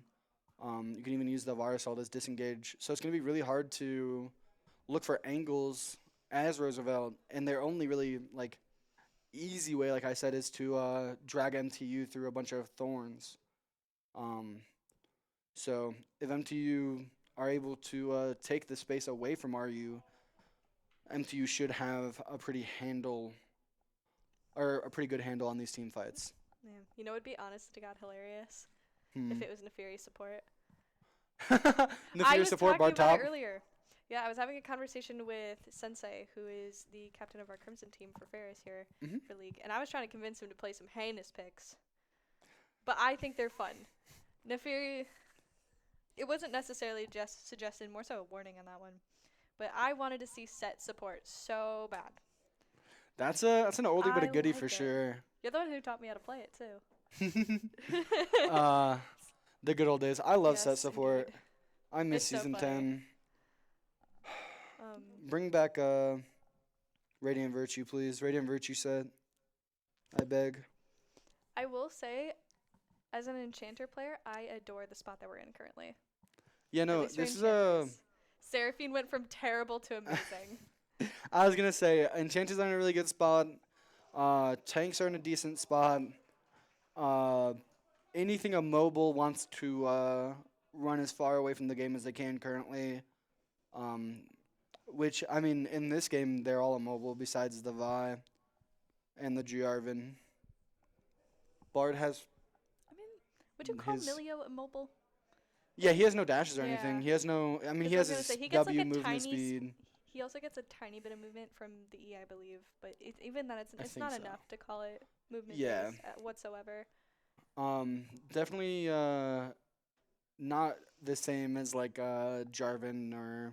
Yeah. I mean, but like, you just have to think about everything that's in the game currently. Mbessa did get banned, but that's a pick.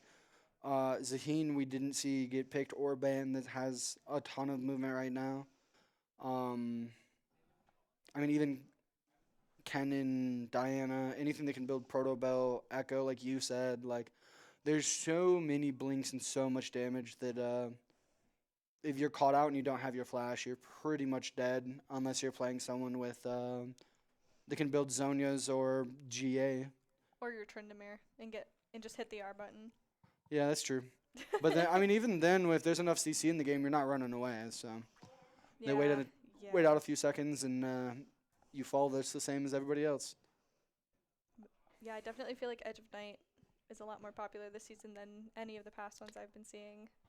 Just Um, because of how much CC is in the game.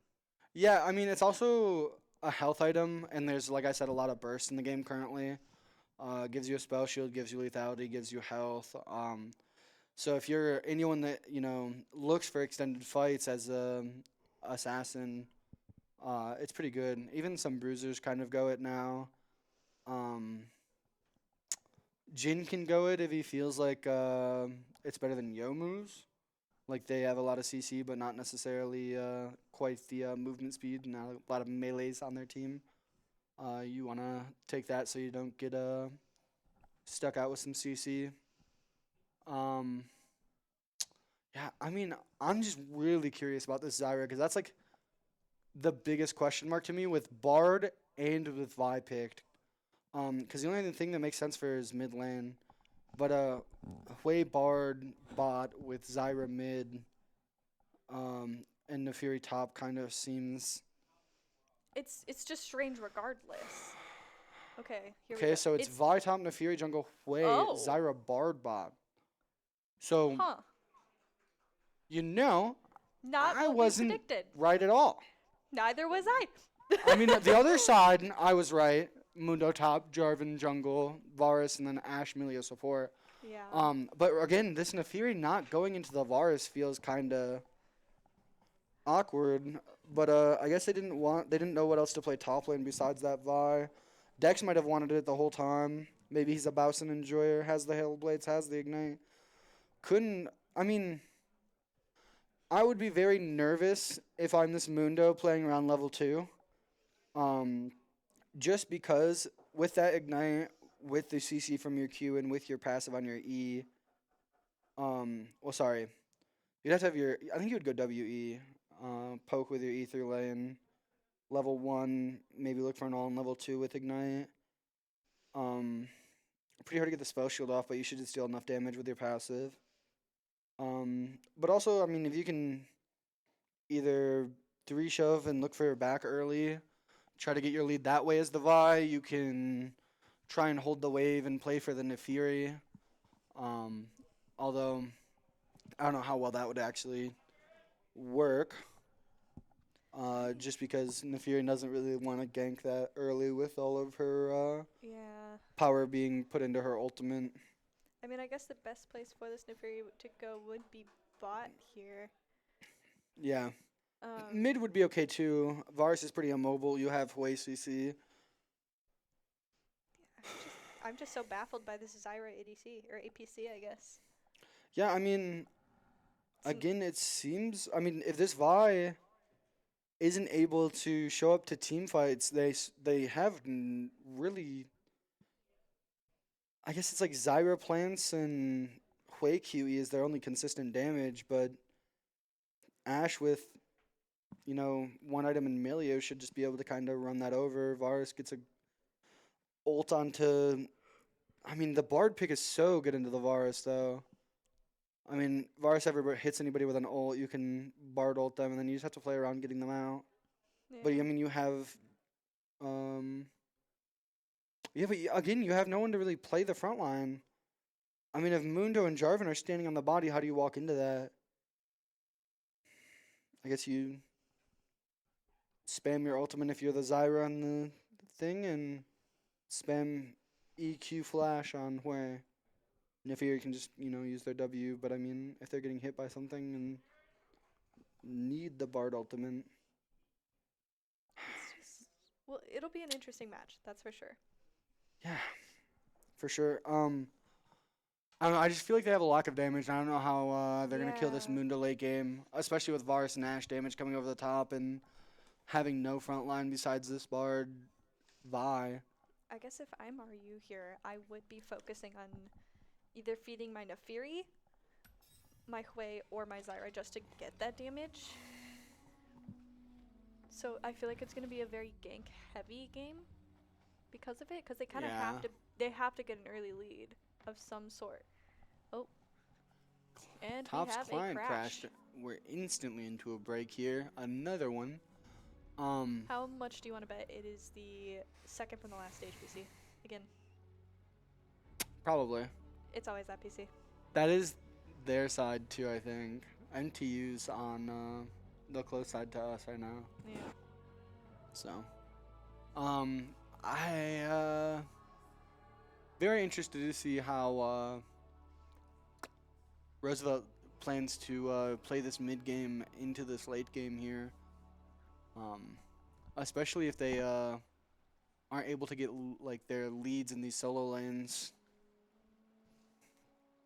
because you're relying a lot on individual performances here if you're Yeah. Roosevelt University. I wonder if they're just. I mean, hey, if you're confident, because look, if you looked at the mastery charts, they had a lot of mastery on all of those characters. Basically, they could just be comfort picking and being like, we're good enough. I'm confident myself. I'm confident my team. We got this. Basically, this could be what they're trying to do.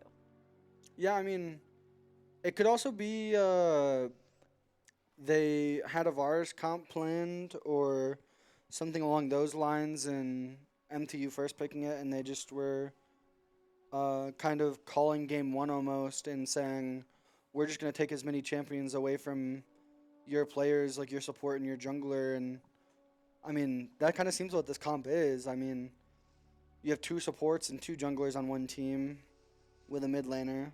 Are we running Fearless for GLIAC? Okay, that also Yeah, is so- something to take into account here. Yeah, I mean, Roosevelt may just be chalking game one, but taking as many picks as they can away from this MU team. The Vi, for sure, a pick I know MTU plays.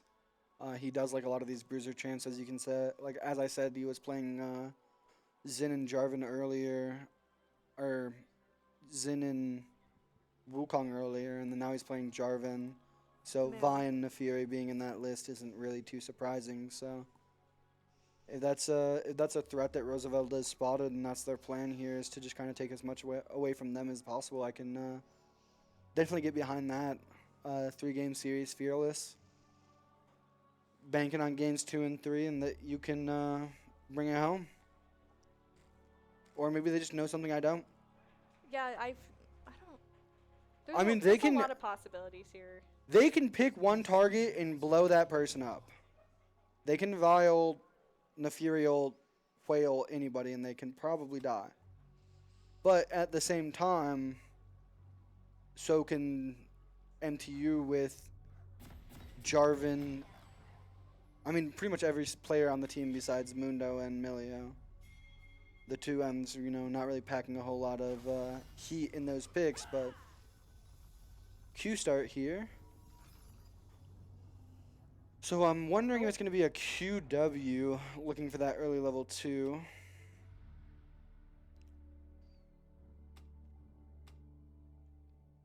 And we have another tech pause.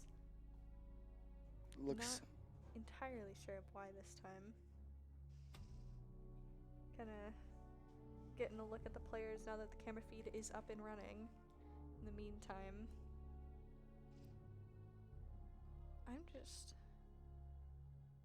this could go one of many ways, and it's very dependent on, I guess, which theory of mine is right.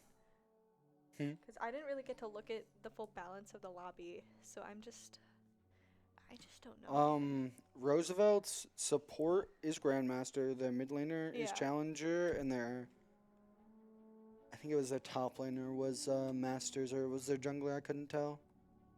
Yeah. I will say if this gets in the late game, I feel like it's just gonna swing in the way of This tech. well, yes and no. I do agree with you, just because I don't feel like they, if it goes to late game, have enough damage to ever kill this Mundo.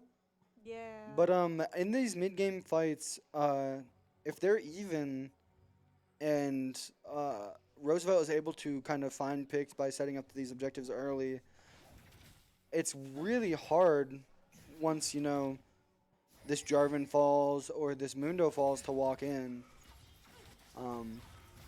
So it's really on Roosevelt to stay healthy and kind of look throughout the game to make all-in plays and not get chunked out by this Ashe Varus.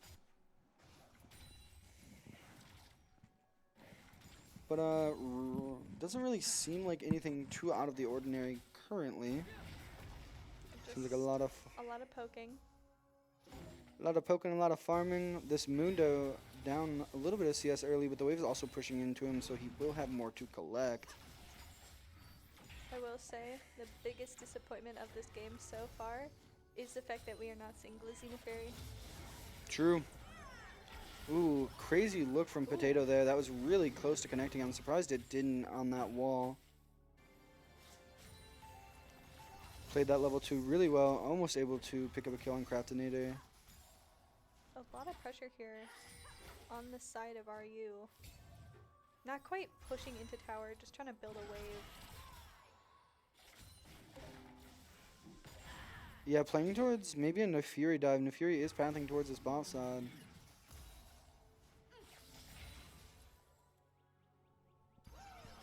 Vi already looking for a roam potentially here into the topside jungle. Meanwhile, a fight breaking out here in bot. I mean, a lot of the trades going on to Craftinator and not very much damage going on to Enryu here. Pretty favorable of your Roosevelt. This Bard just kind of heal up from himself and, you know, having the pots and being the support, he's going to, you know, just have a lot more health regen than the ADC. However, both junglers down here. MTU's here first. This Jarvan looking to make a play potentially on the bot side. No wards out from Roosevelt. They have to respect this. They're going to meet on the scuttle. Roosevelt has first move. Jarvan going to concede the scuttle. Going to look like he's going to walk back and try and contest the top side. But I think this might be a double scuttle here from the side of Neferi. Maybe even a kill down here on Sunless. Going to maybe look to flash Q.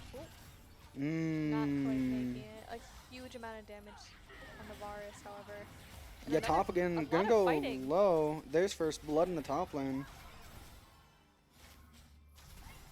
Overall, just kind of a mini bloodbath here. I was gonna say it did take until level 3, but like I said, that Vine to Mundo is gonna be a really hard matchup. A lot of poke from Zyra. Enryu, like I said. And there He's goes dead. the Ashe. Craftinator doesn't really know what to do, just walking back and forth, trying to blow the fire out. A lot of damage gonna come through here as well. I'm gonna send it through the portal. Ooh. Wow. This Roosevelt team absolutely showing why they pick these champions. Very comfortable so far. And just showing their aggression and their understanding of these champions. The angles that they're making for themselves are just insane here so far. Overall, across the board, it didn't, obviously, I know you can't like entirely coordinate it, but it almost felt coordinated from the side of RU. Just a fight in every single lane at the same time, just chipping down their entire team. Yeah, like I said, it's going to come down to a lot of early individual performances here for RU. They have to continue to build these leads and work towards fighting together in the mid game to really blow this game out, because the game is not over by any means at 4 minutes and 39 seconds. A lot of the gold on the Bard so far, like I said, the Grandmaster player here, picking up the Winged Moon Plate and the Cloth Armor. Zyra also getting a Lost Chapter. She's going to be pretty strong, has the mana. Neferi looking for potential play bot side, but Jarvan's also here looking for a lane gank. Potentially a bloodbath about to happen. We are going to see that the first Drake for the game is going to be a Mountain Drake. Big ward here. Zyra now knows, can relay this information to Neferi. Neferi either knows that they can look for a play to counter, or they can potentially even look to look in a different direction. Looking like they're going to walk mid. Couple of wards here. Sending up this early dragon. Jarvan back to clearing his crabs. Neferi asking for help. Going to get the way to rotate after he shoves that wave. Var should be getting a little bit of a clue about what's going on right now and relaying that information. However, MTU deciding to give this first Drake. Potato does not want to cancel a recall. Not sure if he quite had vision there or just suspected the back. I mean, again, 10 CS lead in the top lane and the jungle. 20, however, in the bot lane. Craftinator falling pretty far behind right now against this Zyra. These plant angles from Enryu. Again, gonna get the stun up. Potentially the stun as well. Ooh, an early Ooh. whale. Yeah, I mean, You're both ults from coming out here, both going to be chunked out. Looking to... Vi. Yeah, there it Nefiri is. following up. There's the Vi Nefiri ult like I was talking about. Gonna require the flash from Nefiri as well. Vi, early Dirk, looking what that... I'm curious about what they plan on building here. That doesn't necessarily help me, but it looks like it might be a pause. Well, Third one so far in this very short 7-minute game. could potentially be another monitor issue. I'm curious about what this Dirk pickaxe means for this Vi. If this is going to be a collector angle, if this is going back towards opportunity. I feel like it would be towards the opportunity here in this case. Yeah, I mean, I don't know. Like the crit is pretty Dying. good. Yeah, not quite gonna be able to get the damage out with the plans. Getting pretty low here, but seems confident enough. I can't see the summoner spells, so I can't tell what is up for Roosevelt. But feeling pretty safe. Jarvan on the top side of the map. No vision of that, however. They will see him crossing over into his chickens here in about 10-ish seconds. Other than that, Nefiri restarting her clear towards bot side. Gonna potentially see another mashup. However, Nefiri kind of behind on their rotation currently, although they are up CS. This Jarvan will be having his camps respawn quicker. Should hopefully help him gain a little bit of that CS back. I will say, this poor Mundo, knowing that Mundo's early game is weak, is just having to let the wave push into him so that he can safely farm and slowly Yeah. scale. But he is going to start getting proxied by the Vi. Yeah, I mean, I don't know if Mundo necessarily cares. I mean, he's not really on a spike yet. He doesn't really have Yeah. the super health regen, but he does have a reju bead. And ooh, Potato gonna look for a stun here as well. Not quite finding the timing. Sunless gonna get chunked out, but live here. Ult is up if they do get too aggressive underneath that tower. 3 bot. Zara has to play a little safe here, but Jarvan not entertaining the play. Vi looking for early top river control, looking to grab the scuttle real quick, and then potentially do those grubs. Jarvan sprinting out to this bot side. Maybe making a play on this Hui, who's overextended still into... oh, I guess the Vi is the top laner, right? They wouldn't go start the grubs. Nefiri, on the other hand, matching sides still with this Jarvan in the bot lane. They might meet here in the river. Hui ult coming out. Could be a Nefiri ult as well. Can't quite find it. Doesn't want to engage without his... He used his W there to dodge something from Jarvan, so not wanting to commit his own ultimate underneath the tower and potentially giving that trade back over to the Varus, deciding to just go invade the top side instead.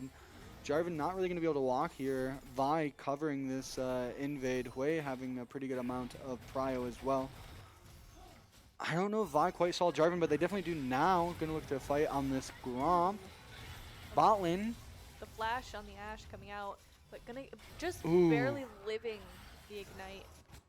Yeah, a lot of chunk damage out. Potentially another dive on this mid laner, though. It's so low barrier used. Dive on this bot lane as well. Sunless dead to loose Leswin. Ashe ult does come out. Shaq trying to play his life here. It's really hard and is going to fall. Ashe just going to take the recall as well. Can't really walk up to the wave. Yeah, I mean, again, this is just Roosevelt absolutely picking apart the side of MTU on strictly just a micro level. Not saying that they're playing poor macro-wise. They're moving around the map extremely well. And trying to really force this lead in the jungle, like you said. Nefiri up 30 CS, has a kill on the Jarvan.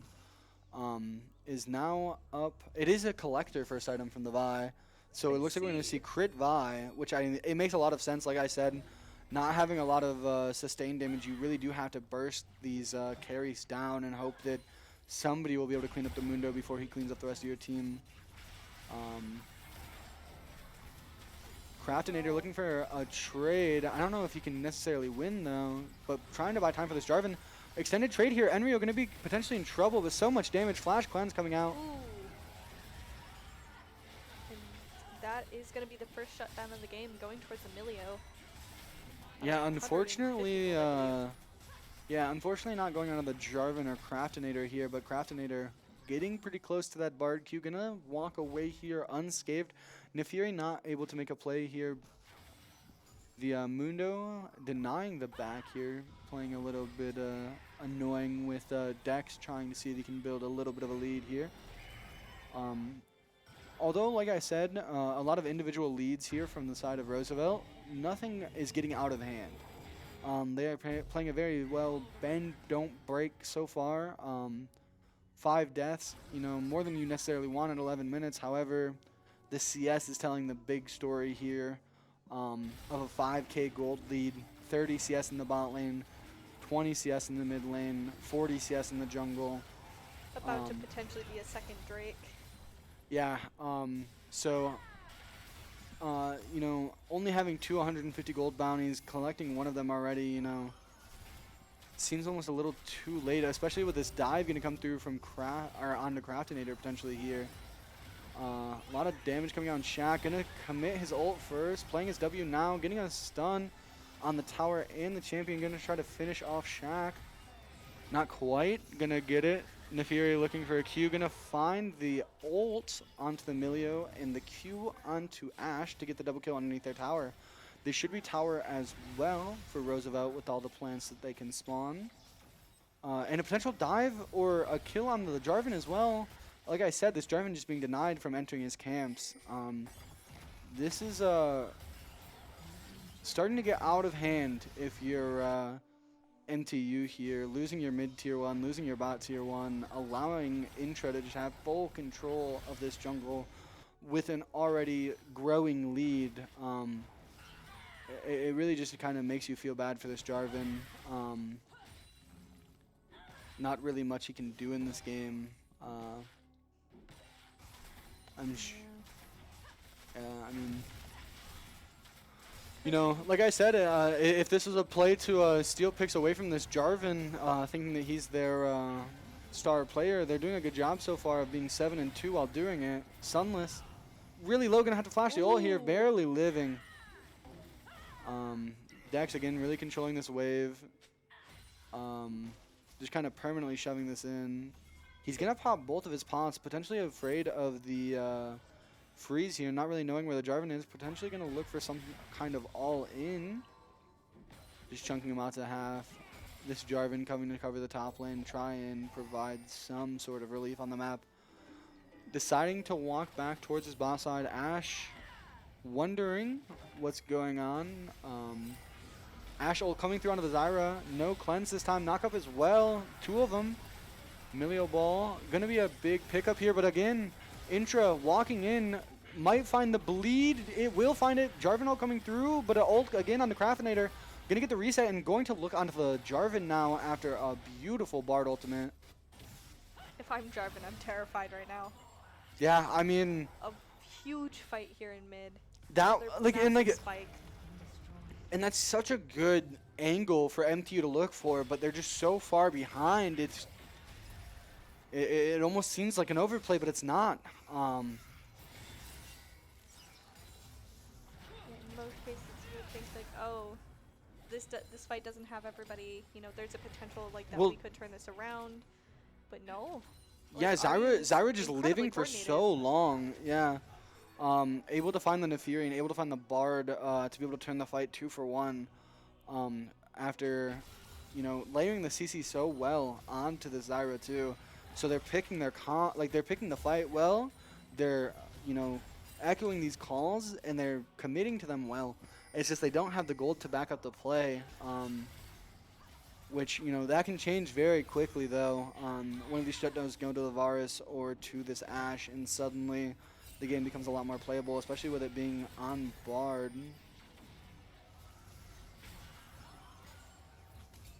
And we are going to see a pretty heavy grip up here in mid. Yeah, Jarvan Potato just having a absolutely recall. abusing this Jarvan. Yeah. getting a lot of poke on this Jarvan, trying to reclaim some control of his jungle. Craftinator having to flash, looking for a play, but you know, after just using a flash, Dex says thank you very much. Dex also not going to take the portal though, going to fall. The double Nefiri ult, going to find the Jarvan as well. Mundo potentially in trouble here, has his tower to run back to. Varus ult will miss, a lot of damage coming out onto the Varus in return. A potential kill angle bot lane as well, finds the top kill, could be a QW here, has his passive up, looking for a QQ maybe? EQ going to miss, QQ gonna land, has those upgraded boots, will stop the passive from killing him. But very low here, Milio running out to try and save him. Ash or Arrow not going to land. Long cooldown, now down. Nefiri just smacking away on this Herald while this is all going on. Zyra going to take a reset onto the map. Top lane tower going to fall.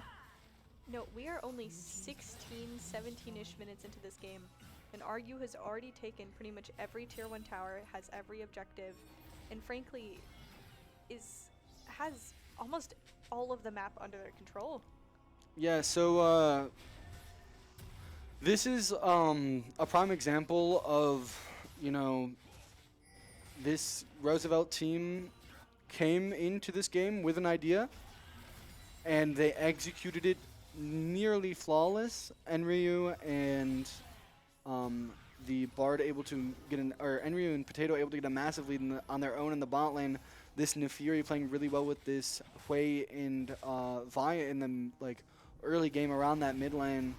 And every objective just kind of falling now just because they can't really contest anything, have to save up this gold and look for like a 2 to 3 item fight, but it's just so hard. Potato gonna find the stun. Nefiri ult coming through. Craftinator very low, gonna fall to the second Q from Intra. Nothing that Shaq can even do there. Ult coming out. Jarvan looking for a trade, but Potato here. A lot of damage coming out. Jarvan's just gonna fall. Music Labs, you know, gonna have his passive procced here. Potato saying, I will walk you down, Mundo. I can also go where I please. Sunless gonna be able to dodge, gonna get an ult return of his own. Fear gonna come through, gonna cancel the Q here, gonna look for an E to get the trade out. Trying to restack this passive. Leswin walking away, gonna get the Fear off again, gonna live as well. No Q coming through from the side of Varus. A lot of pressure here in the mid lane. Yet that Mundo is still just kind of wandering in the top jungle, maybe looking for that Vi that they saw previously. Well, RU seems to now be grouping up, looking for maybe a reset. I was gonna say the only thing RU haven't quite done so far is match these waves with the mid and the top lane here. If they were able to do that and have these waves crashing at the same time, it's a little bit harder just because that mid lane tier 2 is gone.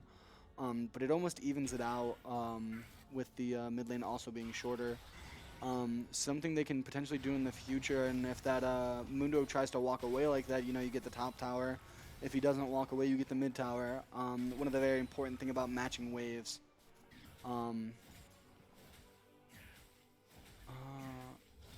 Hui gonna be spotted here, but still gonna get this. Ult is going to land. Ash Arrow not gonna land. That's a lot of damage coming out on Lavaris. Gonna be just under half health. Music Labs trying to buy space for his team to walk in here to deny this bot wave shove, but not going to be able to find it. Ward going to come out. Ash going to try to hit it a few times. Gets the Ward to about half health. Sunless with Music Labs down here trying to hold some control of this bot lane. Vi trying to find a pick here. Sees 3 people. Decides to back off. If you're going to drop the Herald top lane, potentially look for 2 towers. A big ult. Flash coming through. I mean, such a good Bard ult over the top as well to get Craftinator and Shaq. Music kind of caught out, having to use his W and just walk away here. No ult committed. Gonna try to stop these 2 waves. Potentially looking for a mid-lane tower. Mid. Yeah, Intra gonna look now onto Dex. Wow, Dex gonna find the kill. Gonna look for a second ult. Finding a lot of damage on the Craftinator. Jarvan coming back through. Gonna be found. Nothing so far. Wow. So far, it is a absolute shutdown. So many health bars falling there, but nobody dying on the side of Roosevelt. 21-3 game 1. I think they came into this game with a plan. This should They be it. clearly did. Right. I am You know, as much sorry. I was gonna say, I didn't understand it, but there was something here. They okay. Listen, I think that I cook sometimes. This was cooking. They were in the kitchen. Yeah. You know, as the Jesus. team that plays Orange Jungle and picks along those lines, seeing comps like this makes me extremely happy. And I can't wait to go conversate with Yeah. some of these guys I after wanna- the game, after the series. I kind of want to see what they're potentially cooking up. I want to see if I can, maybe make a couple suggestions their way. See some Yeah. content that I would want to see. I'm very biased towards certain champions, and I love to try and convince people to play certain things. Like today, I've managed to influence multiple teams to do stuff today, and I'm very happy about it. So this is my next endeavor. Yeah, as you should be. Yeah, I mean, almost a flawless game from Roosevelt. 3 deaths. I don't think an objective or a tower fell from their side. Yeah, Um, incredibly impressive overall. MTU, yeah, I was going to say MTU has to go back to the drawing board, has to look for something different in game 2, a different look, something to spice things up, throw this Roosevelt team off their toes. I will say, despite that, it was pretty well fought. Yeah, no, like there was a lot of really well done plays there by MTU as well. Yeah, the biggest thing is like I said, the individual play led into a mid game that was almost unplayable for the side of MTU, so they couldn't really look to team fight super well. Seemed pretty discombobulated, but they were still making plays and they were still making good calls. Just didn't quite have the gold to capitalize on the plays that they were making. Yep. Once that gap was created, it just kept getting bigger. It just kind of was a lot harder for them to get into that late game where they could potentially turn things around. Yeah, the Varus and the Ashe never really got that time to scale. Jarvan and Mundo never really as well, not getting to their spikes and finding a way to frontline for this team. Like I said, if Roosevelt's able to get to that objective first, it's going to be really hard for them Yeah. to walk in, and they just couldn't. I think Um, MTU is going to have to look for their own potential early game plan to kind of respond to this in their Yeah. next draft. But I mean, at the speed that Roosevelt was playing, like you said, it was 16 minutes, and they had 3 dragons, a Rift Herald, Grubs, and he was up, I think, 40 Over- farm. So like, was there also, wasn't like, a what, wasted a second. 6K? There was Yeah. a 6K gold gap. 6K gold lead at I think 9 minutes. Yeah, it was a lot of individual performances there from the side of Roosevelt to bring them into a mid game where they were able to just dominate and win the game pretty early. Like I said, very excited to see what comes out in game 2. Not quite sure what we're doing draft wise. I know it is fearless. I don't know if we're gonna go straight into game 2 or if they plan on taking a break in between. I think usually most teams kind of like to take a 5-minute break in between just to like use the bathroom, talk about what they want to do next, what went well, what didn't go well. Just kind of have that break. I guess we'll see. We'll try to check in, kind of get an update here, and we'll go from there. Yeah. Prod, any word? Just to see if maybe to us, you guys can't hear it, but to us, it's the voice of God. Yeah. Very much so. Our very own Rost, if you will. Hey. Except not crazy. Well, speak for yourself. Yeah, no, but I mean, it's going to take a lot for MTU to overcome the deficit that they faced in that first game. Not saying it's impossible and not saying that this MTU team can't do it. I truly believe that they can. I really do want to see them come out in game 2, fire on all cylinders. See Music Lab kind of get a lead. He played really well in that first series against Wayne. I think their jungler has a lot to show still. Played really well through that game, but couldn't really find a lead or, find an impact on the map that he was hoping for. And it's going to take a lot, especially from bot lane. That's kind of where I noticed it started falling apart first. A getting lot those of really early fights overall. the trades were just absolutely immaculate, and MTU just wasn't really respecting the two champions they were playing against, and they got punished quite a bit for it in the early game. And so I think going into game two, if they respect the picks that Roosevelt throws in front of them, doesn't matter what they look like, as long as they respect the players. I think this will be another really good game. I think they did, like I said, a really good job of bending and not breaking in that first game. It just kind of, like I said, you can only bend so far before you do break, and not quite able to get that slingshot back up. But any picks that you're interested to see now that we've seen kind of a smorgasbord in game one? Well, I'm a very biased person towards certain champions, and I also like to have a lot of fun with certain role picks. I want to see a Zehen pick. I think Yeah. my number one is going to be the Zehen. He's new. He's really combat heavy. I think that, especially if RU manages to get the Zehen Yeah. pick, I think it would be very powerful.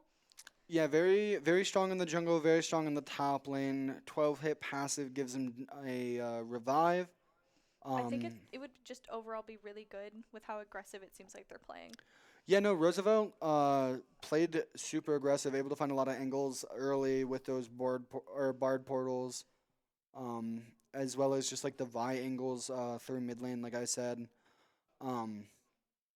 Really important for MTU to get good vision control. Really make sure they're maintaining these new ward. Do you know what they're called? The Phalites. Phalites, yes. The new Phalites that we have with the season change. It allows you to get a lot more vision without necessarily having to face check nearly as much. So those, along with some blue wards, allow you to, retake control of your jungle without having to face check the entire thing, which, allows you to get back into games a lot easier. You can, if you are able to place vision correctly and play around that vision, even if you are behind, you can still look to make some, snap plays and quick decisions. You just have to be able to execute it before Roosevelt gets time to respond. Because like we saw in the mid lane play after the Ashe arrow, it was an Ashe arrow into Jarvan knockup into Milio boot, but it just didn't matter. She was able to live long enough to get her own ultimate off the Zyra, knocking up two, and Nafira able to come in over the top and get two of her own after losing the Zyra. So, like I said, individual performances have to be a little bit better just so they can contest these team fights against Roosevelt in the mid game. Do you have anything else you would like to add about that? I guess if anything, they're either going to have to, in my thought process here, is they're either going to have to try and match with their own early game in an attempt to get a one-up on RU, or they're going to have to try and play even safer than they were before. Because with their comp, it's like there was nothing wrong with their comp by any means. Yeah, no, they had a really good comp. But knowing how aggressive they're playing and how many like tower dives, for example, we saw like dive after dive basically, especially in bot lane. I feel like centering your picks, especially like let's say the support pick, to kind of be anti to something like that, I think would be beneficial. Yeah, I wonder if we'll especially see if the they're expecting something similar to that Neferi jungle pick. I don't remember seeing a Braum ban in game one. I wonder if we'll see a I Braum don't games think there was. from might. MTU here. I know he played it quite a bit in warm-ups and throughout the first series. So Fix this headset. I'm kind of curious to see if that comes back out. Like you said, play around that little bit of safety that they can have in these dives. Yeah. The Ashe Braum pick not going to be here. But still a lot of really good champs for Braum. Yunara still up. You can play it with. You can play it with anything. If they- Sivir, another really good pick for it. Yeah, if they want to go towards like the enchanter route again, they could go with something like the Janna. Yeah, Janna which would be really Pretty good. good disengage. There was a Poppy ban. So Yeah. I don't know if we're gonna see that again, but Poppy is also a very good choice to kind of like separate at least one person out from that team fight and do a lot of like. Poppy is a really good flex Yeah. pick as well. Can we play top, mid, or jungle pretty respectably? And obviously, Roosevelt does not shy away from playing things off meta or off role. with the Vi top and the Zyra APC. Yeah, I'm expecting to get completely shocked again potentially by the draft. I want to be, frankly. I mean, I thought would that be was shocked if really we see a interesting. normal draft. So Yeah, I think I'm going to be that's fair. shocked no matter what happens here so far. It's just been a very odd day of League of Legends. Yeah. Oh, and we are into the draft now. So we get to kind of see what the thought process is here. It looks like RU is going to be red side again. Yeah. So MTU selecting to be blue side this game. I don't know if they won the coin toss game one or not, but must have saw something they liked on that blue side. Passing draft priority around. All right. We are going to go ahead and get into this. Just says that we're waiting on RU to Yeah, ready up here. I was gonna say MTU spamming. They're ready. They're like, we're ready. We got you this time. We're Yeah, confident. I mean, hey, you gotta love the confidence, nothing less. You know, from this team, if you're an MTU fan, nothing less. If you're a fan of League of Legends, and nothing less if you're a fan of GLIAC. Amazing series so far we've had this weekend.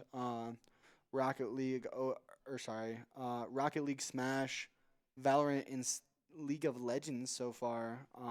Championships will be held tomorrow. So come out and support us again tomorrow, please. Starts at 9 again. I'm not sure when. I mean, it'll end I when believe the finals end. But I believe the scheduled end time still is 7 p.m. tomorrow. It's between 5 and 7. I believe. right. That's like the estimation here. So 2 full days of GLIAC content as Nyla going to be the first ban out again from MTU here. Again, I think with a Nyla ban, they're looking to play like a hyper carry of some sorts. You know, around that Sivir, around that Jinx, around potentially even Caitlyn, Ashe being down. Like you said, maybe a Draven pick. Maybe we get to see Draven Nautilus this game. Maybe it'll even be from the side of Roosevelt. Like I said, seeing a normal comp from them would surprise me. Again, Ori and Bessa locking in from the side of Roosevelt. So same band so far. Pretty Much. common. Just swapping the order on the side of MTU here. I was gonna say pretty common. There we go. First We're gonna see ban a that has been Shen different. ban. Roosevelt being denied for the side of RU. I wonder if that's a support pick for them, because that seems like something their support Maybe. would play around I that just think Bard, it's around an that interesting Shen. choice to pick Poppy Shen of all again. characters.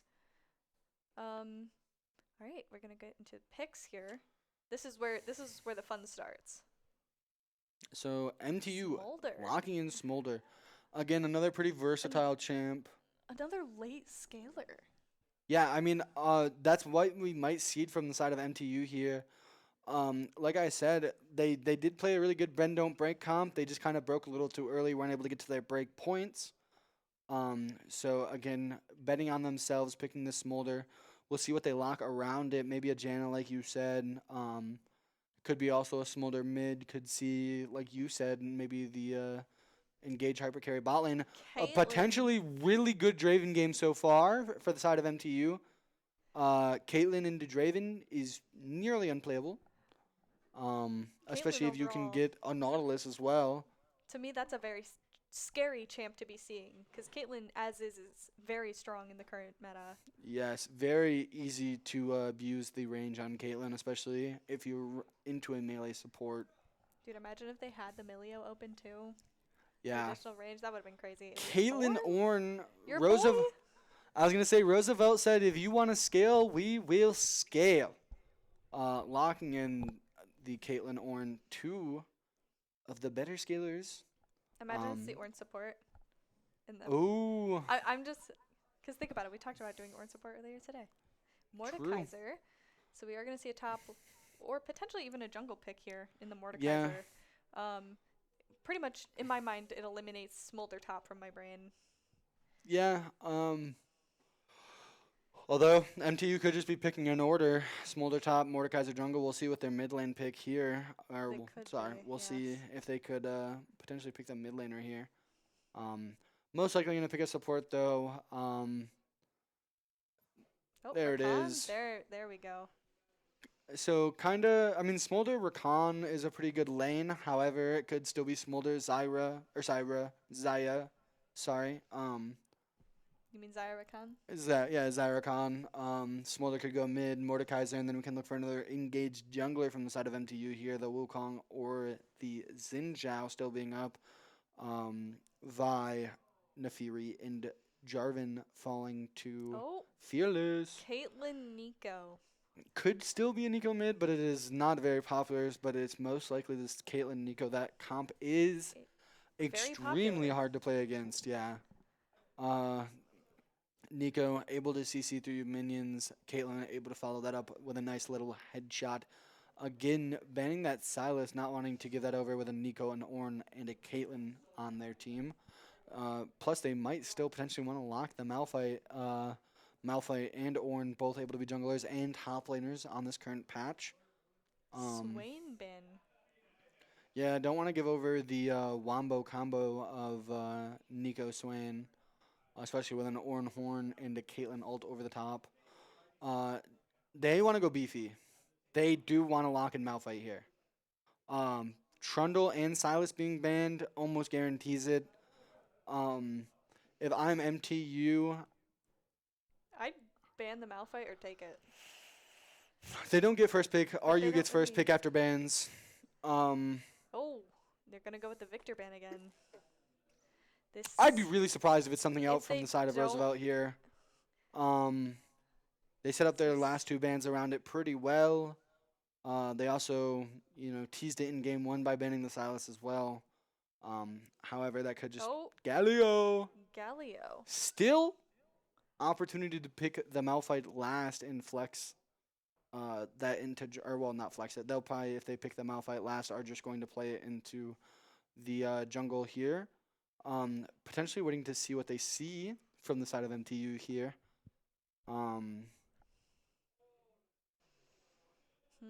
I'm very curious at this Protect the Caitlyn comp.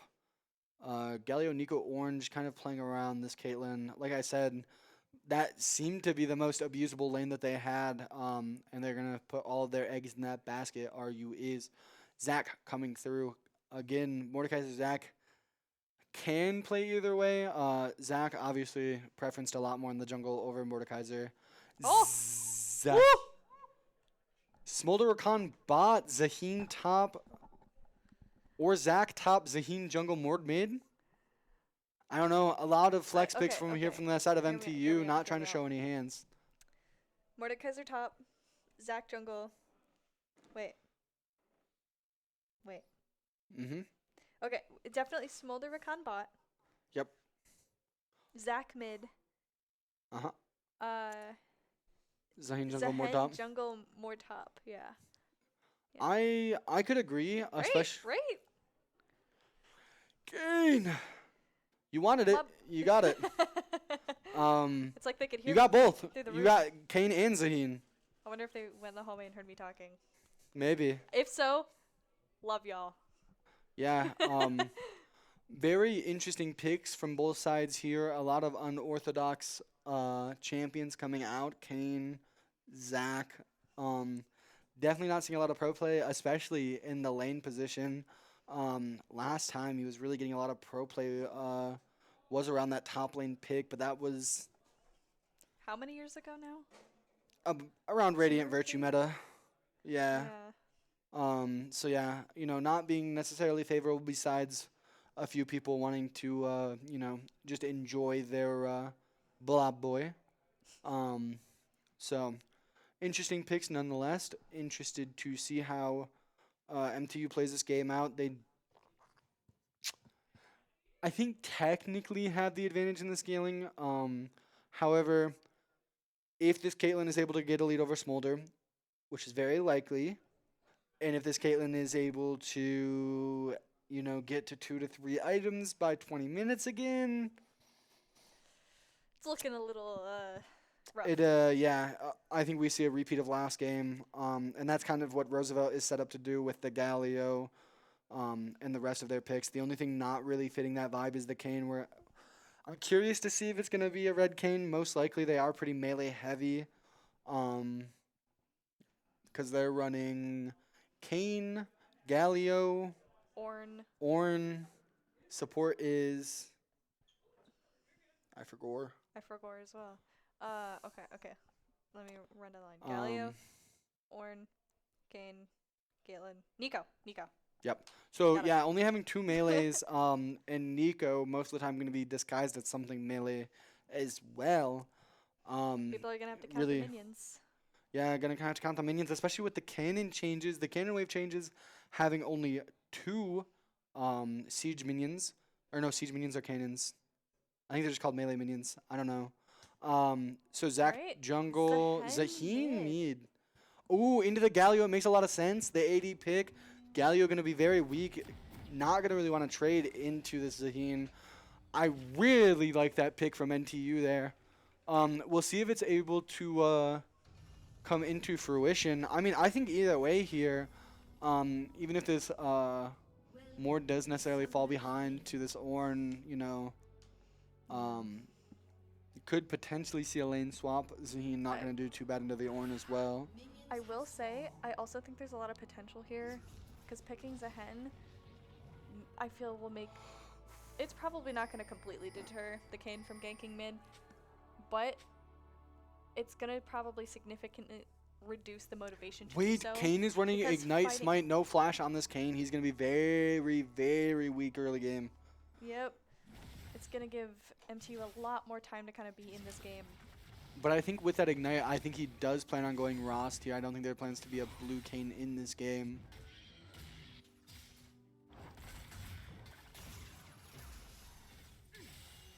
A lot I of mean, early Potato and damage Enryu there. playing around these bushes super well, trying to get these headshots out onto the Smolder. A lot of damage, a lot of poke coming through. Already almost to about a third of his HP, or 2/3 of his HP bar, sorry. Sunless, again, getting this trade. Pretty decent trade. Wave is going to be on his side of the map. Going to be pretty rough for this Galio to walk up here for a second. A lot of poke, again, still coming through to Crashinator. Having to pop his pot already. Galio trying to return the trade with his W. Not going to quite find it. Deck's going to get poked out with the Q here from Mordekaiser. Music Labs getting level 2 first. Looking to trade. Orange just going to disengage down about 4 farm. Playing this early game about how you expect it. However, once Orange starts to get a little bit of health, that Brittle will hurt. Overall, just a lot of fighting already. Yeah, there's the Ornn knockup I was talking about. Ooh. Are we going to see a first blood? Maybe? Okay, I Not jinxed it. enough stacks, not worth the flash from the Zaheen here. Dax getting shoved in. Kane not on his side of the map. Just going to have to try to, farm this, not get poked out too much. Less when trying to get a little bit of damage back onto the Zaheen so he doesn't feel as confident looking for this play. Just going to recall and TP back, potentially going to cancel it. This Kane in between his blue and his Grom, looking to finish this clear towards bot side. Zac following the same pathing. Ooh. Oh, really big told play you. here. Wow, what a play from the mid laner of RU. Kane using Ignite? Ooh. Or no, I think just again pinging that Kane has the Ignite, telling maybe Zaheen that he should play a little bit safe. MTU is playing a lot more aggressive than they were in the last game. I will Yeah. say it is making a difference. Yeah, playing a lot more confidently, but still, I mean, Craftinator getting punished pretty hard so far. But the Zac, losing Scuttle, mid laner losing Prio, double Scuttle this game. I don't know if we saw it last game. I think I don't know. the Jarvan was able to pick one of the Scuttles up, but not going to be this case this game. Currently As just like I said, a lot barely of these, on gold. I was going to say a lot of these individual plays coming back again, especially in this Caitlyn lane. But Intra looking to make a difference in the top lane. Ignite going to go down. Music Labs are going to be able to walk it out here. Going to look to reset TP. Galio starting to win these trades with just that. But Galio going to find first blood. Craftinator potentially going to go down as well. One more auto from the Caitlyn. Not quite able to find it. Going to take the E there. Not give the opportunity for the W. Flash going to come away from Craftinator here. Good call. Potato playing super aggressive, trying to play around this heal shack. But Potato gonna look to stop the back. Not quite gonna be able to find it. Gonna get it knocked up, but not gonna really take a lot of damage in return. However, is going to trade back on Shaq. Shaq just gonna probably go recall with his ADC here. We'll let that wave push into them. Just kidding. It's slow pushing into RU. Yeah, good luck. Have fun bot lane. Down 20 CS and you can't touch the wave. I mean,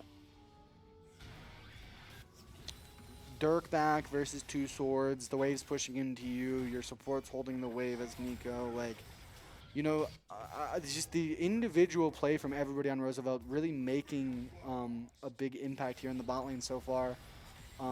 Almost 1,000 gold lead through 5 minutes just off of farm alone, as only 1 kill has gone through for this Galio. Ooh, we are gonna Potato see getting chunked super low. Zach gonna potentially look for the Q, not able to find the flash Q onto Enrio. Enrio wants to walk this out now. No Kane yet, but trying to get a trade, potentially deny this wave from crashing and hopefully look for a play with Kane maybe. Trying to maybe chunk out before the dragon. I'm not really sure. Kane is As the gonna start Caitlyn is just going to recalling. recall. Yeah, Oh, I was never going to mind. say. He's gonna go ahead and walk up towards the pit. Zach kind of looking to grab Krugs here before. I think Zach maybe just trying to get a little bit of making a commitment health. to drag. Yeah, because that Smolder is pretty low, so trying to go for drag in this current moment is not the most advantageous. Yeah, mid lane prio in the Kane favor is of committing. RU. Yeah, I mean, Galio rotating here as well. A lot of movement from the side of RU. Gonna probably be able to pick this up quite easily. However, Zach may be caught out here if they are able to find a look here. He might just be looking for a smite fly through. Not gonna find it. Gonna get knocked up. Going to get rooted. Gonna have to lose his passive here and probably his life as well. Smolder gonna be able to try and look for a shove and reset for the life of his jungler. You know, I think Jumping in with it to me kind of it seems like a misplay. It was too yeah, late. it seems like a little bit of a desperation play. Maybe a little bit frustrated with the way game one went, trying to make sure that he can have that impact in the second That game. Caitlyn But is 1 HP. yeah, Oh, not really anymore. unfortunate. Yeah, level up gonna come through. But I mean, it's almost a 30 CS lead already here in the bot lane. That chunk's going to quite hurt.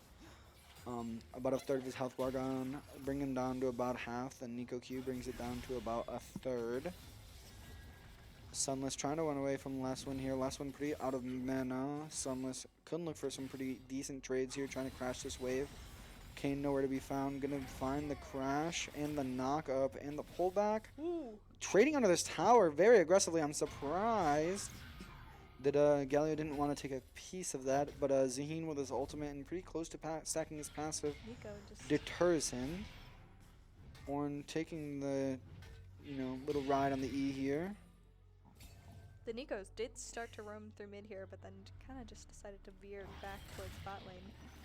Turning into the Caitlyn, who's already in land, so Yeah, I think it's just for the auto range on that ward. yeah.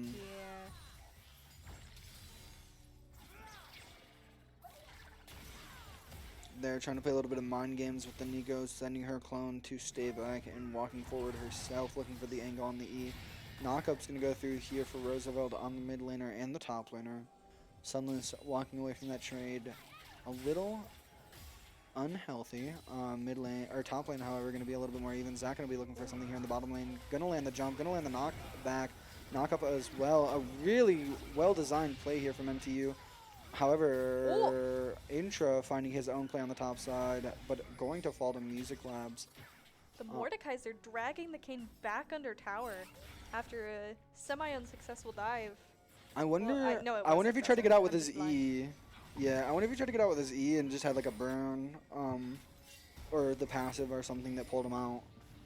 Well, I mean, because the Mordekaiser, he grabbed the Kane and Oh, ripped did him. he just yeah. eat him out? Okay. Yeah, he just eat him back under I tower, didn't saying, see no, the if play, I'm yeah. dying, you are coming with me. Yeah, I mean, really good play there from Music Labs. Way to play the dive out. This is a lot more of a competitive game. Seems like they're a lot more comfortable on these picks.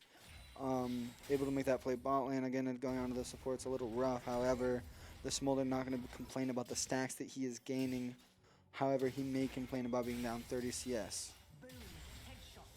I will say the As mid lane matchup is we- also a lot closer than it was in the previous games.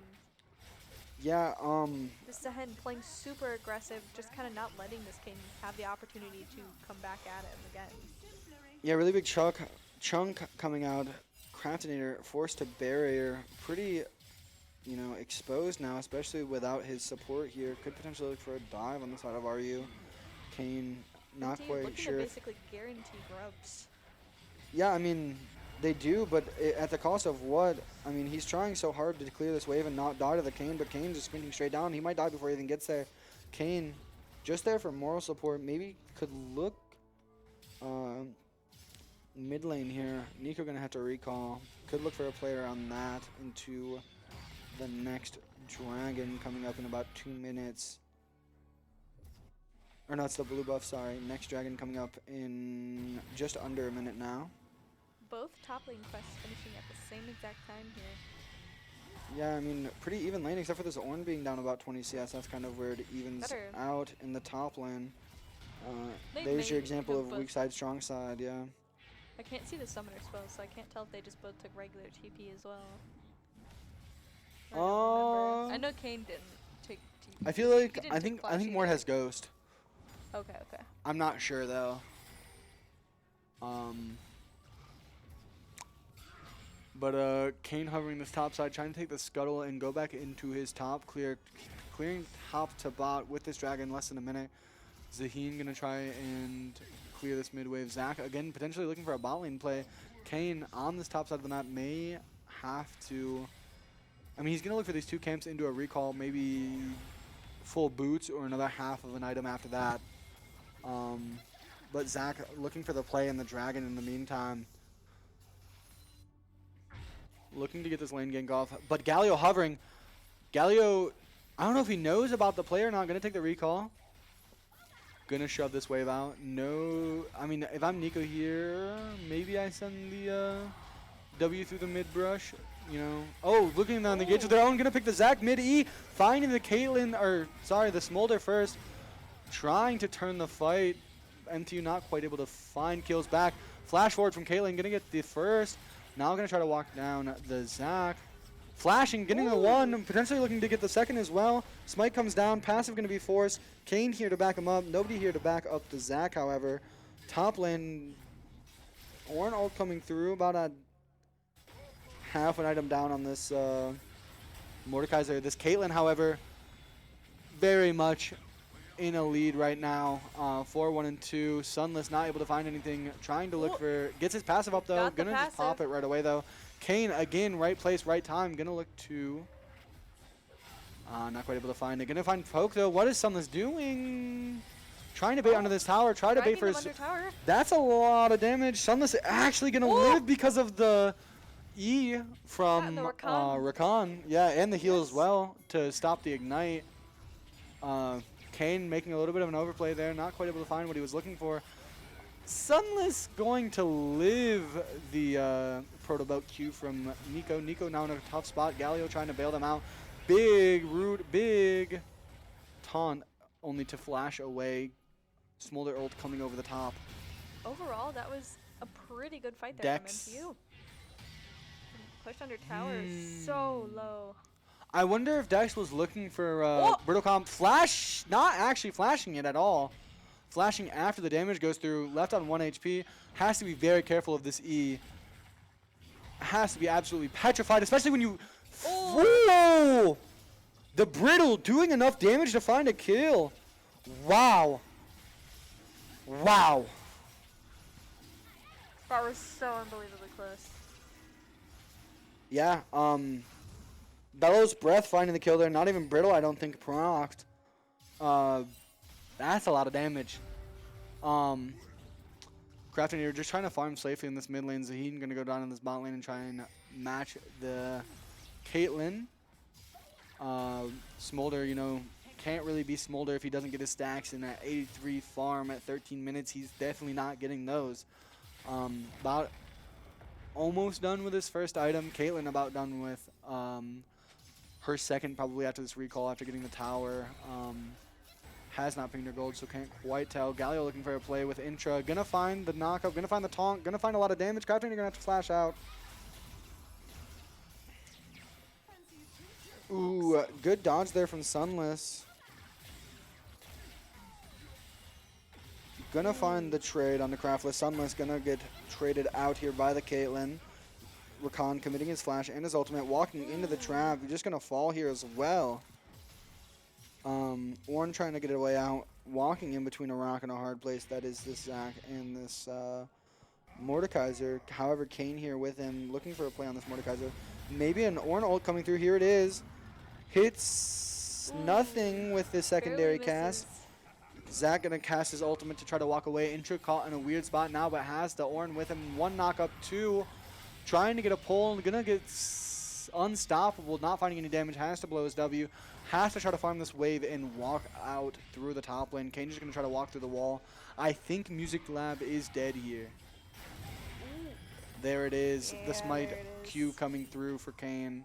Gonna be able to Kane collect is gonna that. get chunked to buy the tower though, meaning he does have the back. Yeah, Herald being up. Not could gonna be a be able to quite find it. protective Nico gonna find the root as well. A lot of damage coming through onto Sunless, but Sunless having time to proc his passive. Gonna deny the ult from Caitlyn, blocking the E, trying to play his life as well as possible. Not able to find the kill. Again, it seems like the plays are so good, but they just didn't quite play the early games well enough to, really look for these. Down 10 kills, down 8,000 gold again in this game. The plays coming through just kind of almost seemed too little too late, but the plays that they were making early game, they just couldn't quite convert. Are you just playing better? Music tabs, no, and the Zac here trying to find a trade, but Galio again just here, the Zac gonna fall. I mean, Potato though, gonna fall to Music tab surely here. Gonna find the knockup, gonna find the root, gonna find his death. Pulling the Caitlyn. Potential ult, no ult up. Caitlyn gonna find her 8th kill of the game, 2 items. No boots. However, I don't know if she necessarily cares. Like I said, will this is say- exactly what Roosevelt wanted, and this is exactly what they're gonna get. This is also what we warned about. I mean, That's Caitlyn for you. look at the Smolder. I mean, he's at 100 farm. He can't really do anything in the game. The Zac can't walk into his own jungle. The Mordekaiser's falling. The Ziheen, the counter pick of the game. 0-3-1. It's just you have everything but can do nothing here as the side of MTU. Really just feels bad, I guess. But this Roosevelt team really good. Looking for a pick on the Intra. Intra caught on the wrong side of the map here, getting ran down by 4 people, but gonna get knocked up twice. But now it's the Smolder who's caught out. Craftinator gonna fall. Mordekaiser in a weird spot on 3 people. Caitlyn ult Intra range playing on- his life really well so far. Ornn gonna come through. I don't think Intra dies here. I think this is another fight that Roosevelt just outplays. I'm speechless. Yeah. This Roosevelt team is playing so insanely well together. They're playing around these cooldowns so well. They're playing as a team, and they are dominating. The coordination is genuinely insane. Yeah, no waste of time on the map ever. 2 dragons so far. One set of grubs, no Herald. But again, look at the work on the map. Bot lane tier 1, mid lane tier 1, tier 2. Top lane tier 2, or top lane tier 1 still standing, but I mean, It's low. so much gold, 11,000. It's going to be a rough ride for MTU here as they coast the rest of this game out. MTU is gonna really have to either play it safe and just try to slowly get Sunless that trying Smolder to up buy a speed, play for the Zac. or Does he get his passive up? Oh. Another knock up. A lot of abilities coming out. The passive is Last one up. trying to flash. Galio is low. He can't quite find the ult angle. Gets the... Oh!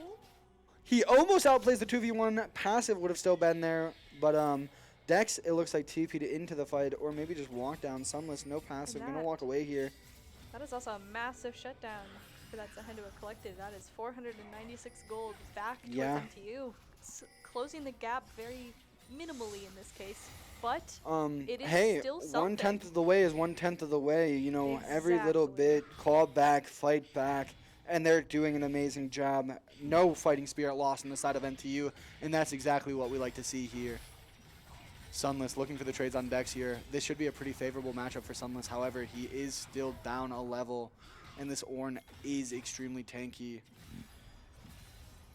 at 1-0-6. Not going to quite able to find anything. Music Tabs looking to get this tower, but Intra, again, kind of caught in a weird spot here, but nobody this time to bail him out. Dragon being taken by his team. I think he's just trying to buy time. Flash coming out from Craftinator, trying to play his life as much as he possibly can. Herald randomly coming through here. A lot of health. A Galio ult. Zach having to flash. Was going to get caught there, but now it's Music Tabs getting ran back. Dex wants a piece of something. Not going to find anything. Zach could potentially have to trade the fight here. You know, this Zaheen just wailing away on this bottom tower. Zach having to, you know, kind of forfeit the rest of his top tower. Zaheen going to be able to get the tower. Now at about a third of his health, half now. Big chunk coming out from Ornn. Ornn going to have to run away, though. He does not win this extended trade. Such a big shield from that TP, though. Kane now wanting to look for that Baron potentially with the Zaheen being bot lane and with all of that Prio being had in the mid and the top lane. Top tier 1 about to fall. We are also going to see Shelly Oh, walking towards hey. mid. Or What a not mid, weird top. herald. I don't know why I said mid. Yeah, did you see they released it in the jungle? Yeah, I think they were trying to blue ward or something. I don't know who quite had it or what quite happened. That or they might have just honestly thrown it to be like, here's another body. Go. Right. Save the kid. And I mean, to be fair, the strat did work. Yeah, I And mean, regardless of Shelly, they were able to get a massive Sunless there by trying to taking get that past turret. Intra, but Intra just not Ooh. letting him. The Zach showing up just a little bit too late here. And Ryu looking for a trade. Intra going to follow it up. The Smolder trying to get a slow, but I don't think that deters anybody. He's going to take a headshot this time. Half of his health is gone off 2 autos from Caitlyn. Music Tab's now running for his life.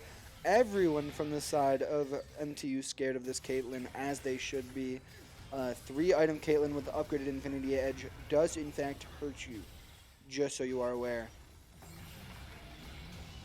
Music Tab's going to get pulled back on Dex. Dex not a really small caring. amount. Yeah, no, like I said, that's more 2. of just don't blink. That Yeah, I that mean- is what that means. I mean, yeah, especially if this is a collector here or something along those lines. This She last already crit asked item. Collector. Oh, you're right. We're already there. I wonder what 4th item this Caitlyn goes then. It's a I'm not crit sure. item. Maybe it's shield bow with the Zach Zaheen dive. It's like she's 8-1, so shield bow. Maybe RFC just to get those extra headshot autos off. Q sideways. W gonna land. Big Massive knock up on the eco music ult. tabs. 2 deaths for the side of MTU there. Craftinator gonna try to live and, you know, clear this wave and deny the end. Sunless and this Zach walking towards a top tier 2. Ult gonna come out onto the Smolder. Gonna find it. Nico trying to make sure that Zach can't get back to his base so that they can take as much as possible. Leswin doing the same thing, just stopping these recalls so that they can end the game. Galio ulting to his team, saying this game is over when I say it's over. Roosevelt with a very dominant 2-game series against MTU here. Game's not over yet. Nexus hasn't fallen, and there it is. Oh man. yeah. Spoke too soon. But yeah, no, a very dominant 2-game series from Roosevelt here. Pretty surprising. This MTU team is a great team. They showed up and put their hearts into this, and they will now play the winner of GVSU and Davenport. Or would they play the They would loser? play They would play the MTU loser for would play third. the loser. Yeah, for 3rd place tomorrow. Roosevelt Right? would play the winner. Yes. Yep. I'm not sure if that series is over. As we can see here, the teams congratulating each other on finishing day 1 of GLIAC. 1-1 for MTU and 1-0 for Roosevelt. Just an absolute stomp overall. Yeah. I will say that MTU did have a pretty good start there. And they were Yeah, holding their own. It really just was, again, about trying to maintain that early game lead, but they couldn't really finish anything. And Yeah. I think that's kind of what led them to being in a very similar situation to the other game. Yeah, and it kind of came down to a lot of situations where it was just 1 auto away for the side of MTU. And in a lot of those fights, you wish you could just have those back, whether it's an ability you missed, an auto you canceled, misclicking, so you don't quite get there to even get the auto. You know, if you're MTU, you might try to pick away at this game, but I think you should keep your heads held high. Look forward tomorrow. Look forward to the next play, and play with that same intensity. You guys are a great team, and you guys can continue to show us what you guys are made of. Very excited to see Roosevelt versus Davenport or Two powerhouse schools, GVSU. essentially. Yeah. GVSU has a really good team as well. Davenport, I haven't quite gotten to see play. Wayne State, a very respectable team as well. So yeah, no, a lot of great teams here for League of Legends. A lot of great teams here in general for all of our games. This has been a very great representation for GLIAC this year. Yeah. And overall, we are again very thankful for everybody coming out from very far distances. Yeah. From literally across the state in every direction, basically. Yeah. Some out of MTU state. Yeah, MTU.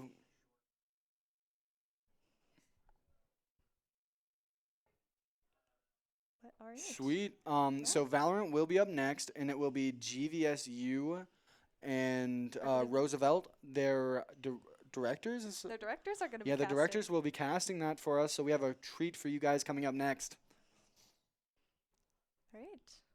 We will check in with the players, and we will go to a short intermission. Otherwise, stay tuned for Valorant.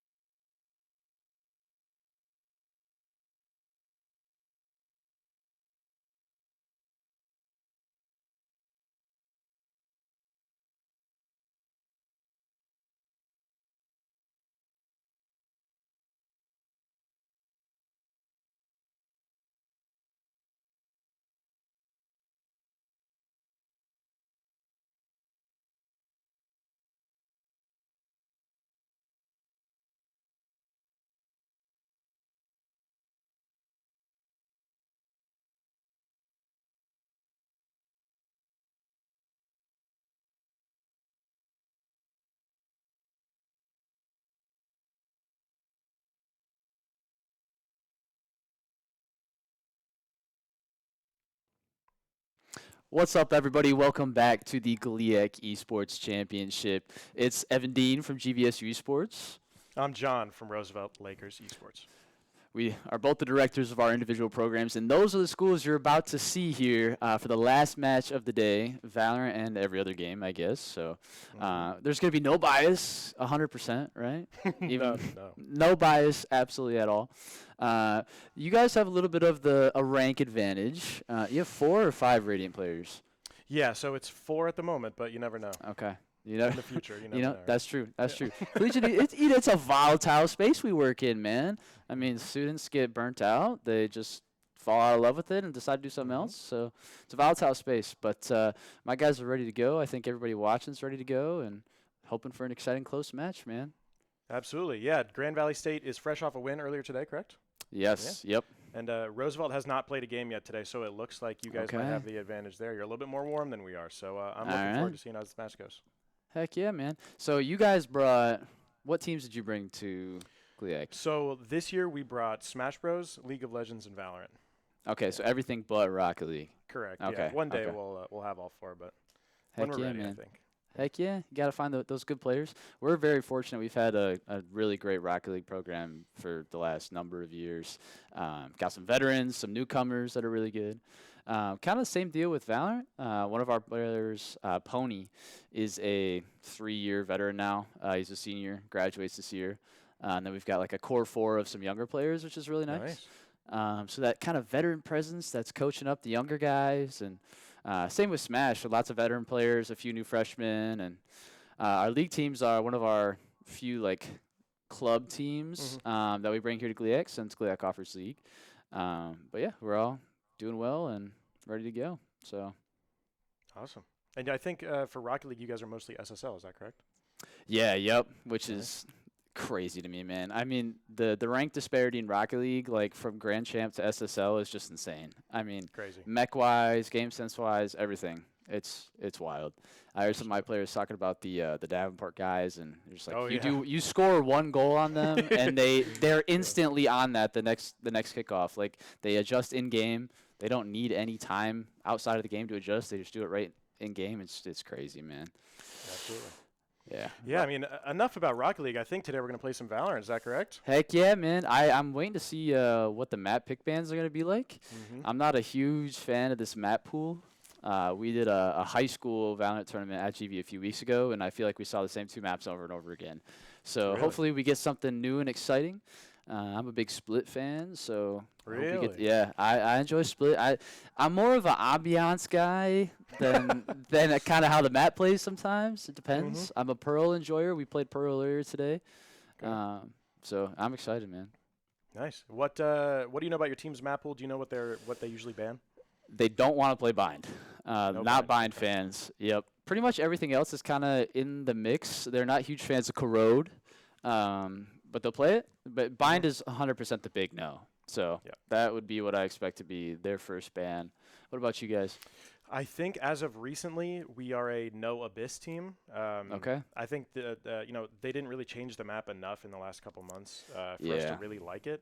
But yeah, other than that, I think we're kind of okay with playing anything. 100%, man.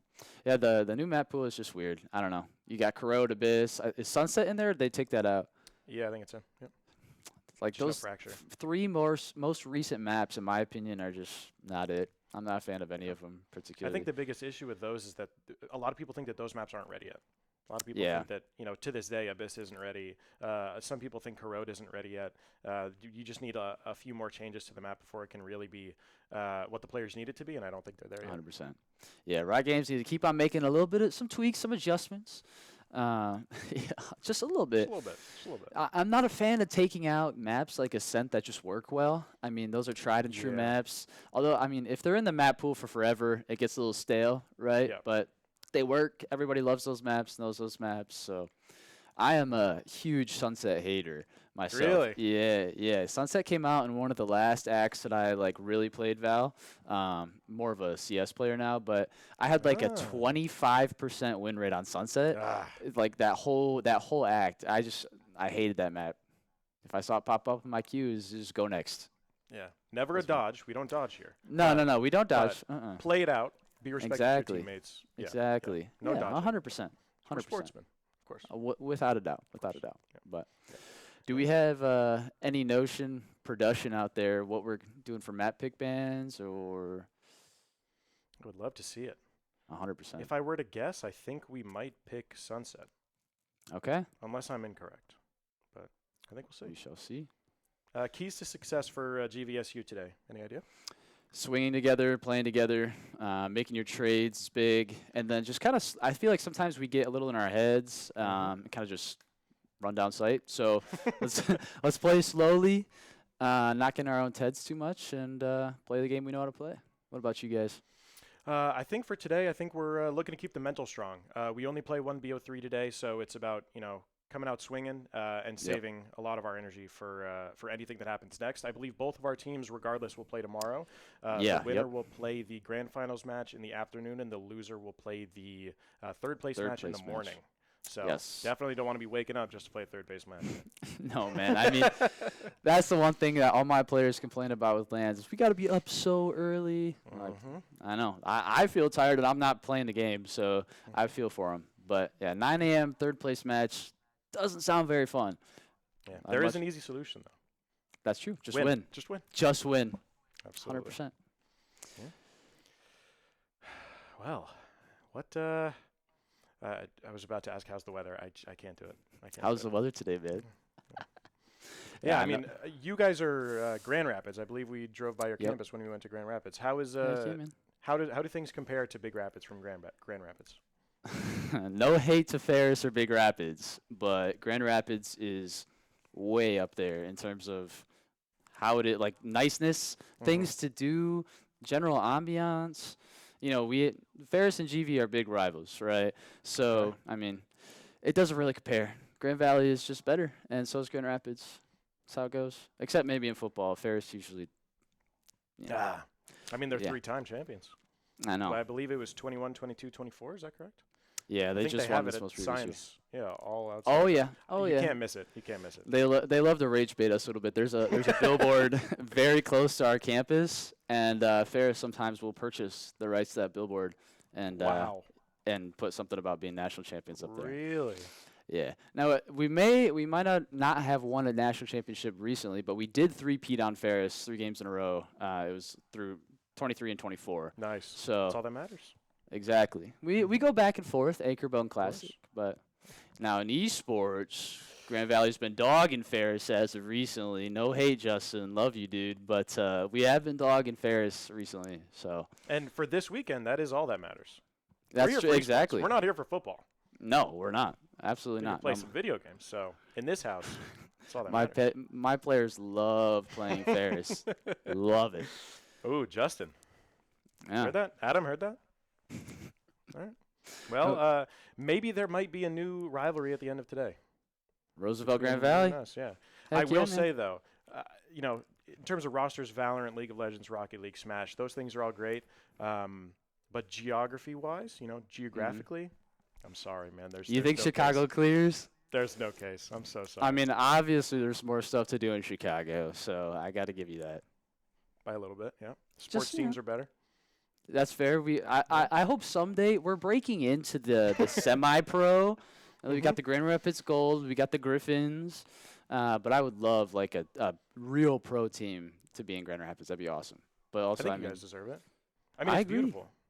100%. Second largest city in Michigan, I think, by population, and obviously just behind Detroit. So they're building a new soccer stadium. I think we're getting a pro team for soccer, which is cool. Wow. Yeah. And Grand Rapids MLS? I don't know if it's a full MLS team or if it's a semi-pro team, but I think they're partnering with Amway to build that. Really? Yeah, one of those big companies downtown Grand Rapids. They're partnering, and it's gonna be great. There's a new amphitheater coming for concerts and stuff downtown too. So yeah, some cool improvements. Okay, we may not have the United Center or Wrigley or Wright Field or SeatGeek or Soldier Field. I'm sorry. I only a few million population difference too. I'm sorry. You know? I'm sorry. Yeah. Sorry. Did you grow up in Illinois, John? No, I actually didn't. I didn't even grow up anywhere near Illinois. I grew up on the East Coast in New Jersey. That's why I feel like I remember New Jersey. Okay, all right. So did you move just for the position at Roosevelt, or? I moved to play Counter-Strike in Chicago. in Heck college. yeah. Okay. And, yeah, I guess, some stuff happened. I was a student for a while. I graduated from Roosevelt, so I'm a Roosevelt alum. Okay. Yeah, I guess now I'm here. Face at level 10 or what? Hey, I won't talk about my face at level here, but I won't talk about it. Just ask Was for it my 10? R-dubs. No. Before they changed the ranks, I think I was 8 or 9. Okay. was 8. Okay. Yeah. Now, did you play like the actual ranking system from Valve and CS:GO? What rank were you? It's Supreme when I played it. I didn't really play matchmaking Okay. much, but yeah, Okay. there was a lot of facing, Fair a lot of enough, ESEA. Yeah. Heck yeah, man. That's so much Counter-Strike is fun. the better game. I Counter-Strike is the better agree, game. dude. 100%. It's way less gimmicky, man. I mean, you play Valorant, you got visual slop all over your screen. Yep. So many abilities.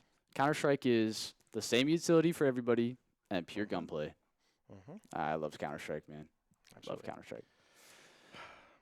I can't claim to be as good as you, Mr. Former collegiate player, but I'm not bad. I peaked just this season 19.5K in CS2, so that's like Hell top yeah. 12% Yeah. NA leaderboard. Yeah. Respectable. Nothing crazy, but respectable. Okay. Yeah. That game's so much fun. think I we wish the have to- GLIAC did We have CS. to I was about to say, I think we have to Yeah. petition for the GLIAC to do CS. I think we do. Or we just do a director game, and then when I'm inevitably the captain, not to brag, Of I would course, pick of course. you and Noah to be on my team, and then we would beat everybody else. Heck yeah, we would, bro. Me and my guys just we bought tickets to IEM Atlanta in May. So Really? yes, dude, Nice. I am so pumped. It'll be my first, major CS event that I've been to. Yeah, I'm hyped, man. I'm so hyped. Awesome. Nothing better than a CS tournament, man. Nothing better. Dude, I'm saying, I was talking to my girlfriend and she was like, "You're buying like tickets to this professional esports event?" And I sent her some videos of Counter-Strike majors. She's like, "Holy cow. Yeah, dude. It is the premier game of esports. Absolutely. Always will be." I mean, you can argue League of Legends, you can argue whatever else, but Yeah. Rocket League. uh, No. it'll always be Counter-Strike. All right, Justin Always. just said we're starting, finally. Good luck, sir. Yeah. Good luck. Have fun. May the best win. GLHF, yeah, absolutely. Best program. Mm-hmm. We'll see. We should be hopping in here in a second. Do we have any info on map bans? This is the question. I'm going to say, Mm-hmm. yeah, we got a whole lot of silence up in here. Mm-hmm. Yep. Mm-hmm. Mm-hmm. Okay. The map bans are top secret. I cannot tell you. Yeah, absolutely top secret. You guys will find out in just a few seconds. Mhm. Definitely not the same time that we're finding out. No, by any we means. know. You guys don't know. You have to wait. Let's talk about the esports experience at Ferris today. How have your players liked Dude. it? The facility. Yeah, they've had a great time. I think Ferris has done an amazing job running the GLIAC tournament. We've had no big issues. We're ahead of schedule, which is awesome. Originally, Rare. Don't we? I I need know. to find wood. We Uh, need to knock on wood, something. man. No, yeah, I mean, I'm not jinxing anything. no long tech pauses, please. But yeah, I mean, when I originally budgeted my day today, I didn't think I was going to get out here till 10 o'clock, man. So that's Never what games do. were scheduled to. This game was supposed to Mhm. start at like 7:30. So Mhm. we're way ahead of schedule, which is great. Yeah. Hopefully Yeah. tomorrow's the same way, man. I mean, Hopefully. I don't know about you, but I'm tired. Oh Trying to go yeah, I home mean, and take a nap. I could use some sleep. I mean, your drive is only what, sub 1 hour, right? It's about an hour, yeah. Yep. So we didn't get any hotels. 'Cause it's only an Oh, really? hour, right? Yeah. Not bad. We spent so much money for PNW last year with hotels and everything. We're like, if it's only an hour away, we're just gonna go back. Yeah. We're just gonna go back. Who has the longest drive? It's Tech, right? It's definitely Tech for sure. Always Tech. Yeah. That's the I really hope we never have to do a GLIAC tournament at Tech, because that would just be terrible. That's such a long drive. We love Tech, but Yes. in terms of the travel, The location, no thank you. it's really cold. You have to cross a bunch of bridges, which is crazy. Yeah. It's either drive all the way through Wisconsin or all the way through the Mitten and the Upper Peninsula, man. Yeah. No, What is thank it, you. 6 to 8 hours, right? Yeah, it's probably 8 hours away from here, man. That's a trip. So that's a long trip. Yeah. But, Yeah. man, I thought we were getting into the game. I'm itching. I I'm ready to feel go. like the man in my ear lied. He did. He said, "Thank you for holding. You guys are doing an amazing We're job. getting You into are the the game?" best. We're getting into the game." That's what he said. So He did say that. And I did hear a party invite go out. in my ears a few minutes ago, but nothing yet. Yeah. Maybe they're having some tech issues. One of my players was having a headset issue, so. Yep. Hopefully not that. Oh, I heard something small there. There's That was a lobby clicks. sound. Yeah. Oh, Okay. I'm so excited to see what map we're gonna get, man. I know. I'm so tense. I'm trying to guess by the sounds I'm hearing in I think they're text chatting. They hit R. my R question mark? R enter. Yes, that's exactly what's happening. There we go. That's Oh. was it. Called it. Called it. All right, Noises. folks. We are getting into the game. Let's see the agent select here. As soon as we switch over. Oh, I'm so tense. I can't even take it. And I hope you at home can't take it either. Exactly. Anticipation. Get your popcorn ready, folks. This is going to be a big one. If you are a GVSU fan in chat, make sure to put anchors up. Yeah, anchor up. Yep.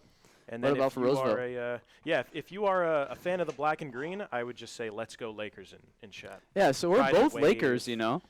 I think there's 3 in the GLIAC. I think because Lake Superior State's the Lakers.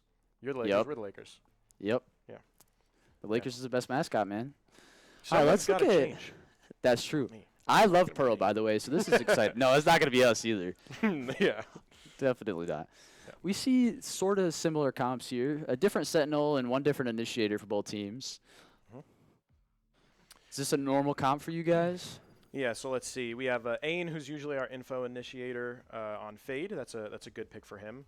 Henry on Yoru, standard, first duelist. And then our bottom player, I know that username might be kind of crazy. His alias is just Water, so you can just call him Water, just W-A-T. There you go. So Water's on the Neon, pretty comfortable for him. And then I believe, let me just kind of see. Okay, yeah. And then we have Hysteria on the Sentinel, fake Sentinel, but Chamber there. And then Yeah, totally Astra's fake very Sentinel. good right now. So Oh, I like 100%. Without a doubt. They're pretty much the same for us. We've had a little bit of some role switches over the past couple semesters as we're figuring things out, but this is pretty typical. Noken down there just changed his name. Used to be Nemo, so if you hear me say Nemo, that's what we're talking. We're talking about the Yoru. He actually is a chamber player, but Really? recently he's been playing the Yoru, and he's doing pretty well with it. So we're sticking with that. Tilling is one of our subs. One of our players wasn't able to make it, so he's on the KJ. Let's see what we got going on. Yeah, classic little ult orb grab here, walking down A long. Aren't going to find anything. I think Roosevelt is playing late so that you guys can get the orb and then walk away. Yeah, they'll slow push here. Looks like Hysteria took some damage. I believe that's either mid or B long, but he's going to back off there. Looks like Roosevelt might be trying to bait a push-up from A main from the Lakers here, from the GVSU Lakers. Yes, the blue ones.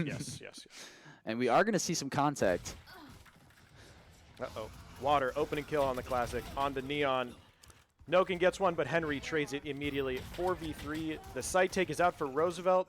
Oh, and Huge picks from Armageddon gets Silva. 2! These are huge picks to make it up 3-2 for GVSU on the man advantage. Gonna push through art here from Roosevelt. Will take down Tilling on the KJ. And now what do? Do they go B or they come in A? Looks like we're executing A through art here. And I'm noticing the Sova is very low HP. So this might be a bait play. Maybe, use Dart, use all your util because you don't want to die with util as Sova. And then, Yeah. maybe bait it out, try and get a couple kills as last man alive. I think GVSU thought that Roosevelt would take it B off of that art pick, but that is not what's happening. Dart will come in from Armageddon. They're planning back site here. Xerix holding flank from what we would call CT spawn. CT. And then our Chamber Hysteria playing in Dugout. And it looks like GVSU is grouping up for this retake. Hysteria still tucked, but Xerix walking around. Tap. Uh-oh. That's one kill. Last player is very low HP. That's the Sova. And Roosevelt kind of just has as much time as they want to play around this pistol. Yep. You guys had about 100 health combined between those two, and we had maybe 50 health combined between our two players. So, man, those pistol rounds, dude, I don't know. I'm not a fan of pistols. Never have been, never will be, but... Especially in a format like MR12 where the halves are much shorter than they used to be in a real man's game, Yeah. like Counter-Strike. Yeah. The pistols matter way too much, in my opinion, because you win Oh, yeah. pistol, and then most likely You win your buy. Yeah, you win your bye, and then you're up 2 rounds, and I mean the half is you win 4 rounds and the half, you're even by default. So. Oh yeah. Yeah. It's definitely way more common in Counter-Strike to see the losing team from the pistol round buy up that second round, especially get the bomb down. But way less common in Valorant. I feel like most of the time it's a full save second round. And it looks like GVSU has gone with a gamble through mid to try and get some early kills. But Roosevelt did the exact same thing on the opposite side of the map, taking full B, really not leaving anybody behind except for that looks like the Astra. And the chamber trademark there will catch him on flank. Yeah. So I think they know. That is the Outlaw out for Hysteria. One of his signature weapons. Zero's going to see if he can get anything. And Roosevelt's kind of just playing a little bit safe right now. They have 3 all the way in the back. Hysteria with another. And a tag through the wall. And another. Man. And another. That Outlaw is Hysteria, so disgusting. 12 HP away from an ace. And I think they might just try and give it to him. Looks like they're all running him down. Last alive is, does that say, is that Pawn? I can't, the TV's Pony. Pony. Yep. He will try to just die from the bomb here, not give you guys any extra credits, and not give Hysteria that nice ace. 2-0 for Roosevelt, but you expect that after the pistol round win. Of course. And to be fair, it was a very close pistol. That could have gone anyway. I think if they kill, if they, that pistol round, if they get onto site faster and kill the dugout player, it's, I mean, it's so doable. Totally for GVSU, different round. So.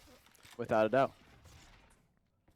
Hopefully this is going to be a full buy or somewhat of a buy from both teams. Roosevelt not opting to reinvest. They've only spent 6,600, and they'll keep 13,000, but GVSU is fully investing. Take your bonus there. Yeah, this allows Roosevelt to keep their economy safe if they do lose this round, of course. And as GV, you really want to have as many living players after this round as possible. Jinx my Sova there.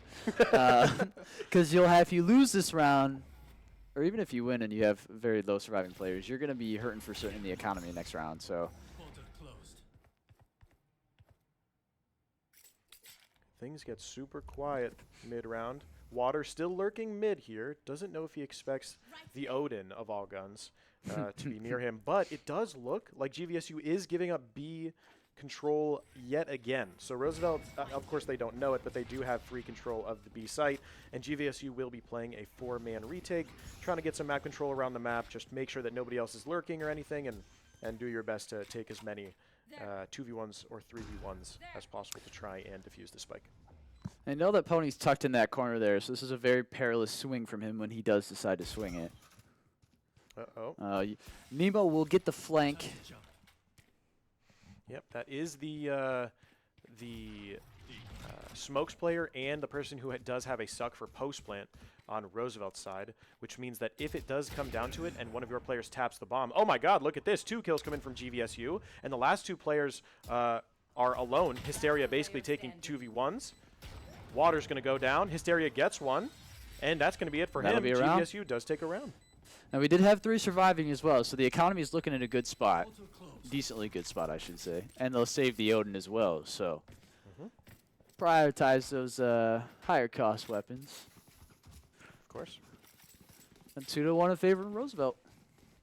Yep, good regain there by GVSU, peeking together, making sure that you kill the flank. And Xerix isn't just someone that can protect map control there. He's also someone that can really delay post plant situations with a suck or a stun or anything like that in his kit. So yeah, that Astra utility is super annoying to play against post plant. So annoying. Yep. Almost as annoying as Brimstone utility. Almost, not quite. Almost. And halfway across the map and throws a molly. That is going to be a catching the eye on the clone, the Yoru clone there. Water's going to be going in, trying to find some info, but everything is smoked off. Xerix, some effective smokes. Water's going to try and clear close right here. That drone's going to be out, but the slide doesn't do anything. Now they're smoked off. We've used a few smokes. Roosevelt's used a few smokes. GVSU's used... Oh no. Oh no. And now B is open again. Stereo with a huge lurk. After GVSU forces them to back off of A site with good utility usage, but it looks like they'll go B once again, John. Yeah, GVSU again playing full retake, but if you're GVSU at this point, you do know that you've you're perfectly fine on retakes on B because you just won last Yeah. round. So you're not super scared of it. You know that most likely one of them might be flanked somewhere, so you're a little bit more aware. And Roosevelt's setup is going to be just a little bit different. I think that they're taking 3B long now for the retake, the post plant this time. So it looks like Hysteria on that chamber and Henry on the Yoru are going to be the 2 first lines of defense for Roosevelt. Yeah, I like this post plant from Roosevelt here, only leaving 1 on site. I mean, it makes it astronomically harder for GV to get the defuse with 3 players long to take care of. Now Jet Smoke's going to go out. They're going to try and take some different space. They're going to suck. Uh-oh. Ain gets 1. Xerix does go down, so there's no more suck available. Uh-oh. Water goes down. Ain gets another. Henry's down, and Ain gets 2 more. Wow. What a close round, man. Unbelievable.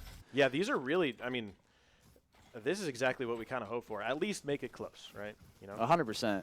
I mean, I thought GVSU had that round on lock with those first couple of picks, but your fade clutched up there. Yep. Ain, he does like baiting his team, but at this point, I think that he'll take what he can get. One thing that I do see Roosevelt doing is Xerix is dying not last multiple times in post plants, and he has the most util that can protect his team from losing by defuse. So looks like Water's going to go in there, and Henry's going to go with him. That dog's going to go out. That's a full flash. And that Fatal's going to come out as well. So all of GV on this site, on A site, are blind. Yoru clone. And it looks like Roosevelt are posturing for this site take. That is 1 kill already for Ain. And they're going to slow it down. Yeah, in my opinion, that might have been a waste of the Fatal on an eco round here from GV, especially when they didn't push off of it. And now they're falling off the site that they used the Fatal on in the first place. So maybe a little bit of a waste of an ultimate ability, but they did get 1 there, so... Yeah, I kind of agree. For the amount of util you used, I don't know if it's worth it, but I do see that GVSU does have a flank, and their Sova is rotating to B, so they could take this 4 or 5 V2 on A right now before the, I believe that's the Astra comes in flank. Yeah, it looks like it. So this wall is going to go up. Speaking of Astra. Dash is going to go through. Water might catch this Sova off. That's such low he's gonna get HP. hit. Oh. Wow, what a pocket to stand in if you're Water there. And this is looking like a pretty free kill for the gun he has, but they have eluded him for now. So this wall is good to plant safe. They're going to play full retake. Henry does go down. But I think Water's still on the site. I think Water might be behind all. He is. Ain, 1, 2. Last 2 players are on a save, and Water was in the site the whole time. Well, that was looking great for a minute, but like you said, Water being flowers, I mean, that's just rough. Yeah. I think for info's sake, the Sova ulting there and then going all the way around back CT was one of those things where, like, you know, the Sova doesn't die because he most likely would have died, but he does lose out on all that info that, you know, at the end of the day might have cost them a few players in the later seconds that round. 100%. I mean, that bomb was not necessarily planned for the 3 Roosevelt Lakers that were main. So if we had some trades that went our way, could have been a defuse there. But another round for Roosevelt. Little mid posture here for Roosevelt. GVSU running a little 2-2-1. Stun's going to come out, and I believe that's Xerix going to get, or Water's going to get stunned. Little jiggle, Dog's going to come out, and the Jet is just about out of there. Going to smoke his Sova. Stun. Oh my goodness, that stun is unbelievable. And they're going to shoot the clone. That stun lasts forever. Yep. And it does look like GVSU is kind of scrambling at the moment. They've sent 2 back on A. One hasn't really taken a lot of map control on B, and the Sova might be rotating to B as well. So this, I believe this KJ is just lurking up a little bit. Slide hasn't hit anything yet. That's a flash from the Yoru. Slide in. Oh, I don't think they, do they know? Uh-oh. They do now. Missed their window, Roosevelt did. Now Hysteria on B might catch the Astra trying to flank here. This will be an interesting engagement, and he does. No. And now the Roosevelt Lakers will hit B off of that. They don't know that Amazing Sova's kill. there. 1 down. They're going to try and take the fight. Henry does take him down, so that was likely the last line of defense for GVSU. But all 3 are retaking together. Nice little organized Valorant here. Without a doubt. And that's what you expect at this high tier of a Valorant gameplay, right? Of course. Yeah. Of course. Looks like Tilling will take the first contact here. They have spotted one, and they've spotted one below, so Water's just going to wall himself off and play off. He can be first contact if he wants. Noken takes him down, though. Op is out. Yoru ult comes in just to look for some info. Huge for info. Yep. Hysteria and Henry, but I think they know that they're going to TP behind him. Xerix and Henry get kills. Noken gets one, and it's a 1v1. Oh, but he has Another no close round, idea no time. where Xerix is. Once again, such a close round, but GVSU not able to close it out. We'll save the op, though. Yep, it's a lot is of money big. saved. Oh, yeah. Looks like it might be a bit of a half buy or a save here for GVSU. Might buy around that up, and I believe they called a timeout here. I believe GV called a timeout. So yeah, they didn't really invest too much into this round. I would assume it might be like a sheriff or two, maybe a little bit of util. Yeah. Most likely going to fully buy once they kind of understand what's going on after this timeout ends. If you guys over there are using Spectra, there's a timeout hotkey. I think it's either O or P. Try it out, see if it works. Yeah, I think if you're GVSU here, I mean, oh, darn. You you really want to figure out that, like, not try to get too much in your head, right? I mean, these rounds have been close. Yeah, Scoreline says 5-1, but the match has been closer than that. You're getting good frags. I mean, they're playing together, they're swinging together. It's just the end round is not necessarily going their way. So maybe we play a little bit slower. Maybe we play with a little bit more pace. We'll see what they decide to do here. But I think they're starting to figure out how y'all play. Yeah, definitely. I think that GVSU is hopefully going to try and put a little bit more manpower towards B. Roosevelt likes starting on A just because it's an easy site to initiate on. You flash in, maybe you eye through, or do anything like that, and then it's super easy to cancel on A as well. So I would like someone to basically just stay, be a little bit aggressive, trying to kill a lurker on B, and that's kind of what you got now. You have the Yoru, I believe, on GVSU, just holding it with the op, just making sure that if Roosevelt has any early presence, you just stop it. So, great stuff here. He will fall off, though. He's going to take a different angle here. Roosevelt, yet another rotating. Yep. I would really like to see GVSU start to read these pokes and prods at the first sight, and then pretty quick rotates from Roosevelt. Little jump spot. They do not know one is backside, and GVSU does know that there's a little bit of util there. So, wall out. Water's going to take a little bit of map control here. Try and cut someone off from mid, and they're just going to fight it. I believe that's 3 of them. GVSU, they saw the Jet in dugout. He does have knives out. The spam misses. They still don't know the KJ is backside. Xerix gets one. Yoru is still on B as well. Yeah. This is a good hold, I think, from Nemo in case they decide to rotate again. And it looks like they want to hit A here, but I think if they get fragged out one, they might decide to rotate. But there's really only one Laker on site. Oh no! Looks like he's Nemo only got a gets frenzy. spotted. He did a lot of damage though. He did, absolutely. A nice dink there. I think if one more GVSU member goes down, oh, I was about to say save the Gotta op, but clear water. Grayson on an amazing lurk there. He is going to get taken down, but that's a lot of info. Dog's going to get shot. Jet is still in dugout with 1 HP. He's going to get a kill. Reset the knives. Water sat on site. Gets scanned, though, under a little bit of pressure. Knives miss. Sova trying to find one of his own. Water jiggling. Playing disciplined. Not peeking. Hysteria 1 with the op. Armageddon gets one, but cannot finish it out. I would maybe like to see GVSU try to save that op there, especially after Nemo goes down. 2v3 with a bit of an eco, half shields for sure. Only a few knives there from Amers, and a picked up Vandal from Armageddon. But we go next. We do. It looks like beginning of the round. Water is, I guess, licking windows and spawn. And the rest of the Roosevelt Lakers are posturing for another quick hit on A yet again. They haven't really seen any pressure other than the bonus that they basically had in the beginning of the game, so they're going to try and see what works and do what they can. Oh my goodness. That's a clone. Fatal comes out. I believe Yoru is still there. Yeah, this will be a fast A. Huge first pick from Amers, but he's not able to get out. He's Stun is stunned. good. Yep.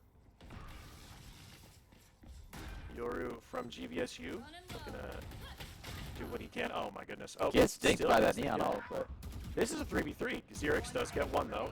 Sova, Hysteria gets another, and Xerix with 2 playing behind that box absolutely perfectly. and as quickly as it was a 3v3, the round was over. Of course. Unfortunate. Good setups from Roosevelt there. Not really overstaying their welcome at all in gunfights. Yeah. Xerix or Grayson knew really well that you get your one. It's post plant. You don't really need to do anything. Just make sure that they're attempting to kill you. They're basically selling out to try and get you behind that box. Play around a little bit. Your other teammates got you. Let your teammates support you, and then peek when you're ready. So that is a 7th for Roosevelt. It's a big round lead. Taking that back. Need that back. Now 7-5 half would not be bad here, No, that's exactly what you want. without a doubt. But with GVSU is on another half by here. That's another problem is up 7-1. GVSU's on a half fire and eco most of these rounds. It looks like they really want to kill Xerix. Yep. They want to just get a kill, maybe pick up a gun, or just Get a that gun. utility out of the game. But look at this from Water and Henry and Ain taking mid control. Xerix does get one. That's one gun. Gets traded. And it's quiet, a little too quiet. Another one's coming through street here. Find you. This could be a big Actually- flank, but he has to go now. And he misses his window, unfortunately. Bring them down. Hysteria still holding the flank on long, and it looks like it's going to take quite a little bit for GVSU to get set up here. They're going to have to figure out exactly what they want to do, what they want to clear together, if they want to go together or split. And it looks like they may split 2 and 2, or 3 and 1. 3 and 1. No, they're going to group up. This is, I like to see this. I mean, they're still on an eco or a half by here. Couple guns that we picked up. But playing together here with the KJ ultimate is huge. We also have the Astra ult here. I wonder if we'll use it just to try to really secure this round and get something on the board. But Now, if you notice, though, there is a little bit of a pocket where Hysteria is all the way in the corner back site that he can't hide There in it and not is. get hit. So nobody gets a taint. Hysteria immediately peeks out, gets the wallbang kill with the op. Water peeks. There's not a lot of time left for the defuse. He's going to run in. He got off, and he gets it. that'll be it. Nice thrifty there from GVSU. But once again, an insanely close round. Basically came down to when Water goes into that smoke, where he looks decides that round. 100%. Does he kill the diffuser or not? Absolutely. But a nice discipline round there for Grand Valley. Without a doubt. Good KJ ult there. Obviously, the person in the back does get one kill, but you trade it immediately. You find your kills elsewhere, and then you basically, as soon as you can, you get on the bomb and you force Water to make a play, which at the end of the day, he couldn't. So make it a little bit more doable now this half. And we should have guns here for GV as well.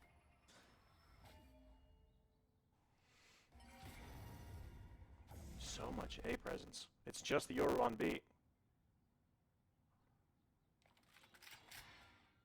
Yours should have an op for GVSU here, and that's probably why he's solo B.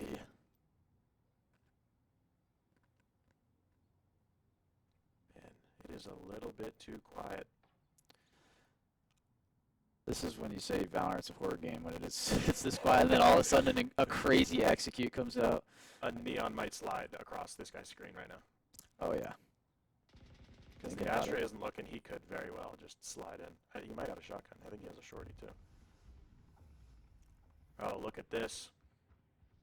Hysteria pushing up with the op through art here. Oh my goodness. The jet gets swung on. That's a Yoru clone in. And Water and Henry have taken the site. The Odin wielding Astra peaks, and he is dead. Hysteria gets one with his own Deagle. That is a Sova ult coming out, I believe, from Armageddon. 30 seconds left. Yeah, no, if you're GV, I really think you save here. Without blocking. You lose these guns, and it is another basically full save. You try to play for some exits, get a few Uh-oh. picks. Oh, it's a 2v3 now. This might be a little bit different. No suck for Roosevelt. And they will go for it. Oh, they don't. Oh, Oh, that no. Yoru's on the Oh, no. flank. Nice. One Great enemy two. remaining. Oh, my What a lord. kill by Noken. Ain and Hysteria versus 2. Dog out and wallbang. Knew he was dug out. Couldn't get out. It did good damage, but losing those guns there is going to be big, especially that op. Yeah, very low credit situation now for GV. This could snowball into a 10-2 if we're not able to effectively manage this economy. Production, do we know whose map pick this was? Of course. While we wait for that, we're going to kind of look at how the economy is looking for both teams now. Roosevelt really hasn't had much pressure on their economy since the beginning of the round. But Grand Valley, I'm getting word that this is GVSU's pick of map. So I think one of the things that we have to notice about economy is that regardless of what GVSU's buy is, they're making every round competitive. Without a doubt. And okay, so we did not ban bind Roosevelt's pick spine. That will be map number 2. Who's next? Very interesting. Wait, why does water have an Odin? Odin on Neon is crazy.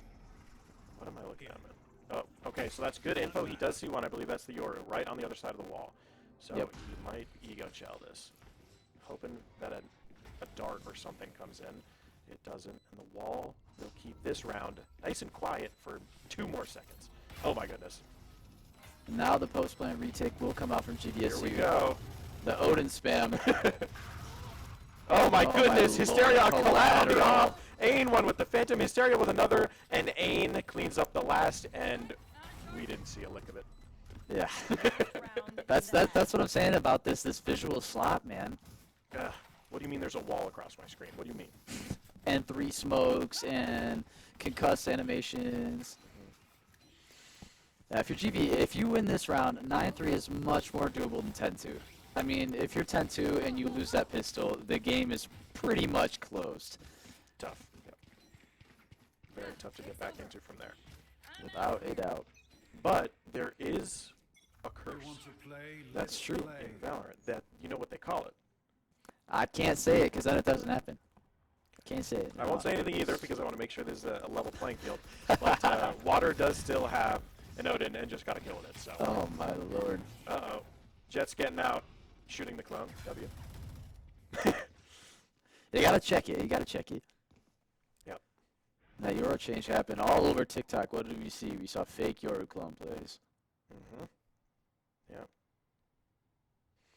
One thing that I do notice about Roosevelt is that regardless of how much map control they may have, how many opening kills they may have, they're always perfectly fine with slowing down, retaking map control somewhere else, and it looks like on this round, they have done exactly what they needed to. Nobody is on B, and they have taken essentially every little inch that they've needed. Heaven Smoke is out. The Sova might be peeking. Hysteria gets it. That's a T-Tours moment. I'm putting that in chat. And it is a 5v3 for your Roosevelt Lakers. Yeah, Roosevelt's been really good at taking map control when GB denies them other areas of the map, right? That was a huge double kill there from Tilling with the Bulldog. Oh, no, And gets Noken another. with one. Now it'll be a 3v2. Bolt is out from Noken. Just gonna try and fight backside Henry with one. Hysteria with another. This could be a 2v3 to end the half. Hysteria jiggling a little bit, knows exactly where he is, knows he's on the bomb. He's off. Oh my goodness. Man, there have been a lot of rounds like that where your guys have just clutched up, man. I mean, it helps that Hysteria is 19-4. That definitely helps. It does. Yeah, we call this chamber jail. Yeah, this is kind of crazy. He does not like playing chamber. Chamber is a character for the uninitiated. Chamber is a character where you sit in one place and do nothing all around. And except for get kills at the end. Of course. Yep. Very, I enjoy playing Chamber. It's a very all aim, no brain type of character. That is quote unquote classified as a Sentinel, but really not. Yeah. I will say the new changes with his trademark, with being able to have infinite range, which is one of them I think is healthy. When he first got introduced in the game, he had 2 trademarks that were both infinite range. That was busted. But now just having one with the infinite range is much better than having one that has a limited range, in my opinion. It makes him much more Sentinel utility focused and feel a little bit more like a defender. Yeah. You want to make sure that he has access to what one might call long-range teleports, like a Yoru might have, or a Teo might, or what's the new character? Waylay? No, the other one, the newest one. Oh man, there's another character in the game that has a relatively long-range teleport, where if you place him at the beginning of the round, you can basically get across the whole map whenever you want. Giving Chamber 1 kind of just is a way to balance everything, but not go too overboard like Chamber used to be. Veto, is that what you're talking about? Yeah, Veto. Yeah. Yes, of course. Yes, thank you, Justin. Looks like a 2-man lead here for Roosevelt. Ain with 2 with the Ghost, and the Sova is the last alive on 1v5. this pistol. And that'll be a flawless pistol for Roosevelt, 11-2. That was perfection. Now, GV here, you have to buy up. Economy really doesn't matter. You really don't want to give up match point. I'm out of here. Now, some people have differing opinions on that, but my personal opinion is do not give up match point. I think in this situation, definitely not. I think if you're looking at like 11-9 and you play for 12, and your buy would be very good next round, maybe, but I don't think at this point you want to concede 12 if you Definitely not. Just then Any every sort of round- momentum. Yeah. Yeah, every round is going to be the end of the game if you lose it, so. Alright. Big mid presence here from Roosevelt. Good info for GVSU as well. Looks like we failed to shoot the dart. Henry. But it looks like they take that information. GVSU will take that information and haul it B. The only person to defend is Hysteria with that outlaw. Such an OP gun as well, man. That thing Oh is my just disgusting. Jet is in. Hysteria will basically take the fight. TP's out, nice and safe. He will be in heaven now, while his teammates rotate in. This will be a close plant. Oh my goodness. Spike planted. Ah, Aimers will get the trade. Big trade. 3v4 though for GVSU. Man advantage post plant retake for Roosevelt. and one player all the way in the back is very, very low. Incredibly low. Low in, stun in, and it looks like one player's playing close. Pony gets a kill, Xerix with another, Hysteria tilling with one with the Sheriff. He's going to have to peek this if he wants to win the round. Oh my He gets lord. one. Xerix happy. Oh my lord. Goodness. That's a 1v3. Tilling is diamond 2. So 1v3 clutch from the GOAT Tilling. What a round from him with the Sheriff. Couple of one taps. Ooh. Amazing there. Gets the first kill. And then the second was huge. But the biggest thing is that Xerix got off the bomb and Tilling read it. Yes, he did. Pros don't fake, as they say. That's what they say. That is what they say. This is a timeout. I don't know if this is from Roosevelt or GV, but Ooh, that is a good question. Gonna see some cams here of GVSU. nope, It looks like it they're was a talking it out. GV timeout. Yep. Okay. I mean, it's 3-11, right? You got what you wanted out of that buy, avoiding the match point. Oh, he likes to default into B. You Yeah. should hide that chat. Attackers timeout. Does that mean it's us? Or No, we called it. We called it. Oh, You guys okay. are defense. Yep. I'm tweaking. Sorry. Nice little way to slow everything down. Make sure that you prep for exactly what you're going to do with the money you just made from winning that round. Yes, it looks like Roosevelt will be on a eco here after losing their buy-up round. Yep. So that'll be big. We don't want to get thrifty though, so that chamber free guardian you got there can do some Yep. damage. Yep. Yeah. Very cheap. It's just immediate firepower for not Oh, really a lot yeah. of money. And he will aggress on you long. They hear the drone, so he's going to peek right, expecting the drone to go left. He's going to swing right around it, and Oh he my gets his head taken off. gosh. Pony with one, Noken 2. It is immediately a 5v2 in the favor of GVSU. That is a huge read from Pony to hold the left side since the drone went right. That is the type of intellect you see in these higher elo games. Dart's going to come out. They don't know Xerix is there, but they do now. Looks like he's going to be putting down some stars. Oh, he tried to get out with that smoke, but Noken kills him from the other side of the site. Last alive will be Water. Yeah, Doing what he can. 1v5 for the Neon with a Bandit. Mhm. A 5-7 clone. Yeah, I've seen crazy things with this gun, Yep. but I don't know if a 1v5 is in the cards, especially when you're smoked off in heaven. Yeah, no shields either, so a dink from pretty much anything will take you out.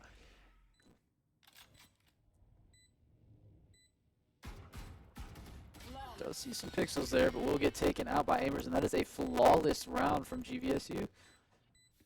Exactly what they needed. Now we remember that timeout earlier, everybody discussing everything, playing to not go for the tie, playing to win the game on GVSU's end, deciding to buy up and basically just go for it, has paid in dividends for them. It looks like they have gotten 2 rounds out of it. It is now 11-4, and GVSU does not have to worry about Roosevelt being on 12. And it looks like basically, unless they can help it, GVSU, if they want to win, will have buys for the rest of the game. Absolutely. Our economy is in a good spot right now.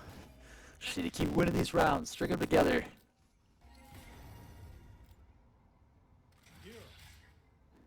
GV is splitting here, a little bit of a default. Roosevelt kind of just being a little bit even, basically just not taking anything on A, a little bit on mid, and it looks Well, like you guys are holding you were holding a little bit of a cross on street there, but Yoru will fall off. Pick up more of an art cross here, but the GVSU Lakers going towards B. and yet again, the round and all of the kills are in Hysteria's hands. A little bit more of a passive angle this time. He's been pretty aggressive with it in the past. Last round, he pushed all the way up to get around the dart, or the drone, excuse me. He's going to face a dart this time. Ball's going to come out, and he looks for one and he gets it. That's a Vandal kill. He's going to TP out and basically reset with the 5v4. Huge to get that first pick for Roseball off of the GVSU Astra Ultimate. V3 on street. This will be a huge push out from Roosevelt. And here they Flash is come. out. Water 1. I believe they know where the last would be. Tap is in. Armageddon with 1. Henry 1. Pony trades back. Hysteria with 2. And that'll be is match the point. round. As soon as the retake started, it was over. And Roosevelt finds their 12th. That's a big round. We have to be 8 straight for GVSU to come back in this one. Not impossible, Never. but definitely difficult. And it does look like GVSU has invested basically all of the money they have into this round, so we'll likely be looking at another full buy with Roosevelt posturing 2, Yoru and the Neon, and maybe even 3 with the Astra on B to try and defend what looks to be a mid-A split from GVSU. Yeah, I like this. I don't think we've really tested it on attack yet, so Early shock takes some map control. Water is. And it looks like, yet again, Hysteria will have everything to do on his site. Clone is out, not falling for that. Bane wants kills. this is not a good angle for Tilly to peek here. Oh, it sees his hand, man. Bane wants one. He's going to get dinked. Dog defensively, and he's going to get out. 140 dink from that Phantom. And look at this Jet versus Astra. And the Jet picks up the kill. This is good map control for GVSU here. He could technically 100%. wrap all the way through spawn, and the only person that he has to worry about is Roosevelt's initiator with 10 HP. But he chooses to go through Link. Another for Hysteria. Down A. Still has his ult. The spike is down. Another on the Jet. This could be his round. And the last looks like he's just sitting A main. Ready for what comes. Shoots. Gives up his location. $5 he uses that. All right. We'll fake. Oh my lord! Almost takes him out. But the Elo cannon will win it. 13-4 for Roosevelt on GV's map pick as well, which is a little unfortunate for us. GV will look to reset here going into bind. Keys to success there for Roosevelt ended up being the guy named Hysteria, at least on Without a defense. doubt. I mean, so many of those initial rounds, I mean, first 9 There he rounds, I is. think, were so There he is. close.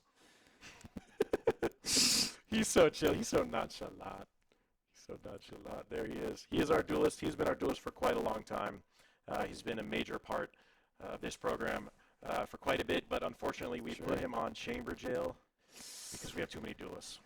He's good at it, man. I mean, obviously, looking at that score line from the first map, We'll see what changes with Bind. Bind is a very defense-sided map, in my opinion. Also a little bit of some funkiness with the teleporters, so we'll see what happens on Bind. Not GVSU's favorite map, though, so we're going to figure it out. Hopefully, a little bit, yeah, we'll go into a 5-minute break here. We'll see you right back here for map number 2, Bind. See you in a sec.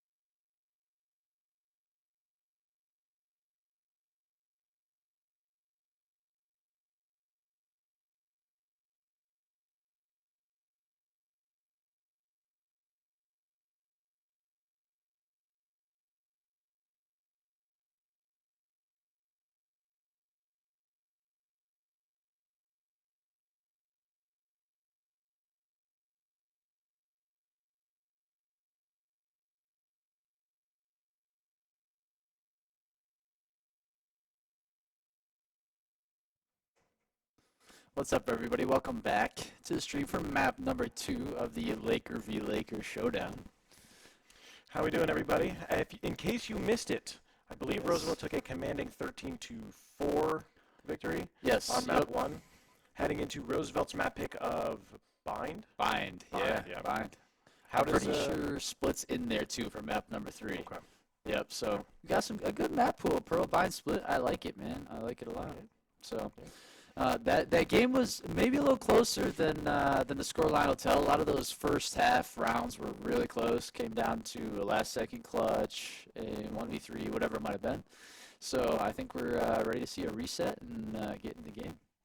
Yeah, absolutely. I think that scoreline definitely doesn't tell the story. I think, honestly, if one or two different things go a different way for GVSU, I think that you guys take that map. So moving into map number 2, what do you think GVSU's keys to success are?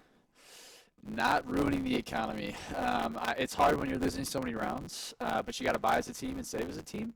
Otherwise, you run into what we ran into last game, which was just a permanent eco, it felt like, man. Which is just rough to get out of, truly. Okay, a Waylay coming out from Hysteria. Okay, there we go. And Water was hovering KO there. Yeah, super standard, looks like double brim.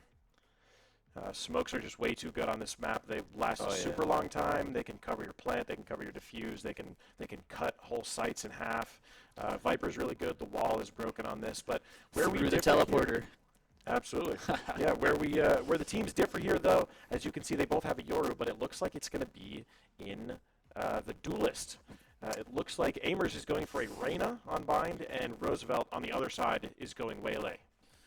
Yeah, Amers is a very mechanically gifted player, so it sounds like he's going to try to shoot his way to a victory here, rather than util his way, which sometimes is the move, you know? I mean, I don't know. With CS, it's like you have, at least in my games, you have very limited people in Premier Q who actually know util lineups, right? So it's more of just running it down and aiming, but you have specific individuals who use their utility, right?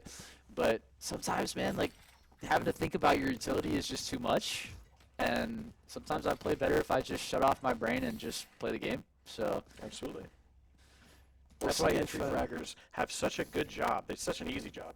If you know your entry pathing for sites and CS, everybody flashes for you. You just run and kill people. So exactly.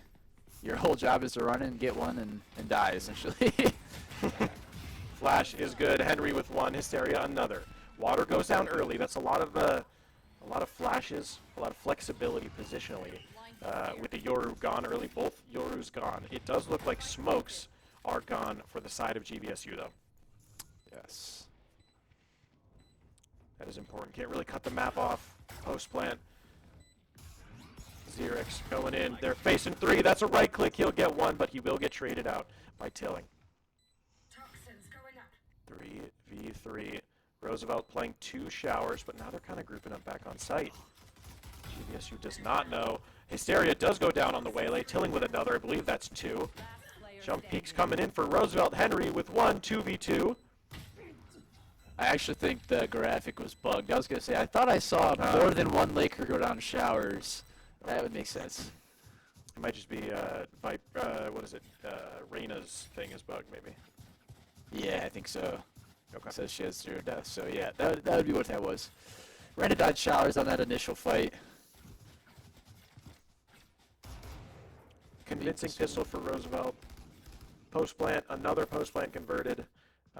But another thing that I really got to say is it's not like Roosevelt is just winning the round before the spike goes down, or planting the spike for no reason, or killing everybody and just basically getting it over with. They're playing discipline. GVSU is playing discipline. All right, I take it back. I'll just.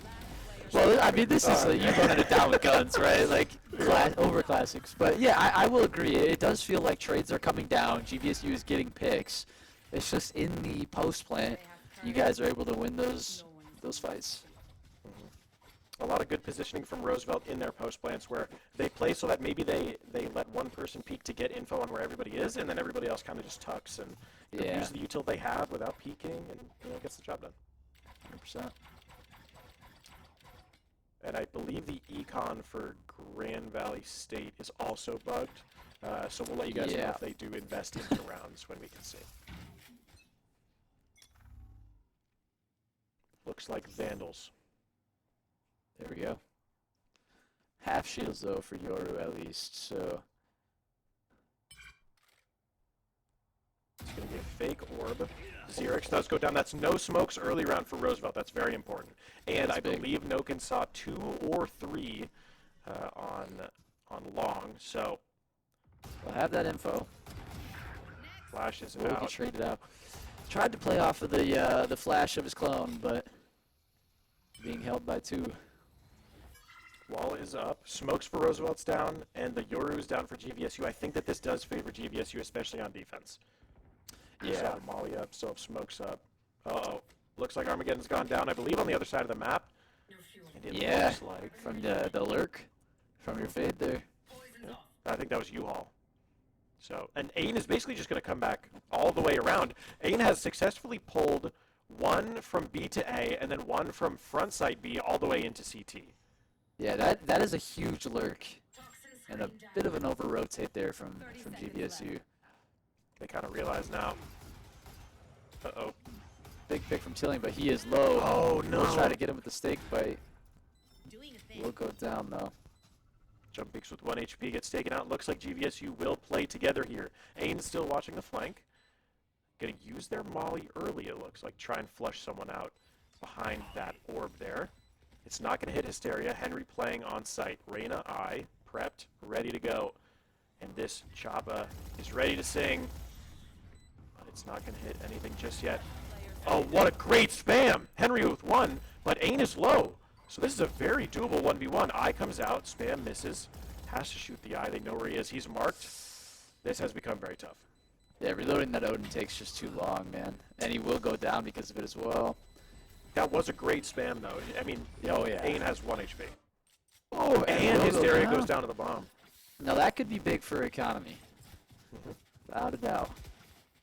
So I think Ain will likely have to know that regardless, they check that spot. They spam that spot in hookah. So I don't believe he's going to be playing there in post lands anymore. Maybe just take something a little bit more aggressive or just sit all the way back on long and B if you need to. I think your guys' econ is a little bugged as well. I think we're looking at 1 player's econ because that's like 1 full buy right there. Yeah. We will see. Yeah, it's Vandals out for Roosevelt, so I do believe that the whole thing is bugged. That's okay, though. These overlays, man, I swear. Uh-oh. Waylay dashes it. Waylay Will refract as well. Oh, my goodness. So Clone and Waylay dash all the way out. Water gets a kill with Yoru. Yoru for Yoru. TP in. Site is theirs. Time to establish space. We get marked by the fade eye there. It's a good eye. Uh-oh. Got a dink, I believe. Henry getting the kill with that Viper, and the Reyna is going to go down. Ain with 2. And 3. So don't talk about another save round there from GVSU. It's hard to win on thrifties. We need to be able to get some full buys out here.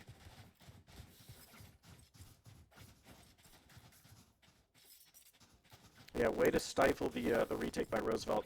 Fighting, what's that, the back on B, They just call that like CT or elbow. okay, elbow, yeah, you're right. Yeah. Way to fight elbow there as a team for Roosevelt. A lot of people on retakes, if you are defending, like to take elbow control early, so Roosevelt kind of just stifles it and makes sure that next time GVSU is going to think twice before taking it immediately. Maybe make them slow down, kind of just condition them, as one would say, to not take it immediately. For sure.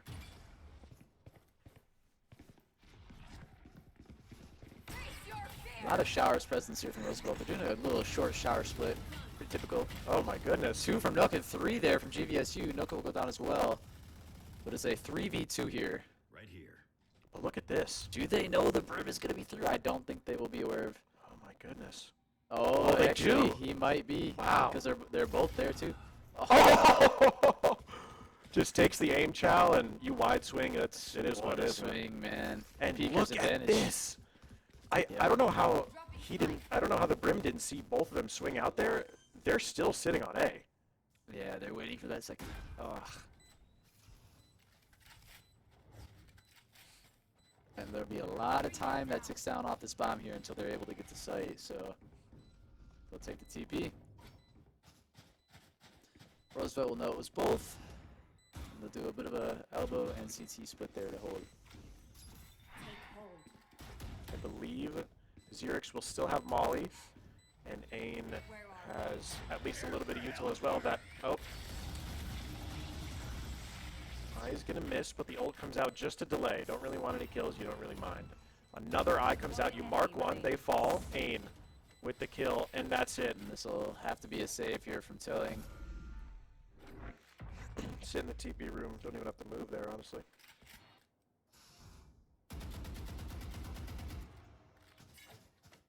From my Lakers. Let's take a breather, calm down a little bit. Figure out what's going wrong. Especially because at this point you've gotten a picture of what Roosevelt likes to do, right? So not only just to reset the mental, which is extremely important, but also just to talk to your team. Look, here's what they're doing. Here's where they're going. Here's who starts the round here. Here's who's aggressive, right? What are they defaulting? Are they switching it up every round? Do they start the round in certain positions? But I guess not. I would assume that a timeout will come soon. Looks like aggressive dog info here in A. And I believe Roosevelt's already taken all of Hookah, and they get a kill, I think, in... Was that Showers? Yeah, that's just a bit of an over-aggression there. One spotted, though, for Noken. Dog out. Clone. Oof. Head taken off there by Water. Cutting through. And now Roosevelt has free reign on what to do with the map, as there's one left on A site, one in Hookah, and one on B. They will posture. They have guessed right. They will posture for an A take as one is rotating through CT. One is still in Hookah. Might take that TP if he wants to. Little jiggle. Henry gets the kill. Oh, what a mark. Yeah, that was huge. Big info, but it is a 2v5, and they don't have guns.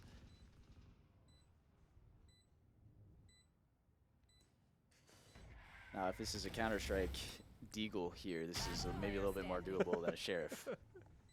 145 dink over a full kill, no matter what range. But yep, a gentleman's game. That shorty though in the brim smoke is not doing you any favors. Actually, it's doing you every favor. Get one, but we'll be instantly traded out. I would really expect a timeout here.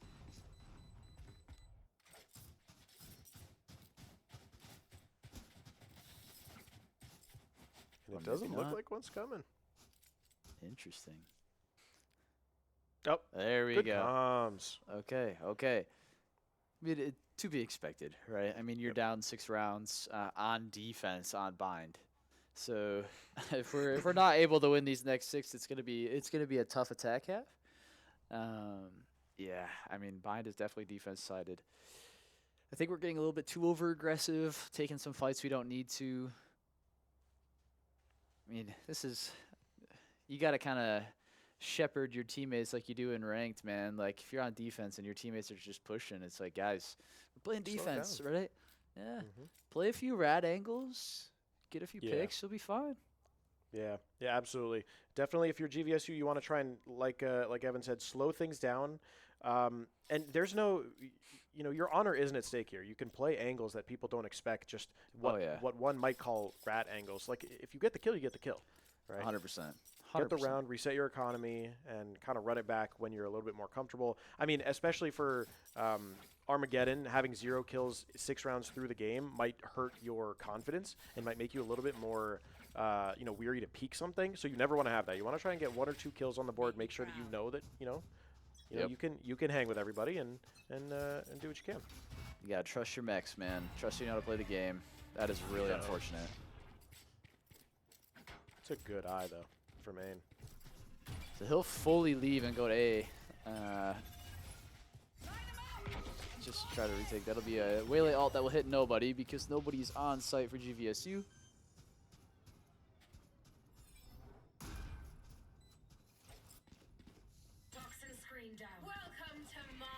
Viper ult will come out as well.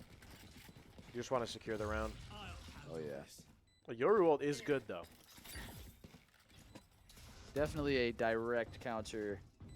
Maybe not direct, but indirect counter to Viper. Being able to just sprint through that ult and figure out where she is.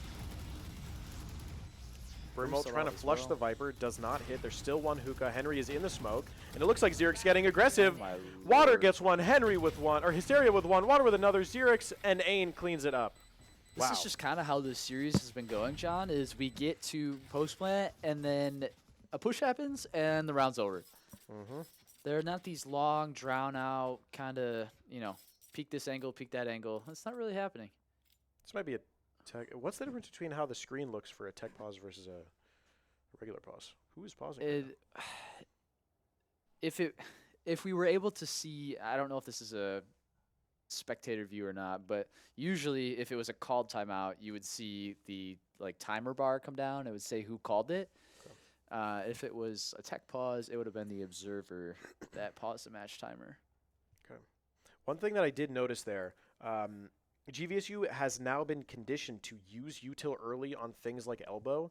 Like Viper used Molly on elbow to flush someone out because they had gotten killed there before.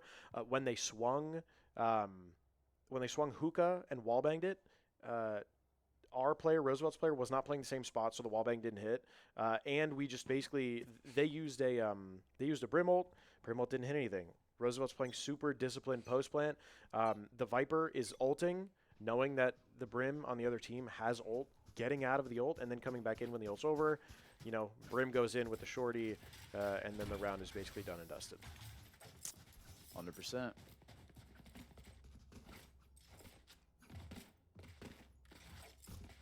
Be a 3-2 split here for GVSU's defense. 3 being on A though, and Roosevelt is postured 5 through showers. It appears it's going to be. GV's going to aggress this again. Oh no! It just hasn't gone well for us here in showers, and it Wow. still won't. It looks like all of the A presence is gone. One has come out of TP, and Roosevelt is holding it. And they're basically they want this kill pretty bad, and they're given do. that fade time to move up. Fade still looking for their first kill. Will get smoked off in heaven, so Roosevelt's still respecting the fade. Might try and find a pixel out to get a kill on Water here if possible, but not going to go for it. Might opt to just try and find an exit and get a gun out of this. Last player standing. Not going to happen, and there's basically no way out for Pony right now. Yeah, I mean.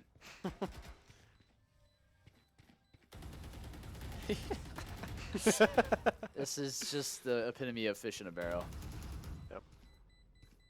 And it looks like, who is that? Is that Ain has the right idea? He's going to TP in. And as soon as he gets close enough, the door opens and Hysteria will get the kill. Oh, man. Be another round for Roosevelt.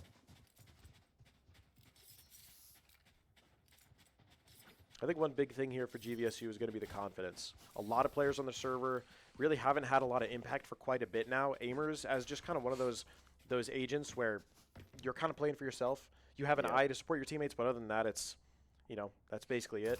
Been sitting at 1 kill for a little bit. Armageddon still hasn't gotten a kill, so a lot of your info characters not really doing as well as they'd like. And I feel like, especially with a team like GVSU, those characters, those players, right, Armageddon and Aimers, could very well activate at some point in the game and change, what goes on. So, oh my goodness. 100%. I mean, Arma, Aimers, and Noken there, Yoru are definitely our fraggers. So if they're not fragging, we're definitely hurting for certain in the kills department.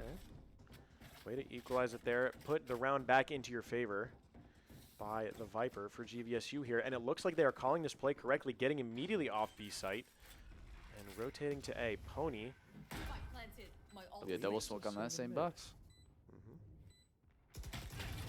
3 from CT. Pony going to kill Hysteria. And now it's a 4v2. GVSU could be looking at their first round. Uh-oh. Yeah. Back turned. Uh-oh, Xerix gets one through the smoke. Does he have Molly? He just uses Molly. They're going to have to push him. And he's going to gamble it. Oh, no! He gets the diffuser! And Viper's last alive! Oh, no! Xerix 1v3! Post plant uses the Molly. Does not get killed showers when he crosses the doorway. Gets a nice kill to open it up. That plant spot is disgusting. Disgusting. That was quite an angle from Showers to be able to see the side of the player for the bomb. That's crazy, man. And if you're Roosevelt, you have to be thinking, look, whether it's actually how the rounds are going, or if it's just the mentality, or whatever the vibes that they've already called a timeout in this game. You're up 9-0. You have to think that 1v3 might be the backbreaker for this map. Yeah, if GV's not able to mental reset, this one's not looking great. Still got confidence in the lads. You just have to be able to save your mental. Of course. With all these teams, the game can flip at any time, right? There's nobody's singing. Anything can happen on land. So Roosevelt uses a stim to get out of Showers. Fade ult is out. Stun is in. Oh, and it looks like Henry immediately gets Arma. That Viper ult, it looks like Roosevelt is going to try and flush people out. Hysteria, gets Aimers, and Ain gets the Brim. And it looks like GVSU is staring down the barrel of a 10-0 deficit.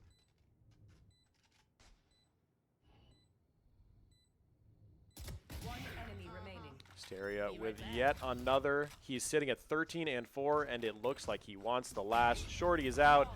TP's in, not even risking it, and Ain goes in with a shorty of his own. And it's just similar story to last game, man. I mean, once you get down a few rounds, trying to bring back your economy is just so difficult.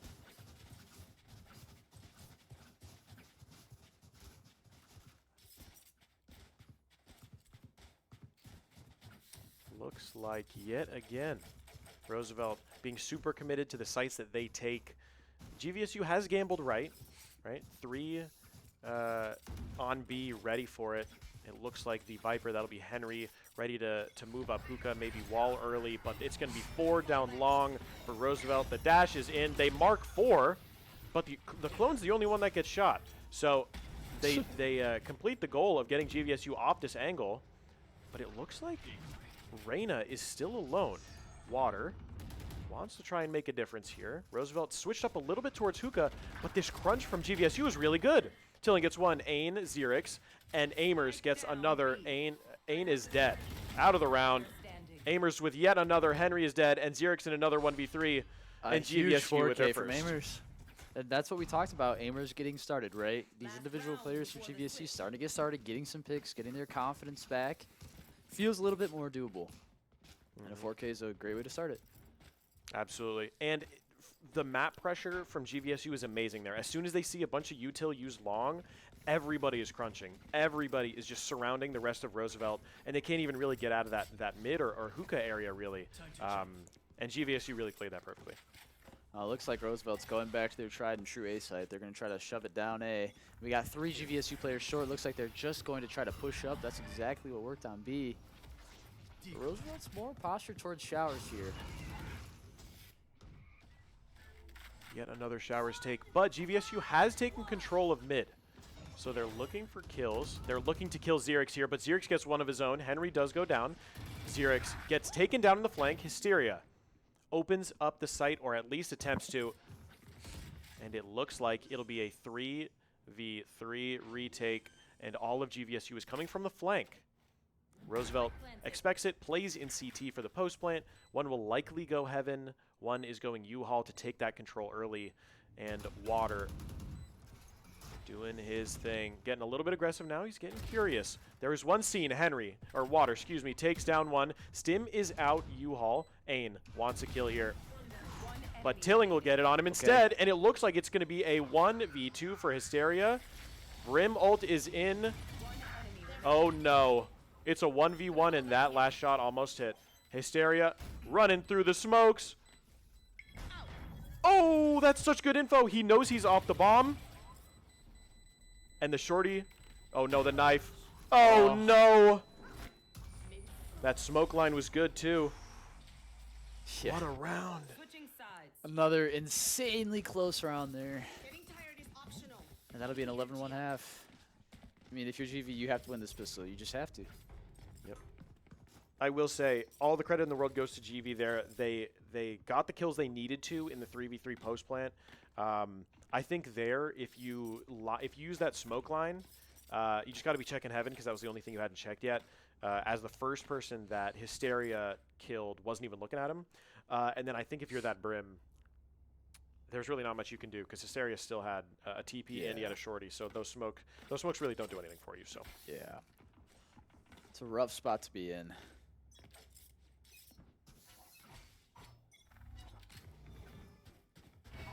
little dog through TP. I see it. I see it. And a jiggle from Ain. 3 long. They want him. They want their fight. They want their 1v1, their 2v1. Looks like we will have Fade, Viper, and Yoru postured to defend this B site with the enemy Viper on GVSU's side. Lurking A. Yep. That'll be a first pick from Amers there. Oh no. Amers gets one. Noken gets another. It is a 5v3 in the favor of GVSU. Gonna play this flash, and the flash is perfect, but he only gets one. Water gets traded by Arma. 4v2 post plant, and Roosevelt's gonna have to find a way into this. Smoke goes out. Hysteria with one, but he gets taken down. Needed to win the pistol, and we did. Let's start stringing these rounds together. And now you're set up pretty nice as GVSU for, you know, if you basically deathball 5 down 1 point in the map, you have a pretty good success rate because you know Roosevelt's not going to have any money, so. Yep. But we will see. It looks like they're posturing towards a main take. And 3 Roosevelt Lakers will be there to defend.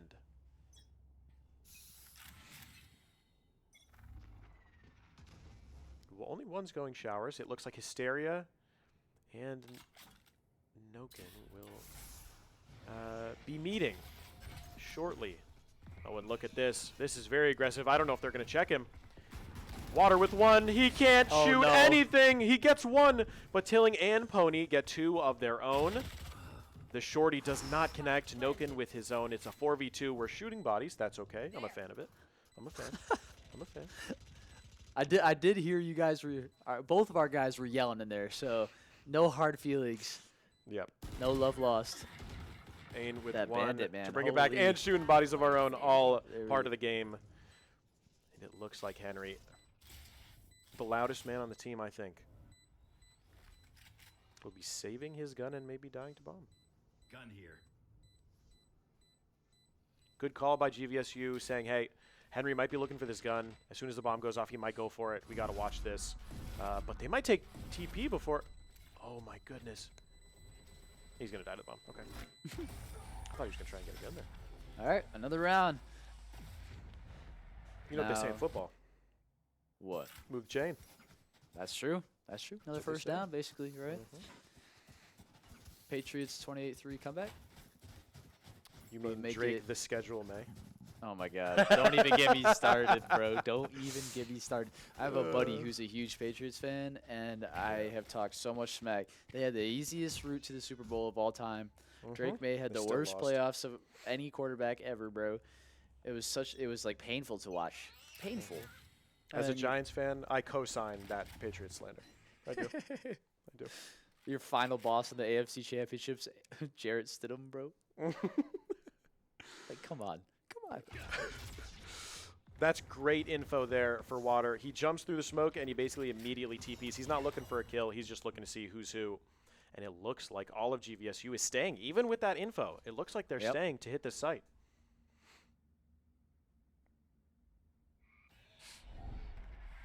Pi is out, and it looks like he might have gotten caught there in heaven. Molly, that might hit, but the smoke is there as well. Pony's going to get the plan off. This is a straight 5v5 retake for match point, and 3 are holding from showers. Roosevelt fighting U-Haul here. Xerix with 1. There's going to be 1 more for them, though.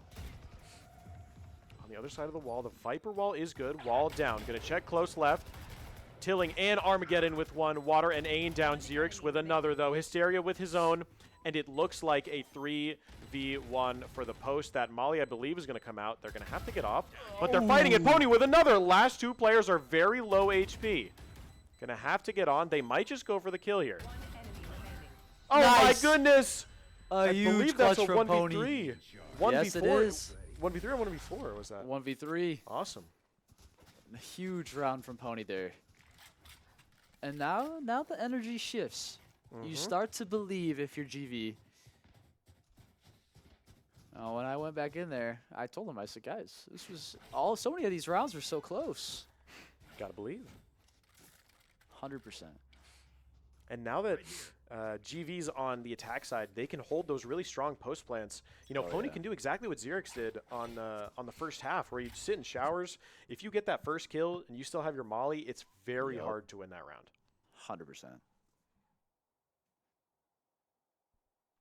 Nice slow hookah take here. Oh my goodness, it looks like we're missing kills. Noken takes down the Viper. No more wall. Noken with another. Ain is down as well. That's a lot of heavy fragging potential out of the round for Roosevelt. And that B is a wide open.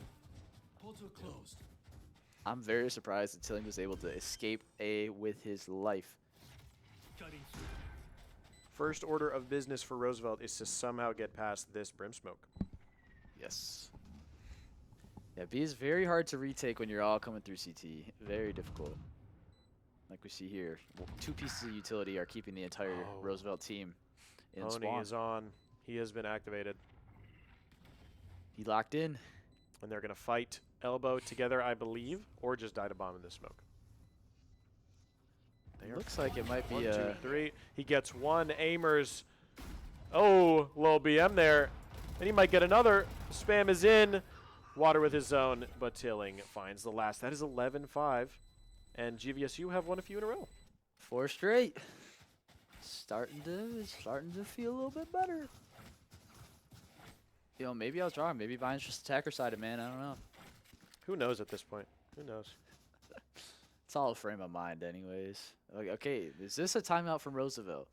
I think it is. This is a pretty disciplined timeout by ICG Kong, who is Roosevelt's acting coach today. Want to make sure that the mental is still good for Roosevelt. It is 11-5, but you want to make sure that nothing snowballs, right? Hysteria, yeah, you're 19-10. Ain's 15-8, but you want to make sure that everybody's calm, everybody's collected. You know, we get a bye we like. Maybe we get an early pick 1 round. We end this game right where it is. And then for Grand Valley, they're basically going, look, dude, these guys aren't invincible. We can win rounds. We can win post plants, and we can win before the spike even goes down. So this is honestly a pretty beneficial timeout for both teams. 100%. Everything is doable, just like you said. So we'll see what adjustments are made from both sides here this next round. Will it be a match point for Roosevelt, or will GVSU win a 5th straight? Obviously, I'm hoping for the latter, but of course, yeah. I'm a big former guy in this one, so there you go. Fair enough. So looks like on the side of Roosevelt, it's going to be 3B, and they might have gotten the call wrong. 3A and with the bomb B. that way too. Yeah, Fade is just going to be holding long, maybe getting some info, maybe Roosevelt, you know, some early aggression on their side, but it looks like it's going to be 3 or 4 posturing towards A on the side of GVSU. TP's going to run out, so Hysteria has no way out of this. He's going to need a kill. Going to dodge the flash. 1, doesn't get 2. Tilling trades. That's a low body shot. Henry goes down. Tilling with another. He backed it up. It's huge. Molly's going to go out. Bank it off the wall. All right, they're going to close it out, but I believe that's a Yoru ult. It is, yes. Good info. Tilling with another on water, and he's going to go through TP. And he has the bomb. Ain with 1, but at this point, it's a 2v3, and you guys are scrambling to retake yet again on the B side. Spike planted. And we're out. He doesn't. I don't think he knows. Oh, he does. Player standing. Oh my goodness. Aimers with yet another, and Ain in a 1v3, and that will do it for GVSU. All right. It's a little bit more interesting, John. Like I said, that timeout I think paid dividends for GVSU. Yeah. Basically telling your teammates, look, we won 5 in a row. Some of them were close, some of them weren't. But at this point, we know, look, I mean, Armageddon's gotten a few kills. Aimers gotten on the board. Everybody is doing well. I mean, honestly, this game was 11-0. Tilling's now 14-14. You know, trying to pull some of his teammates out of the mud, trying to make sure that you can even this up at 11-11 at some point. Yeah, this is just great gameplay from Tilling, man. Nice Oh little my jiggle. Lord. Dog is out. Oh my goodness. Quick Wow. little right click. Yeah. Henry and Ain going to try and take this fight, but I believe. Oh my goodness. Armageddon A with 2. collat from Alamari. Holy. Hysteria. 1, 2 for Hysteria. He tries to even it up. It is now a 3v3. And Roosevelt, I believe, has the info. They are all going to try and retake from the same place. I think the graphic is bugged again. It's a 2v3. Yes. Planted. Oh, Mari's no. going to peek this. He's going for Oh. the ace. Won't get it, but does get the 4K. 1v2 now. He knows his rim is close left. Going to flush him out with the molly. I How think he long missed. can he sit there? That molly isn't going to be good. He doesn't know that the Yoru's close on him, and the kill for Pony comes in. That's a 7th for GVSU. They win 2 more buys, and this game is tied. This is huge, man. This is huge. Players are starting to heat up. Mari gets a 4-piece to heat up. We've seen a 4-piece from Amers, a 4-piece from Almari, and a 3-piece from Tilling. We're right back into it. And now if you're Roosevelt, you're going, okay. Our defense side, you know, in terms of setup, isn't necessarily bad, but what's going wrong, right? We're dying a lot really, really early into the round. Yep. Maybe a similar situation to GVSU where we were just peeking things unnecessarily, right? There's a difference between taking space that you know is free versus trying to fight for space you don't necessarily need to. Poison's off. Nice, quiet take here from GVSU in hookah. And it looks like Roosevelt is kind of hanging Henry out to dry here. I don't know if Henry ended up seeing Noken, and it'll be a straight 5v5 for the last minute of the round. TP's going to go out from Yoru right in mid there next to the teleporter. And 3 members of Roosevelt still on A. GVSU's Viper has been holding shower this whole round. Oh, this might be an interaction here. They just barely. Oh. Operator and showers there. Yep. Clone's going to go out, try and get some info. Roosevelt is nice and slow here. 3 people versus 2 people. That ult goes out on B, but they're not. Bomb's on A. Yep. Yeah. Noken gets a kill on water. 30 seconds left. Looks like Xerix is going to play. He dodges. Oh, no. Oh, my goodness. The slow is in, though. The bomb is down. You know, 1 is showers. Smoke is in. You're going to molly right behind it. And looks like that's good. Because the Reyna tried to push. Is going to try and get the plant down here. And the Brim ult is so good. Reyna down again. 4v2 for Roosevelt. Xerix gets yet another on Brim. And it doesn't really look like Noken can do anything except try and save the op. And they know he has it. Oh Man, that Waylay ultimate was absolutely crucial for you guys winning that round there. Absolutely crucial. Yep. Denies the slow plant. too. Yep. Denies the plant and slows Pony. Allowing him to get traded out. Ugh, yeah. That'll be match point for Roosevelt. Good regain there from Roosevelt. It's not easy to start chaining rounds together again after losing 7 in a row. They, I believe, lost 4 or 5 and then lost a few after the timeout. So they were definitely struggling to get their style down. But I think at this point, you're definitely just looking to make individual hero plays early in the round so that can set the pace for the rest. Without a doubt. It looks like partially some of the success for GVSU came from shutting down Hysteria. It was 19-9 and only 3-3 in the last 6 engagements. So Water with 1, going to TP out, and that will be it for him. Another opening kill for Roosevelt 2 rounds in a row. And if we know anything, the early kills really, really matter. Reyna ult 100%. is going to come in here. Aimer wants to take gunfights. I mean, he is on the Reyna. We'll see one. Good info. Lear's going to go out, but Water's already gone. He doesn't want anything to do with that, and they know GVSU is pushing up in showers. Hysteria with 1 elsewhere. They're letting Reyna do their thing. Oh, no, what a spam. GP is in. Okay, that's 1 on Hysteria. Henry with 1, and it looks like Arma and Amers are the last 2 alive, and Ain is holding the jump out. That's 1, and that is going to be the game. Oh, a respectable map 2 there. I mean, 6 rounds in a, or 7 rounds in a row for GVSU. But 6 or ultimately 7. falling, yes.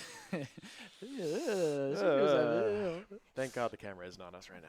Thank God. Yeah. I'm not gonna emo. But GG's all across the board. That was the final game before day one of the GLIAC tournament. Yeah, absolutely. Yep. Awesome day here at the 2026 GLIAC Esports Championship, day one, with Roosevelt taking, I believe, the last two streamed matches of the day with a 2-0 win over Michigan Tech in League of Legends and a 2-0 win over GVSU in Valorant to end the day. 100%, man. Yeah, it was a great first day. We're looking forward to tomorrow. Looking forward to going home and going to sleep tonight. I tell that to all my players, man. They complain about these 9 a.m. starts. I'm like, guys, just go to bed. Yeah. Maybe don't tilt Q till 3 o'clock in the morning. I don't know. Maybe. But, yeah, maybe. But get your sleep. We will see you guys back here bright and early tomorrow morning at 9 a.m. for Valorant and Rocket League. I think both start at 9 a.m. So I believe. Thanks for popping out, checking out the stream today. We will see you tomorrow. Peace, guys.